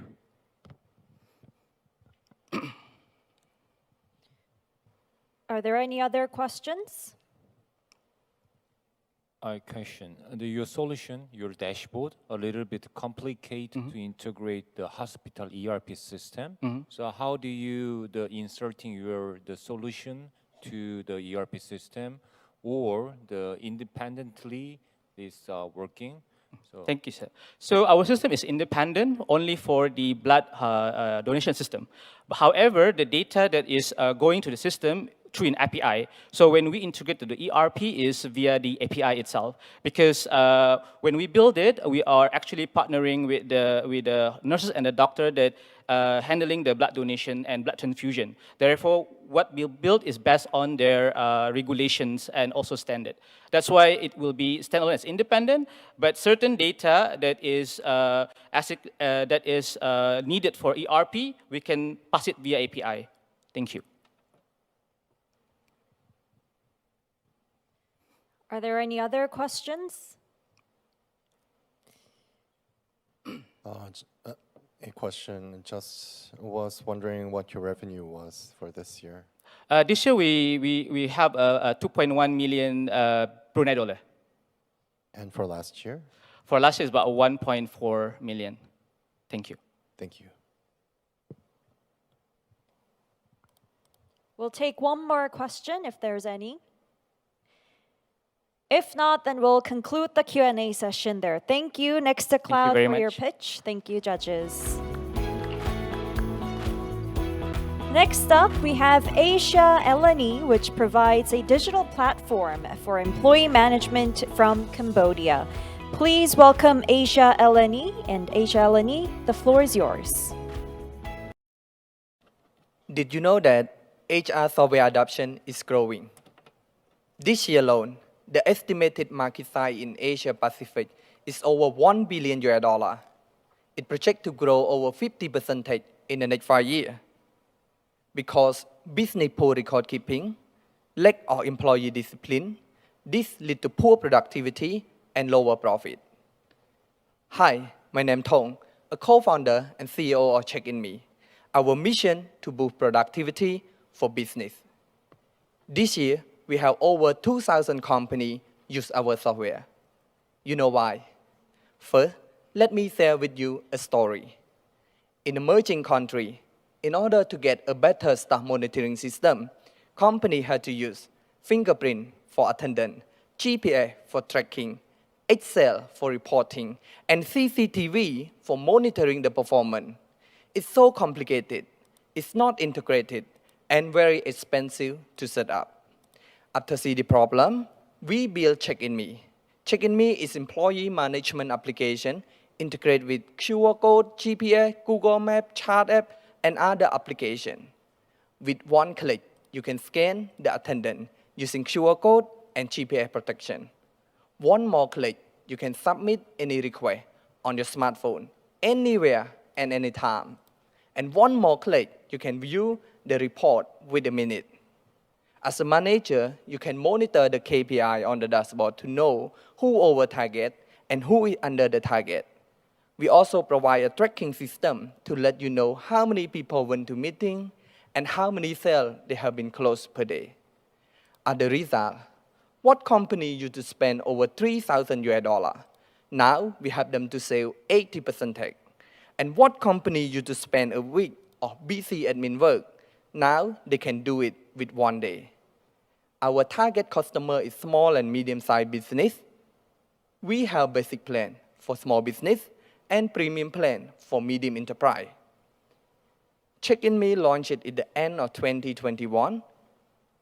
Until now, we have over 2,000 paid companies using our product with more than 100,000 active users using our app every day. This year, we expand our business to Thailand and Laos. Just 3 months, we got new 20 clients with more than 100 prospects in our pipeline.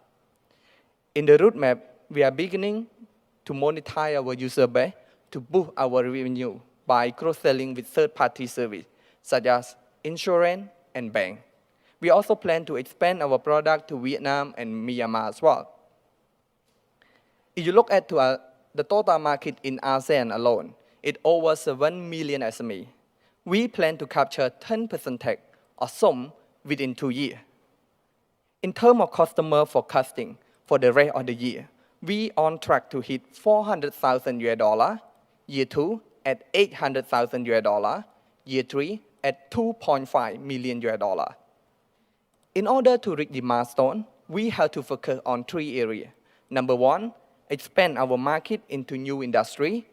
Number 2, increase the number of reseller partners. Last but not least, monetizing users through strategic partnership. Last year, we are signed up a major partnership with Smart Axiata. Axiata is one of the largest telecom in Cambodia. Now, they distribute our product across the whole SME network of 100,000 companies. This year, we continue to partnership with Big Solution in Laos in order to expand our business to a new country. Check-in Me founding team have 5 strong members. Mr. Lee Long had a good connection with SME in the country. He opened the door to connect our product to the market successfully. I am a key player on the tech startup community, and 3 of them have more experience in IT professional. In 2022, Check-in Me got a first runner-up from Alibaba Cloud Global Startup Contest.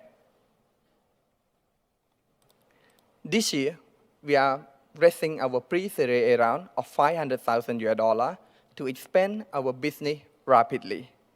Come to talk with me if you want to help more business owners automate their workplace with just 1 click. Again, our mission to boost productivity for business. Thank you. Thank you very much, Asia, Ellen Lee. We will directly proceed to the Q&A session. Are there any questions from the judges?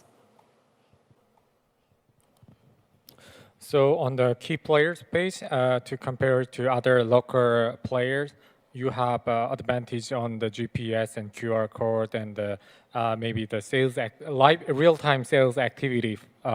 So can you explain more about how you can manage the sales activity in real time? Because I think it should be on there by hand, so in the app. So how it can possibly really manage it by real time? Thank you for your question. Actually, a sales activity, we make it simple. We create an activity form for every outdoor employee to fill up their lead when they meet the client. Example, when you are going to meet a client, you fill the information and submit. All the information is real-time broadcast to the chat app and as well stored in our dashboard. So it means that every movement of employee to meet client, they will submit the form. It's not the real-time GPS movement, but we collect the location that people fill the information only. So location, the data form. Yeah, lead information, location, photo, and also time. Okay, thank you. Are there any other questions? We still have, some minutes. Some short questions. Is there any competitors doing the same item in ASEAN?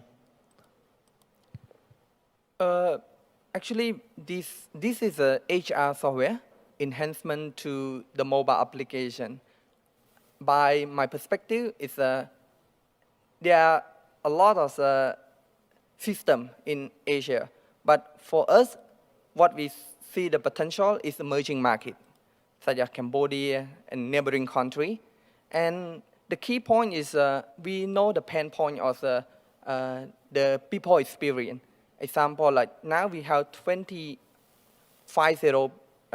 people working on tech and sales and onboarding team to make sure that the operation to have the customer onboarding and retention successful. So, and another thing, we make sure that our retention rate is up to 85% in annual. So this the key advantage. We not aim to high-tech technology, but we want to make sure that it's a productivity tool for every business like micro, small, and medium in emerging market. That's our goal. Okay, thank you. It says you have 9 years of experience in startups. What other areas do you have expertise in other than HR? Can you repeat? Do you have any other expertise as well, or was it all in the same business area for the 9 years you had in startup experience? Actually, I'm the computer science graduate, and then I moved to IT project manager. I worked for the corporate company for a while. So I have 3 startups. When I found the Check-in-Me, Check-in-Me is not the startup, the first startup that I did. The first thing is a school management system. I got failed. And the other thing is a delivery app that people did here. So it's a lot of burning money. I don't want to play on that industry. So I come up with the B2B HR software in order to learn from the startup, also get the money as a cash flow. Now we try to monetize the user, all the users that using our app to another service by I present with the bank and insurance as well. That's what we learned from the startup. So again, I have 3 startups, 2 I got failed. Thank you. Thank you. We have time for one last question, if there's any.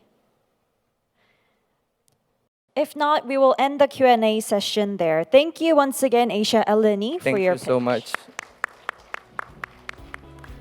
Next up, we have Ever AI Holdings from Malaysia. Their mission is to make artificial intelligence technology more accessible by providing a no-code AI platform. Ever AI Holdings, you may begin when you're ready. Good afternoon, everyone. This is Dr. Sai here from Ever AI Technologies. 3 years ago, we started this company with a mission to make AI more accessible than ever before. The idea is that the power of AI should not be limited to serve a small number of people, but it should be open and accessible to everyone.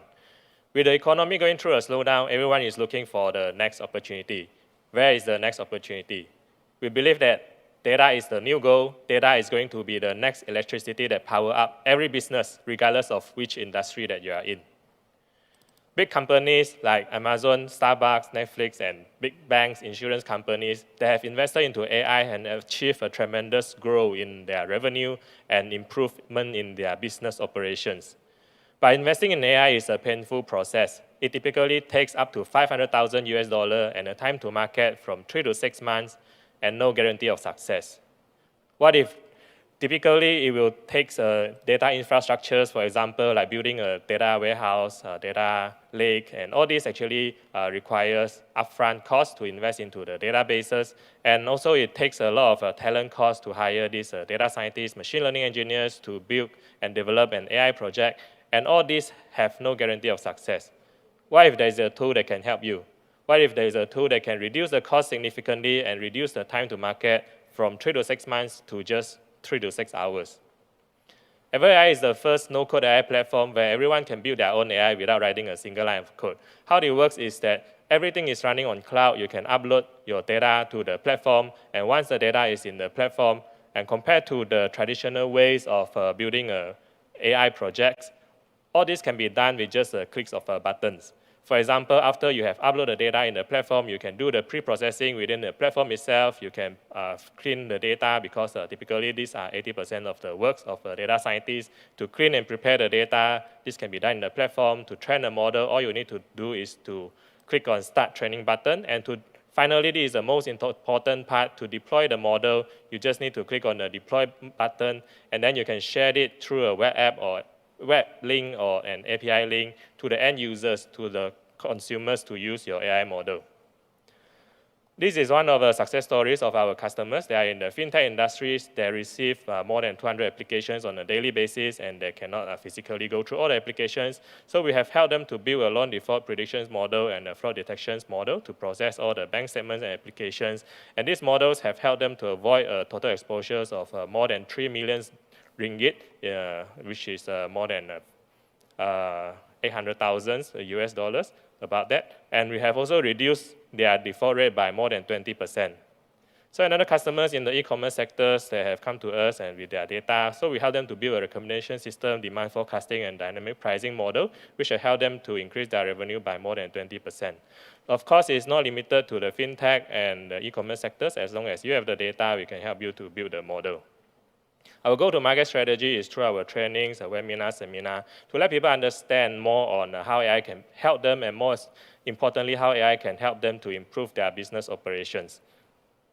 So comparing with the traditional ways of delivering an AI projects, our business model can actually reduce the cost significantly to just 10% of the traditional ways of building an AI model. And once they have built an AI model with us, we will enter into a subscription plan whereby the enterprise will subscribe to our platform on a monthly basis.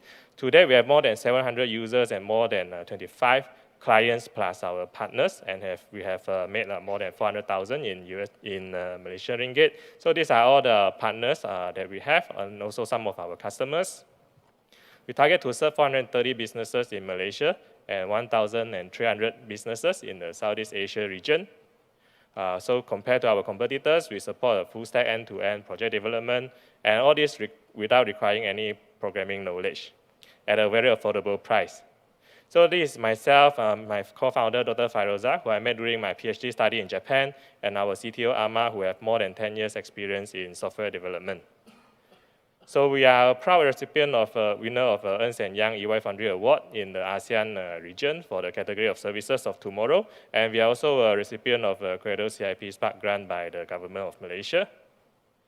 And with Ever AI, we believe that we can make AI more accessible than ever before. Thank you. Thank you, Ever AI. We will proceed to the Q&A session. Are there any questions from the judges?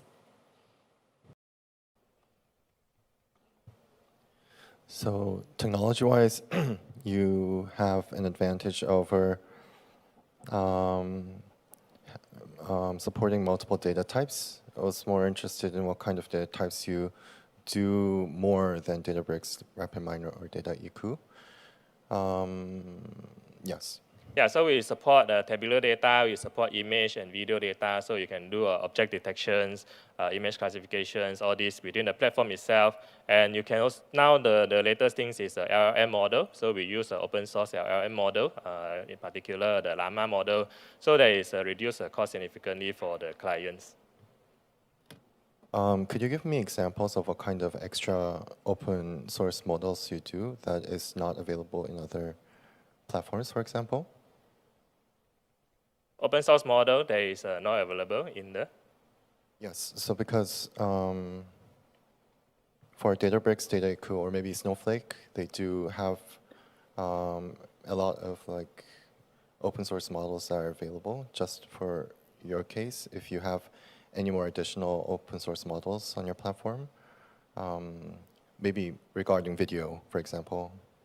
Yeah, the other service providers, they do have the open source model, but the way they charge the customers is actually they have all this data lake, data warehouse setup, which costs a lot of money. For us, we just put the data in our cloud platform, and so it's very affordable to the customers. Actually, the open source model is actually a fair playing field, so everyone have the same access to the open source model. Thank you.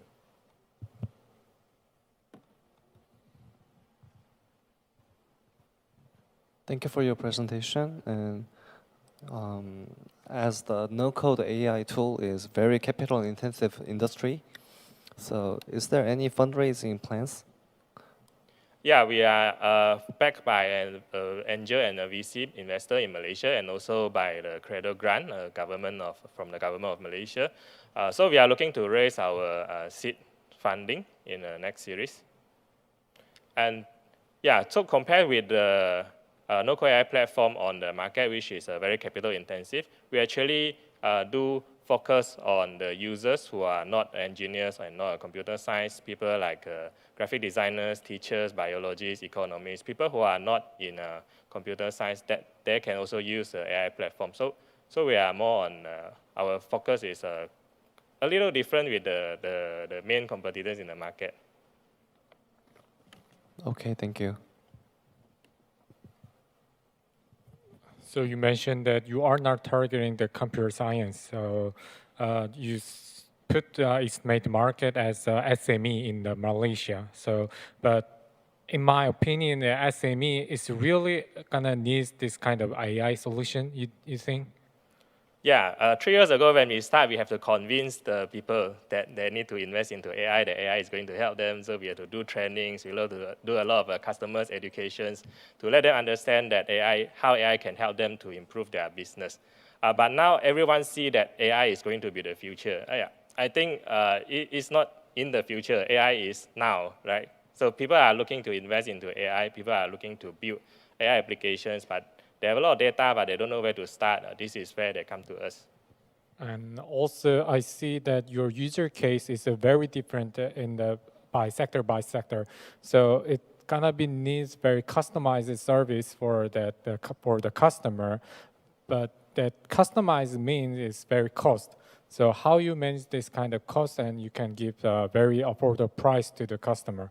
How you can do that? Yes, exactly. So different industries have different requirements and different companies have different way of storing their data. So all these companies have different data when they come to us. So it requires some services or consultations by our data scientists or even myself. We have to look at their data, see what kind of applications would be suitable for this company, how we can build this model to help this company. But with our platform, it's very easy to build a quick POC. So Last time when we build a proof of concept, it takes 1 month to build it, but with our platform, we can do it in less than 3 hours to just upload the data and build a quick POC for them to see exactly how exactly this AI works for this company. So is there like a easy standard model you can give, so instruct, so they can use it by themselves?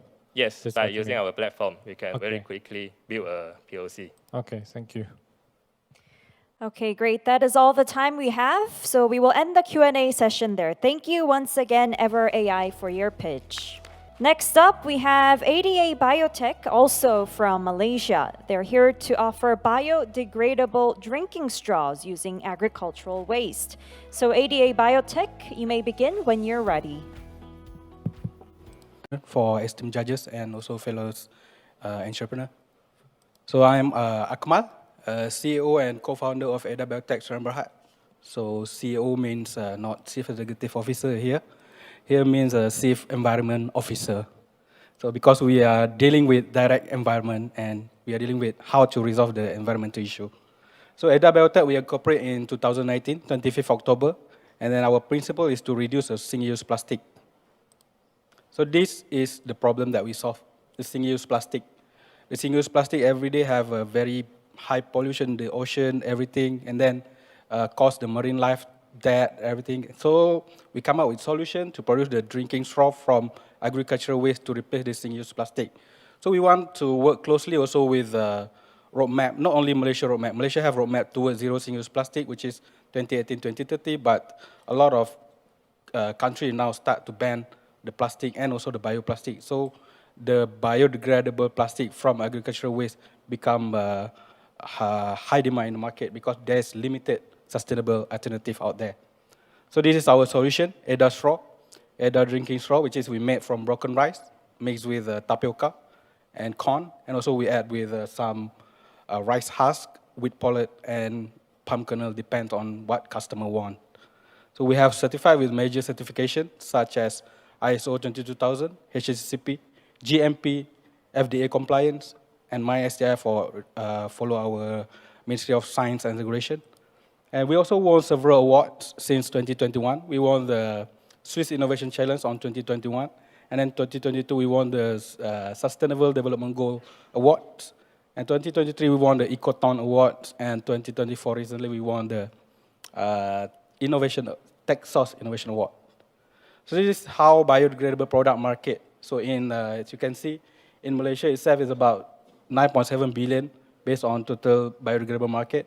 And then from that, 25% of the total addressable market is from F&B sector, which is equal to 2.4 billion. And then from that, the serviceable of durable market is about 2.4 million per year. It's about realistic market, 0.1% from that TAM. So in Korea, the TAM total is about 18 billion per year. So we expect that there's a huge market here in Korea. So this is our customer so far. We've been have So contract with one of biggest coffee chain shop in Malaysia, which is Juice Coffee. They have about 500 plus outlets in Malaysia, and also have all other outlets across Southeast Asia, such as Philippines. And also we work closely with hotels, NGO body, and also schools.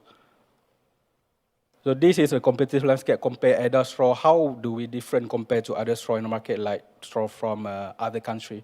So other straw is preferred by customer because of its faster breakdown time and above average quality with high certification and also competitive price. So this is our revenue traction for 2024 up to end of September. We managed to sell about 45 million pieces of straw so far, equal to 730,000 USD. So in 2025, we target, we will sell about 160 million pieces of straw, equal to 2.1 million USD. This is our P&L so far. On 2024, we target to break even with making some profit, and 2025, we're gonna make a big profit. This is ongoing and future plan, which is coffee straw, cat litter, cartridges, and food packaging. This is my team, me and myself, CEO and co-founder Akmal, and then my other founder and chairman is YC Tan, and my other co-founder is Mazin Wen. We are seeking for USD 1 million for 10% equity. Mostly it's used for cost of raw material because we want to R&D using more agricultural waste to produce product.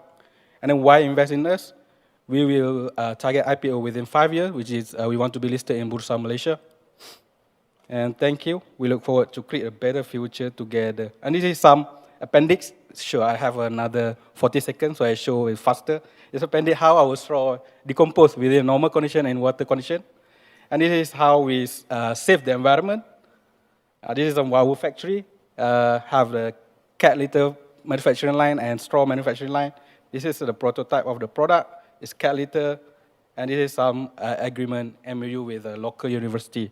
All right, thank you. All right, thank you very much, ADA Biotech, for the great pitch. We will move on to the Q&A session. Are there any questions from the judges? As you mentioned, the price is how much the price compared to plastic or paper straws? All right.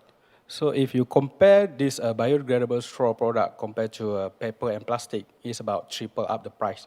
So that's why currently we are working closely with the local university to use more agricultural waste such as rice husk, palm kernel. In Malaysia, we have a lot of palm waste, rice husk waste. So we want to add more into this product and reduce the price to become 1-to-1 soon. As there should be a limitation to get a resource to make the straws, how much is the capex limits? So far, we have no issue of supply chain to get the raw material resource for this to produce this product because Malaysia is a rice producer also, and a palm producer. So we have a lot of waste. So from that, we're working closely with Malaysia big conglomerate like FGV Felda. So we take the waste and then come to our factory and we produce that from that waste. So they have a lot of waste because the capex for the waste, right? The capex we estimate every month right now is about, we're running full capacity, the capex is about 400 to 500,000 ringgit RM, about equal to 100,000 USD. Okay, thank you.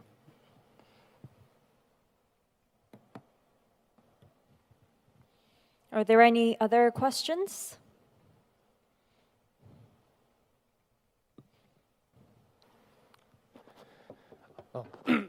What makes you sign the NDA document with the Korean company? Oh, okay. I mean, why do you choose the Korea is your market? All right. So last year I've been in Korea for a come up event, so I met with these Greenapple people. So they have interest to collaborate on this straw because in Malaysia now currently, not only in Malaysia, overseas supply also we have inquiry about how to increase the durability of the straw in water. So Greenapple, they have a study about the CNC and MCC, this one, microcrystalline, they extract from rice husk, which is, we believe, we have a very good supply chain of rice husk. So that's why we collaborate with this Greenapple. Green Apple have the technology, we have the resources, so we collaborate and bring this benefit to reduce the price of ADA straw and benefit to other people who the user of the straw.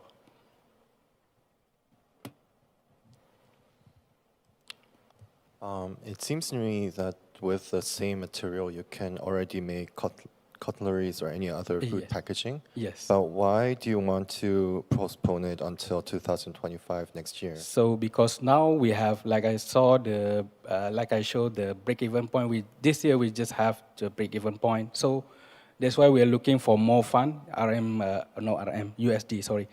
1 million for 10% equity. This fund more to be used on a raw material because we want to secure the raw material first, the rice husk, the palm, and then because the machine is already there, now we only lack of working capitals. So that's why 1 million RM to be used more on working capitals. Yeah.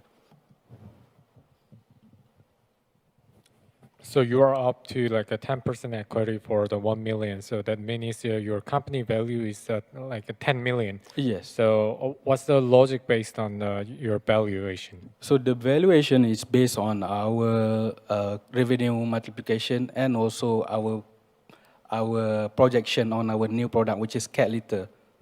So our cat litter is made from the manufacturing of the straw have a reject. So we collect the reject of the straw, we crush back, and then we mix with this agricultural waste and made with soy waste currently. Because in the market right now, top in the market is tofu cat litter.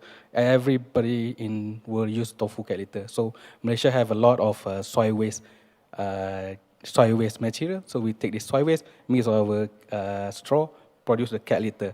So this cat litter projection have a very good profit margin. So from that revenue multiplication, we have this 10 million USD valuation. Thank you. So what do you think the margin for the future, like a 20%, 30%? It's more than that for cat litter. Yeah. Smaller than that. Okay. Yeah. All right, that is all the time we have for the Q&A session, so we will conclude here. Once again, thank you very much, ADA Biotech, for the great presentation. Now, last but not least, let me invite CPS AGRI from Thailand. Now, this is a climate tech startup providing hourly, highly detailed weather forecasts for specific coordinates and farms. So CPS AGRI, please begin when you're ready. Evening, everyone. So CPS AGRI, I'm Chinawat, CEO and founder of CPS AGRI. We aim to be the future of hyper-resolution weather, climate, and environmental, big data, and intelligence. We know that the climate change, the weather and climate will not be the same, okay? And we have a lot of problems about the disasters and also the environmental degradation, okay? This is our innovations, okay? We have the super app Farphone, okay? Super app Farphone. You can see here, okay? We have our own weather forecasting model, okay? I have been in this field for like 20 years. I graduated with PhD in this field from MIT.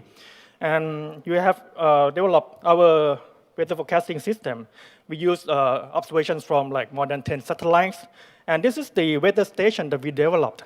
Okay, this can call Farphone Sense. So combining the two, we can provide high resolution weather, climate, and environmental data. This is the Farphone app. Within 2 years, we have the service only in Thailand only. We have more than 350K users, 35 million users, and these are the examples. Okay, we have the free model, and we have the plus and farm model for users who want to get high detail forecast for their specific locations or farm. This is the Farphone Sense. The Farphone Sense can measure 17 parameters. That's a lot, okay, in this kind of market, I think that. And we can measure rain, humidity, wind speed, wind direction, pressure, the light intensity, like you have solar farm, you can measure that as well for separate frequencies. UV index, the PM, 1, 2.5, 4, 10, and then also the global warming, like carbon footprint, CO2. And you can see that we don't need to use the electricity, okay? You can see that we use the solar energy, okay? And we have the internet connection on board already. So you don't need to connect to Wi-Fi or anything. And you can see the price here is pretty low. We have the private model and the organization model. It aims to provide the service, like the local governments, to install the 5% stations and provide data for their people. Okay. And if we compare with the competitors, for example, this is a station employed by the Thai Meteorological Department. Okay, this is 5%. The red fonts show where we have better specifications. So you can see that we perform very well, better than this one. Okay, and you can see the price here is like 10 times cheaper, only this one. And for the Thai Department of Health, which measures only PM 2.5, is this much. Okay, but by combining this number with this number, you can measure only 7 parameters. But for 5% with this number, okay, you can measure 17 parameters. So we are 40 times cheaper, okay? And about the quality of our measurements, you can see that we compare with this is the organization in the US, okay? They compare with the US EPA measurement, the big one. We get pretty good agreement, okay? And this figure shows example of the installations. We can apply that for the smart agriculture, that kind of thing. Local governments, they install these stations, provide data for their people, in many places in Thailand already. Okay, this is the list of our customers, including local governments, the top national research center, universities, and the sugarcane factories, and railway, okay? And for market size, 4.3 billion in 2030, okay? And the SAM is 1.5 billion, SOM is 300 million. This is our goal. We plan to, expand our smartphone network globally. And so the main revenue is from the smartphone sales, data sales, both measurements and forecast. And we also develop forecasting system for government, okay? And we have the smartphone subscription. Okay, this is in 2024 right now. We have about 800 installations, 350K and 1.6 million, and we try to expand that to global. Okay, our company profile, we have received several invention awards from our forecasting model. We are the first that can provide high detail weather forecast for the tropical region. And this is the invention award from the competition in Geneva, Switzerland. Okay, this is the competition in China. Like the government agencies, employ our forecast, like Ministry of Agriculture, for example. And we have the Facebook page with more than 1 million followers. All right, please conclude your presentation. Yeah, and I think that's all we have. All right, Thank great. Thank you very much, CPS AGRI. Now we will proceed to the Q&A session. Are there any questions from the judges?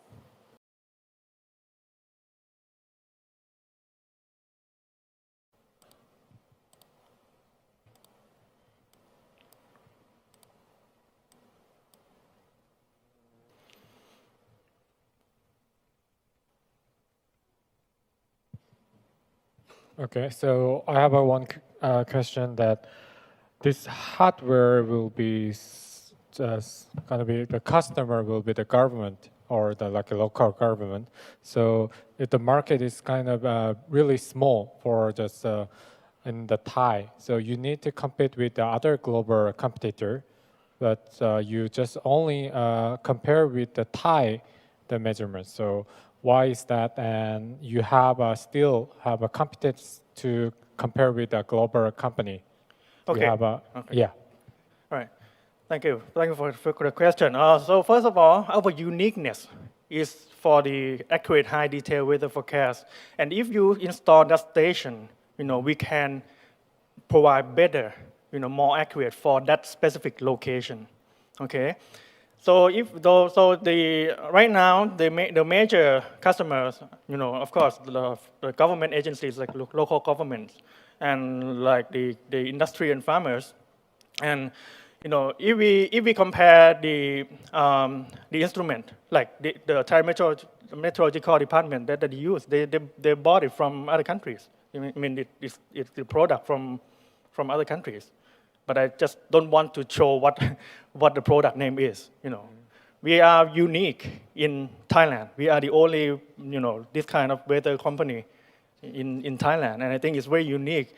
particularly for the tropical region where the weather is very difficult to forecast. And if we combine, the the stations installed by the government agencies and from the the companies, from the public, we can create the smartphone network globally. And that way, we can kind of, each one will contribute to the system, to the network, okay? And we are gonna improve the weather forecast and also the observation, I mean, in terms of the environmental as well. So is there no other competitor in the tropical area? So you are the one who can gather the most data in the tropical area. We are unique, like I presented the invention award. We can show that we are the first one who can do that. Okay. And you can see that we have like more than 1 million followers in the Facebook page with the user score of 4.9 out of 5. So we are very unique for accurate weather forecasting. Okay, thank you. You're welcome. I have a short question. Why do you think other devices is so expensive compared to your device? Okay. See, this is our goal from day one that we developed this device. Okay. First of all, we want it to be easy for anyone to use it. Okay. You can see that it has only one unit, the white one, and its size is only this big, and the other one is solar panel. Okay. So the main goal is to make it cheap, to be able to, anyone can buy it. And for example, like farmers, they bought it as well in Thailand, even though that they are not rich, okay? And that we are trying to, make the cost to be low. For example, in Korea, there is a weather forecasting system also, and we use some balloons to get some weather data, okay, or use computers, supercomputers to process the data. How about our country, our company, to do that? Okay, we have our big server. Okay, we have developed our model, weather forecasting model, which combined with using observation, many different kinds of observation, like satellite observations, radar observation, and also the ground-based observation. Okay, and we have published this kind of technology in top journals,